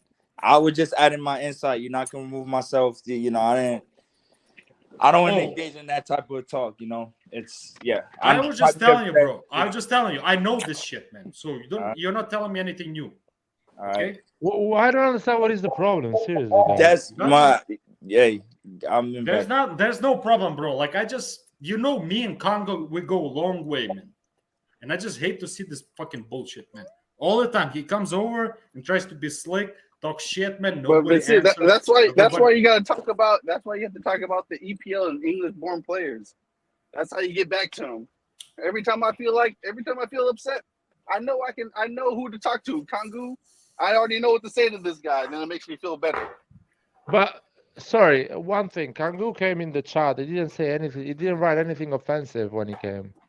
Oh no, it's because I'm working right now. There, I gotta make my money first, then I can talk shit later. No. I'm saying Kangu came here and he didn't write anything offensive in the chat. Oh, he didn't. Yeah, he didn't. It's like everyone else in the chat is being normal. It's just interacting normally. The things escalated. I don't know why in the last 10 minutes. I guess I don't know, Vasil. I know you go back, but I don't know. Sometimes I wonder. I don't know. Are you probably not used to trolls, or do you know to identify trolls? You shouldn't give them too much attention. Yeah, it's like when the chat goes personal to me and says something about me, I'm like, Stuff what these guys. who cares? I'm fine. Yeah. And I'm saying it, Vasily, I'm saying it for you, so you are less stressed. Guys, less, I told you guys, I less closed my upset. microphone. I'm not saying anything. I'm done No, with this. no. Because no matter what I say right now, it's gonna look like I'm this aggressive person. No, attacking you're this not. poor guy, You're man. not looking. I'm done with this bullshit, man. Listen to me. The way I see it, I'm just giving my opinion. The way I see it, that it bothers you a lot, and I'm just saying, if you wanna enjoy your time during the live, you should just ignore the chat, and you will have a better time. That's what I'm saying for yourself. To have a better 2 or 3 hours doing the live, should ignore people like this. They're just trolls. I don't entertain even. I don't do back and forth with people like that. I just seriously don't know. Right? Yeah. Don't know. I don't, because here's how I always see it. I'm in real life. What are the odds that you'll be able to replicate that same BS you're doing online? And sometimes it might be slim. I'm not saying I can beat everybody. I can do stuff, but you know, people can hide behind the little keyboard. So I just don't engage in it because it doesn't really affect me directly. I'll laugh at it, or you know, I can go on some healthy debate. But when I know they're trolling or they're doing crazy stuff, I'm not gonna give them that time of the day. You know, it's just because you're just gonna get mad for no reason. You know, and I don't know. And the only reason I'll just add into that point where I'll say here to get really it gets really dangerous. Not because even not being scared of nobody, just people are really stupid. There's a guy they killed, I think, a couple of months back. He gave his address like, yo, he wasn't. They pulled up, they shot his ass, he died. They killed him on the spot. You know, people, at least the community I'm in, people are really volatile. Yeah, Clint, you already know. I know what you're talking about, bro. They're really volatile and weak. Doesn't mean you're scared of them, but they're so irrational the way they operate. Especially us being here, you know, like that's just, I don't engage with people online on any of that bullshit. You know, I can come here and talk football. We can get in little heated debates and we stop there and I'm cooling. You know, whatever something the troll has to say on the line, that's on you, bro. I can care two fucks. You don't pay my bills. I mean, you don't affect my pockets in any type of form to be able to really care. So I don't know. people got their different ways of handling. But like you said, I think makes us still really upset, and they can mitigate. I hope they piece it out between themselves. But yeah. Yeah, I mean, I like this channel to be a bit more like balanced. Yeah. With everything, you know. I like when people are, for example, when the conversation is about some topics and people disagree in the chat with me, for example. I'm okay with that if you do it in a polite way or in a clever and interesting way, you know. Let's say you put a joke out there. I'm okay with that. When you start to get offensive, I'm gonna be like the way I'm going to react is gonna be like ignoring you.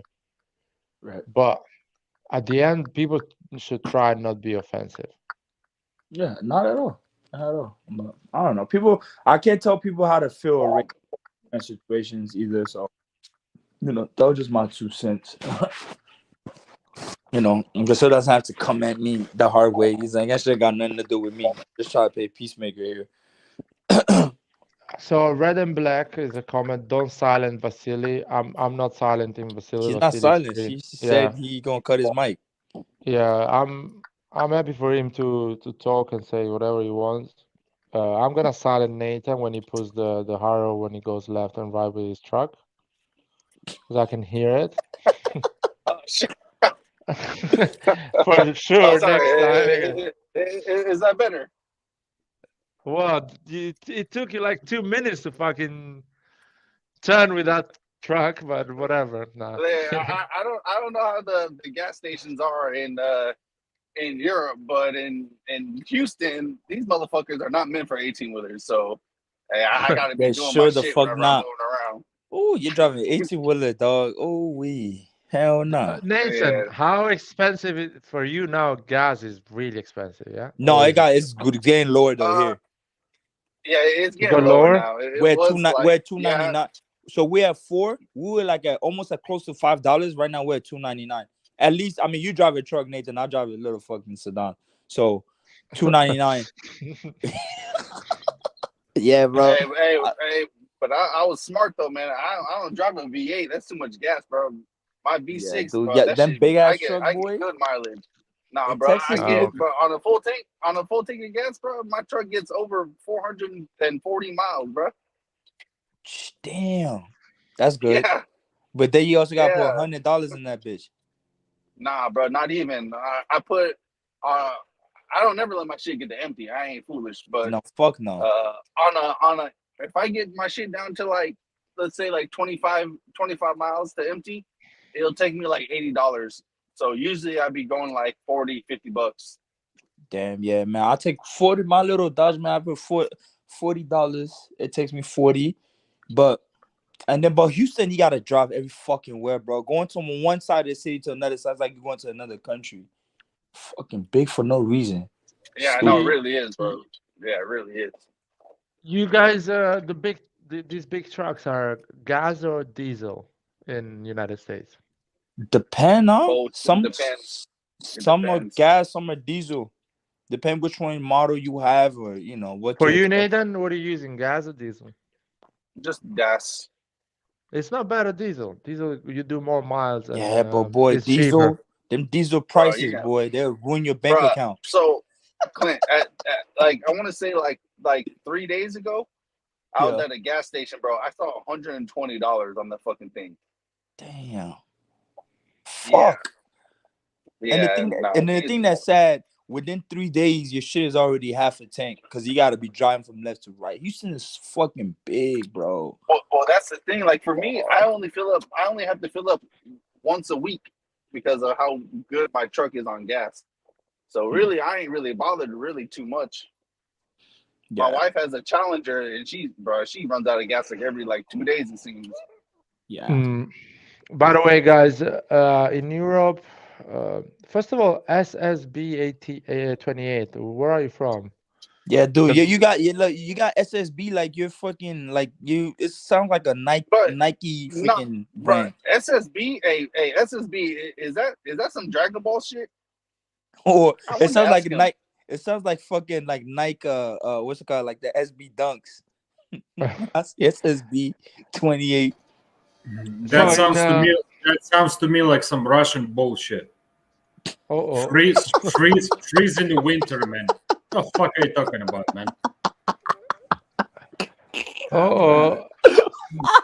I feel like Because listen. I'm gonna explain what I tried to say because that's I know all what they you do. mean. I know what you mean. They're scared that it's gonna be the end of the world because Russia is not gonna provide. Fuck off. No, he's from Toronto, Canada. He's from Canada. Listen, So, that's how it looked to me, man. I'm sorry, man. If you I got it. I apologize. I got it straight away when you say that, man. So no, it's kind of the bills are gonna go high, really high. It's already high, insane.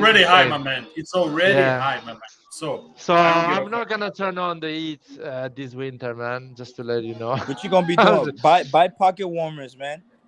If you see me with the heavy jacket in the live, man, you know what's going on. You better hit that notification button, man, and like the channel because no one is paying the bills.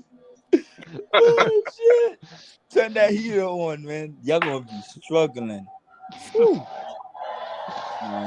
We had that here last year. We had like a freeze in the whole entire Texas, but then they cut the power because they didn't want the they didn't pipes cut to it. burst. The power grid shut down. The power grid shut down, so they had to rotate the power, and we were freezing to death. It came at the worst time. Nathan, I have a question, a funny question for you. But there is some music is coming from the Vasily side. I just mute him a second. So Nathan, would you vote for Trump? That's the question. Man, fuck no. First of all, bro, like Lauren, why are you asking the brother, man, if he's gonna vote for fucking Trump? Are you fucking kidding me, man? I'm not. It's not me asking. I don't. Who is asking? Who is asking, man? I would like to know. Is someone from Italy that Jesus does know nothing about the United States? Is asking. No. I'm cool. Trust me. But I don't really engage in politics since people get a little crazy. But people get hella emotional. Yeah, but nah, man. Trump. I mean, the only positive thing I can say about Trump is that people were too scared to like do certain things because Trump is like Trump is just Trump. He'll like go blow something up just for fun. But other than that, man, nah, man, that guy brought out all the fucking the racist people out in the open. And in the open, it got legit, bro. Like in that open it's like not even close to it, man. It's legit now. You can just be a right wing. It's that's okay. You can call you different names, man. Yeah. So that's how it goes. Yeah. So people are getting a little bold now, and hey, people been catching them hands because of it. But hey, that's just what it is. Fuck Trump and fuck his family. Piece of shit. Nah, I don't engage in politics, bro. Nah, listen, I go off of what is right. Listen. I'm gonna tell you something, man. I'll tell it like if you allow me, I'll express it for you, man. Because I don't like that motherfucker, that narcissistic, arrogant piece of shit. Fuck him. He was funny, but he's worthless. Yo, guys, there is another more controversial question here. So, Vasil, hold your horses, man. I'm holding. I'm relaxed, bro. I'm relaxed, my man. Nathan, would you at least vote for another Republican candidate? Bro, I haven't even voted once, bro. I couldn't even tell you. I couldn't even tell you how the voting even worked, bro. I couldn't tell you where to go. He's I stumbling. couldn't tell you where to go. I couldn't tell you how the process works. I couldn't tell if you even need to fucking You're put not an a good email or your citizen. first name. You're not a good citizen. Like I said, I go off of what's right and what's wrong. Hey, if something is said, Nate, put your foot down, man. Put your foot down and don't allow anybody to talk shit to you, man. Don't allow nobody to talk shit to you. No, nobody talking shit to him. I'm just giving a hard time. Yeah. Trust me. Hey, don't people don't come up to me with crazy shit. Yeah. But You're not a you know, law-abiding citizen, my friend. hey, bro, you live in Texas, bro. You live in the Wild West, bro. You have to specify. You have to specify, my man, Clint. You have to specify who you talking to, man. I'm talking to Nathan. He know why I'm saying that. Hey, Sorry, trust me, man. Hey, You know what? No, wait, both. No. I'm saying that because, you know, especially when, you know, if you serve this nation, you know, there's certain things that they tell you to do. So that's why I'm giving a shit based on that. So, Nah, man, they got me fucked up, bro. If I would got deployed somewhere, bro. Well, first of all, dude, I was deployed. Yo, when I was deployed in Japan, and they forced us to fucking. There was this whole fucking shit you had to do to vote for the 2016 election. I'm like, bro, we're not doing all that shit. Absentee ballot and all that. I'm like, bro, yo, fuck all that, dog. We're not in the country. That's it. Like, we can't. I'm not going online. I'm not doing any of that. Exactly. They're like, oh, if you guys want to go vote, do this, and this. Nah, bro, I don't know who the fuck you're talking to, bro. Like, first of all, I barely like living here anyways, let alone go vote. So, like, but yeah, it's no, but it's an internal joy. It's just because it's military shit. Like, you know that you're forced to do that, and the fact it's funny that you say you didn't vote, so it makes me laugh. Yo, they are asking me if the energy crisis in Europe will affect the matches and games. Who is asking? Vasily, man, there is no enemies out there. No. I Who is asking? I seen them talk about it in Germany and Bundesliga. Yeah, because over there, I can add something. Because over there, they're not foreign owned. So yeah, they might struggle. But then Germany is a rich country. But like when we talk about Premier League and all these other places, the money doesn't come from within these countries, so they'll be fine. You think Man City's gonna struggle? I heard a little Houston come out right there, Clint. I heard a little Houston come out right there. Dude, you know, I got DC accent. Not even. He didn't even realize the word you said. Shit, guys, wait. I'm the only one that picked that up. Nate, wait a second, because I read something beautiful. Fucking leftists running this channel. Ricky M. Oh shit. Who is leftist here, bro? Nobody's doing leftist shit, bro. No. What are you talking about? No. Clint. This is very interesting. Honestly, this is very interesting, man. Very interesting. Because, you know, people come here that I never seen before and telling who we are. Okay. I would like to know. Who is leftist here, man? First of all, I want to correct that comment. Have you seen how much we talk about the AC Milan right wing in this channel? So clearly the right wing is running this channel. Here we go. Here we go. The answer, bro. The answer. But Clint, he didn't realize the word you even used, bro. It just came out your mouth like freaking hot butter, bro. You didn't even realize it. What I say? What? Like y'all? Hey, you said them German niggas, bro. Yeah, them German niggas. Oh shit! Hey, bro. Those German, whatever you call them, because I'm white, I cannot pronounce that shit. But I'm telling you, those German motherfuckers, man, they might come for your ass, man. No, but for those listening, Clint.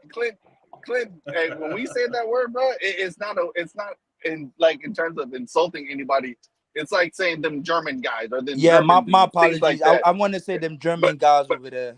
I didn't mean to say that. Yeah, but that's just a little bit of Black American slang coming in there, bro. So people who heard that, bro, don't be offended. It's okay. Anyway, Clint, I'm the only one that caught that shit, bro. But I heard it, bro. I heard it. No, listen, man. I didn't even catch it. I'm like, damn, bro. This is a fucking good catch, man. Appreciate anyway, there is some political comment, but I'm not gonna. Which one, bro? I'm not gonna talk about politics. The last one, the previous, or three before? No, whatever. All of them. I'm not considering because the rest of the world is doing better when Trump.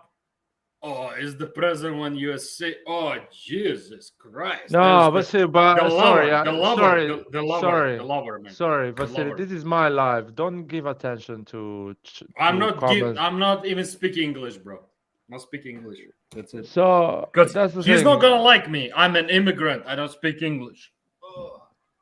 I don't want to talk about politics in this channel anyway, because first of all, I know nothing about politics in the United States, and what I know is really superficial.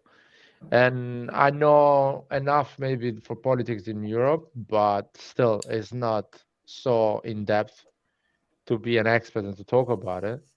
And this is not the channel that we talk about politics. We talk about Milan. We just went out of the topic recently. But talking about football and the energy crisis, I really think the prices are going to go so high. So that's going to affect the stadiums. Like people are no, I don't know if people are going to have the money to buy a ticket to watch a I game. like how you integrated that, man. I love how you integrated the politics and the prices. That's good. That's good. Because I think SSB 28 is asking for that reason. That the fact that the prices of the And bills are going. and Ricky Am also is asking for that reason. Yeah. Well, I don't know. I didn't see Ricky question anyway. All right, guys, I'm out. Larry, Good chat. I'm gonna holler at y'all later. So I'm Yep. gonna All right, close but it thanks, in 5 minutes anyway. Larry. I So let me really ask you yeah. about this energy crisis because I don't really pay too much attention to stuff just because I work so much. I don't really have time to be looking at stuff all the time. So what's actually going on? Well, it's simple. The war between Russia and Ukraine had technically what they're saying escalated the prices of the energy in Europe. I don't know if United States is connected with that as well. It's a bit weird the but technically United States is connected as well because Saudi Arabia and other countries that hold a lot of energy, they are raising their prices because they know they have an advantage But right now. what I'm trying to understand is how is that affecting like in terms of The- energy and power? Like why is that being affected? I can oh, it's understand gas prices. But that's the energy basically, the electricity, the gas. We use gas to warm our houses as well. A lot of places in Italy. In Oh, Italy, okay, yeah, that makes sense. That makes sense. so gas is used to warm your house and to cook and to do everything like that in a lot of places. And electricity in a lot of part in Europe is produced with gas, so or with the not renewable energy. Or So do we y'all buy gas from Russia, Azerbaijan, or all other countries in the world. Now I don't know exactly. So the prices are going up do for y'all multiple reasons. do you guys does Europe have like a lot of like solar power like solutions? Like And solar panels are like blowing up quite a bit here in United States. So, but like, how is it like in Europe for that? no, it's not a big part in Europe. Some countries are quite advanced. Northern countries in Europe are quite advanced in terms of energy and renewable energy, and they have a lot of energy as well, like Finland, Norway, and Sweden. So they are not affected. And anyway, they consume a lot of energy to keep themselves warm. The temperature are different. But the other part of Europe, we depend a lot of other countries in terms of energy. So Hmm. so we are paying a high price at the moment, and it's summer, so we're not turning on our heating. And so in the winter, when we're gonna turn on our heating, the bill is gonna be just stupid, something that we haven't seen for the last 50 years. The last energy crisis we had was in the 70s. So it's gonna be when I was saying, "Oh, you're gonna see me in the live with the jacket," it, probably that's gonna be true because the prices are gonna go so up that I cannot be. I will not be able probably to turn on the heaters so often. So, That's the thing. what is high? Like, what do you consider high? Well, Like, for a what lot would of you people, think like a bill would come out to? well, you can go up for the entire flat. Probably will go up to 500 a month, 400 a month, Okay. a pound, which is we are paying 200 pound a month right now. Me and my Man, brother. that's good to be honest. I ain't gonna lie, and the AC and everything is always on in my house, so the electric Well, bill is usually like 400. but that's the whole point. I don't have AC. I don't have any. I use the dishwasher once every 2 days, the washing machine once every 3 days, and I have the lights of my flat. My computer is on, and I charge my phone. Stuff like that. Normal, really normal usage, and the price is 200 pounds, with almost $250 basically for a small flat. So in the winter, it's gonna go double because you need to eat and I cannot afford to go double. That's the thing. If I go double, it's impossible. So they need to find a solution with that.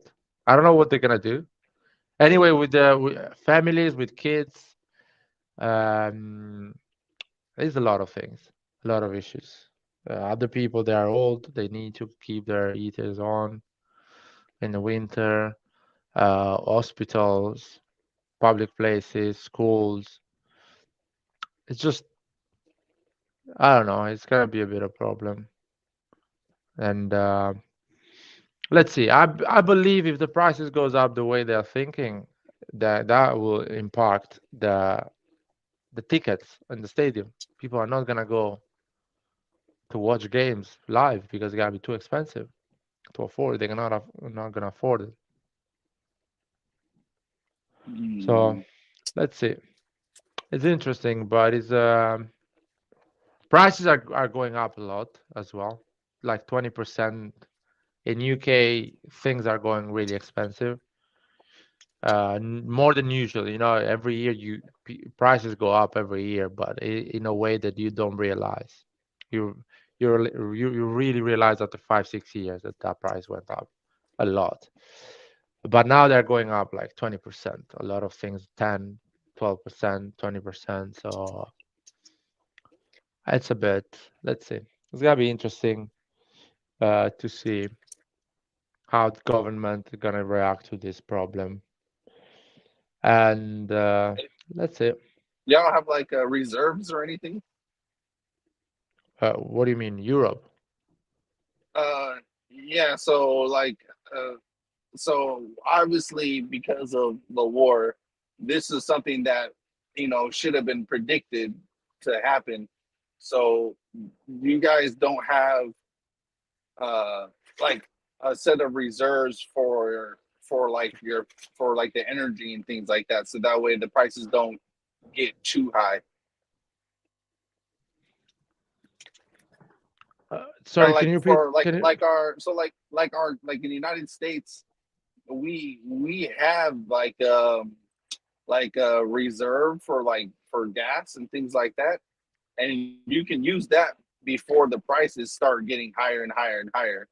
So I was asking if I don't know how it is in Europe, but I feel like there should have been contingency plans put in place. Like having I don't know. I feel like something could have been done to where once the winter did come around, that the prices wouldn't be as high. Uh, I don't know. It's a bit complicated because those reserve of gas, are you talking about private one people have in the house, or are you talking about as a country that actually? In the country. So when I say gas, I'm not talking of, I don't know, maybe you understood that. Maybe I'm not talking about the gas you put in your car.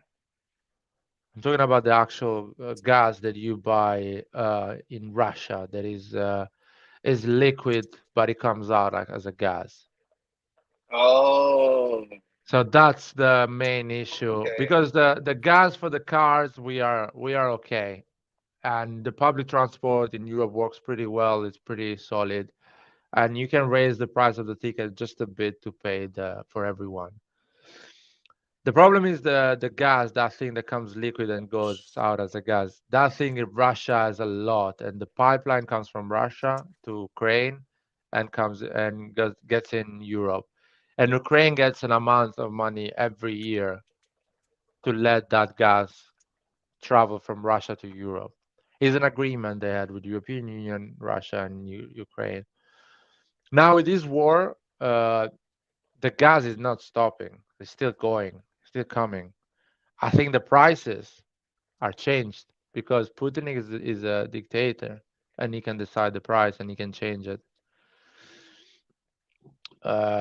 Is a So I don't know. I honestly don't know. I'm just some of these things I'm speculating, but because it's connected with the war in Ukraine, so clearly Russia is affecting those prices, and a lot of countries they didn't put their prices down to help with this energy crisis. They just kept their prices, saying we don't care, you have to pay anyway.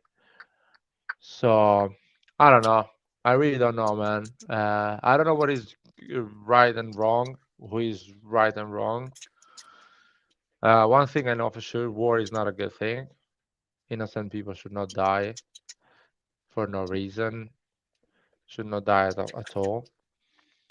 So for that, I'm sure is uh, war is wrong. For other things, I'm pretty sure war and all these things happen for a economical reason, for business. It's never for the sake of it. Oh, There it's is about always, it's always about money. yeah, it's all about money, and they are taking my money in a way, in another. They're taking, I mean, our money in anyway, our money. So all of us are involved in that. So let's see, let's see. I don't know what they want to gain with this. I'm not talking about Russia. Russia is clear what they want. I don't know what Europe, NATO, United States, what is their main objective, what they want. That's it. Mm. It's not Yeah, clear. because they like because it's interesting because you would think like the government or whoever they would come and address the situation and explain like it's gonna last this long or it's gonna go up right now, then they'll go back down and it will fluctuate this and that. But it kind of feels like they're just doing it. Like, all right, this is what it's gonna be, and you just have to accept it. Mm, that's it. Anyway, I'm gonna close this live, and some people are really political in the chat. No need to be political, guys. In my opinion, you keep your opinion. Just every time you have an opinion, keep that 100% of the opinion. 99% believe in it, but keep 1% and ask yourself, maybe I'm wrong. Maybe what I'm thinking is wrong, and I should change my opinion. Don't don't be like, I'm sure it's like this. I'm sure Republicans are good, Democrats are good, or something like that. See, Just keep it open that's why because maybe you are completely wrong on what you're thinking. that's why I said I that's why I said I don't deal with that stuff because both sides are right on some things and both sides are wrong on some things. So Yeah, it's better to just go with obviously what is good and what is obviously bad. yeah, yeah. Uh, Man, what a sad day. Vasily lost his Yeah. queen, and Milan lost against Napoli. But anyway, Forza Milan. I'm closing the live. Thank you, Nathan, for Or joining. Milan, and no And problem. it's gonna be a long 2 weeks without Serie A, man. A long 2 weeks. Especially when you lose, it's even longer. It's like 4 weeks. Yeah, because you want to straight away win again. But the good thing we're back with Serie A, Champions League, and a lot of great football. I'm sure Milan is gonna do well when we're back. Yeah, yeah, I agree. Uh, Have a good day, man. Don't work too much. Shit, Forza I'm off the Milan. next 2 days, thankfully. Oh, that's great. Forza Milan, man. Forza Let me Milan. close it. Let me close it with this.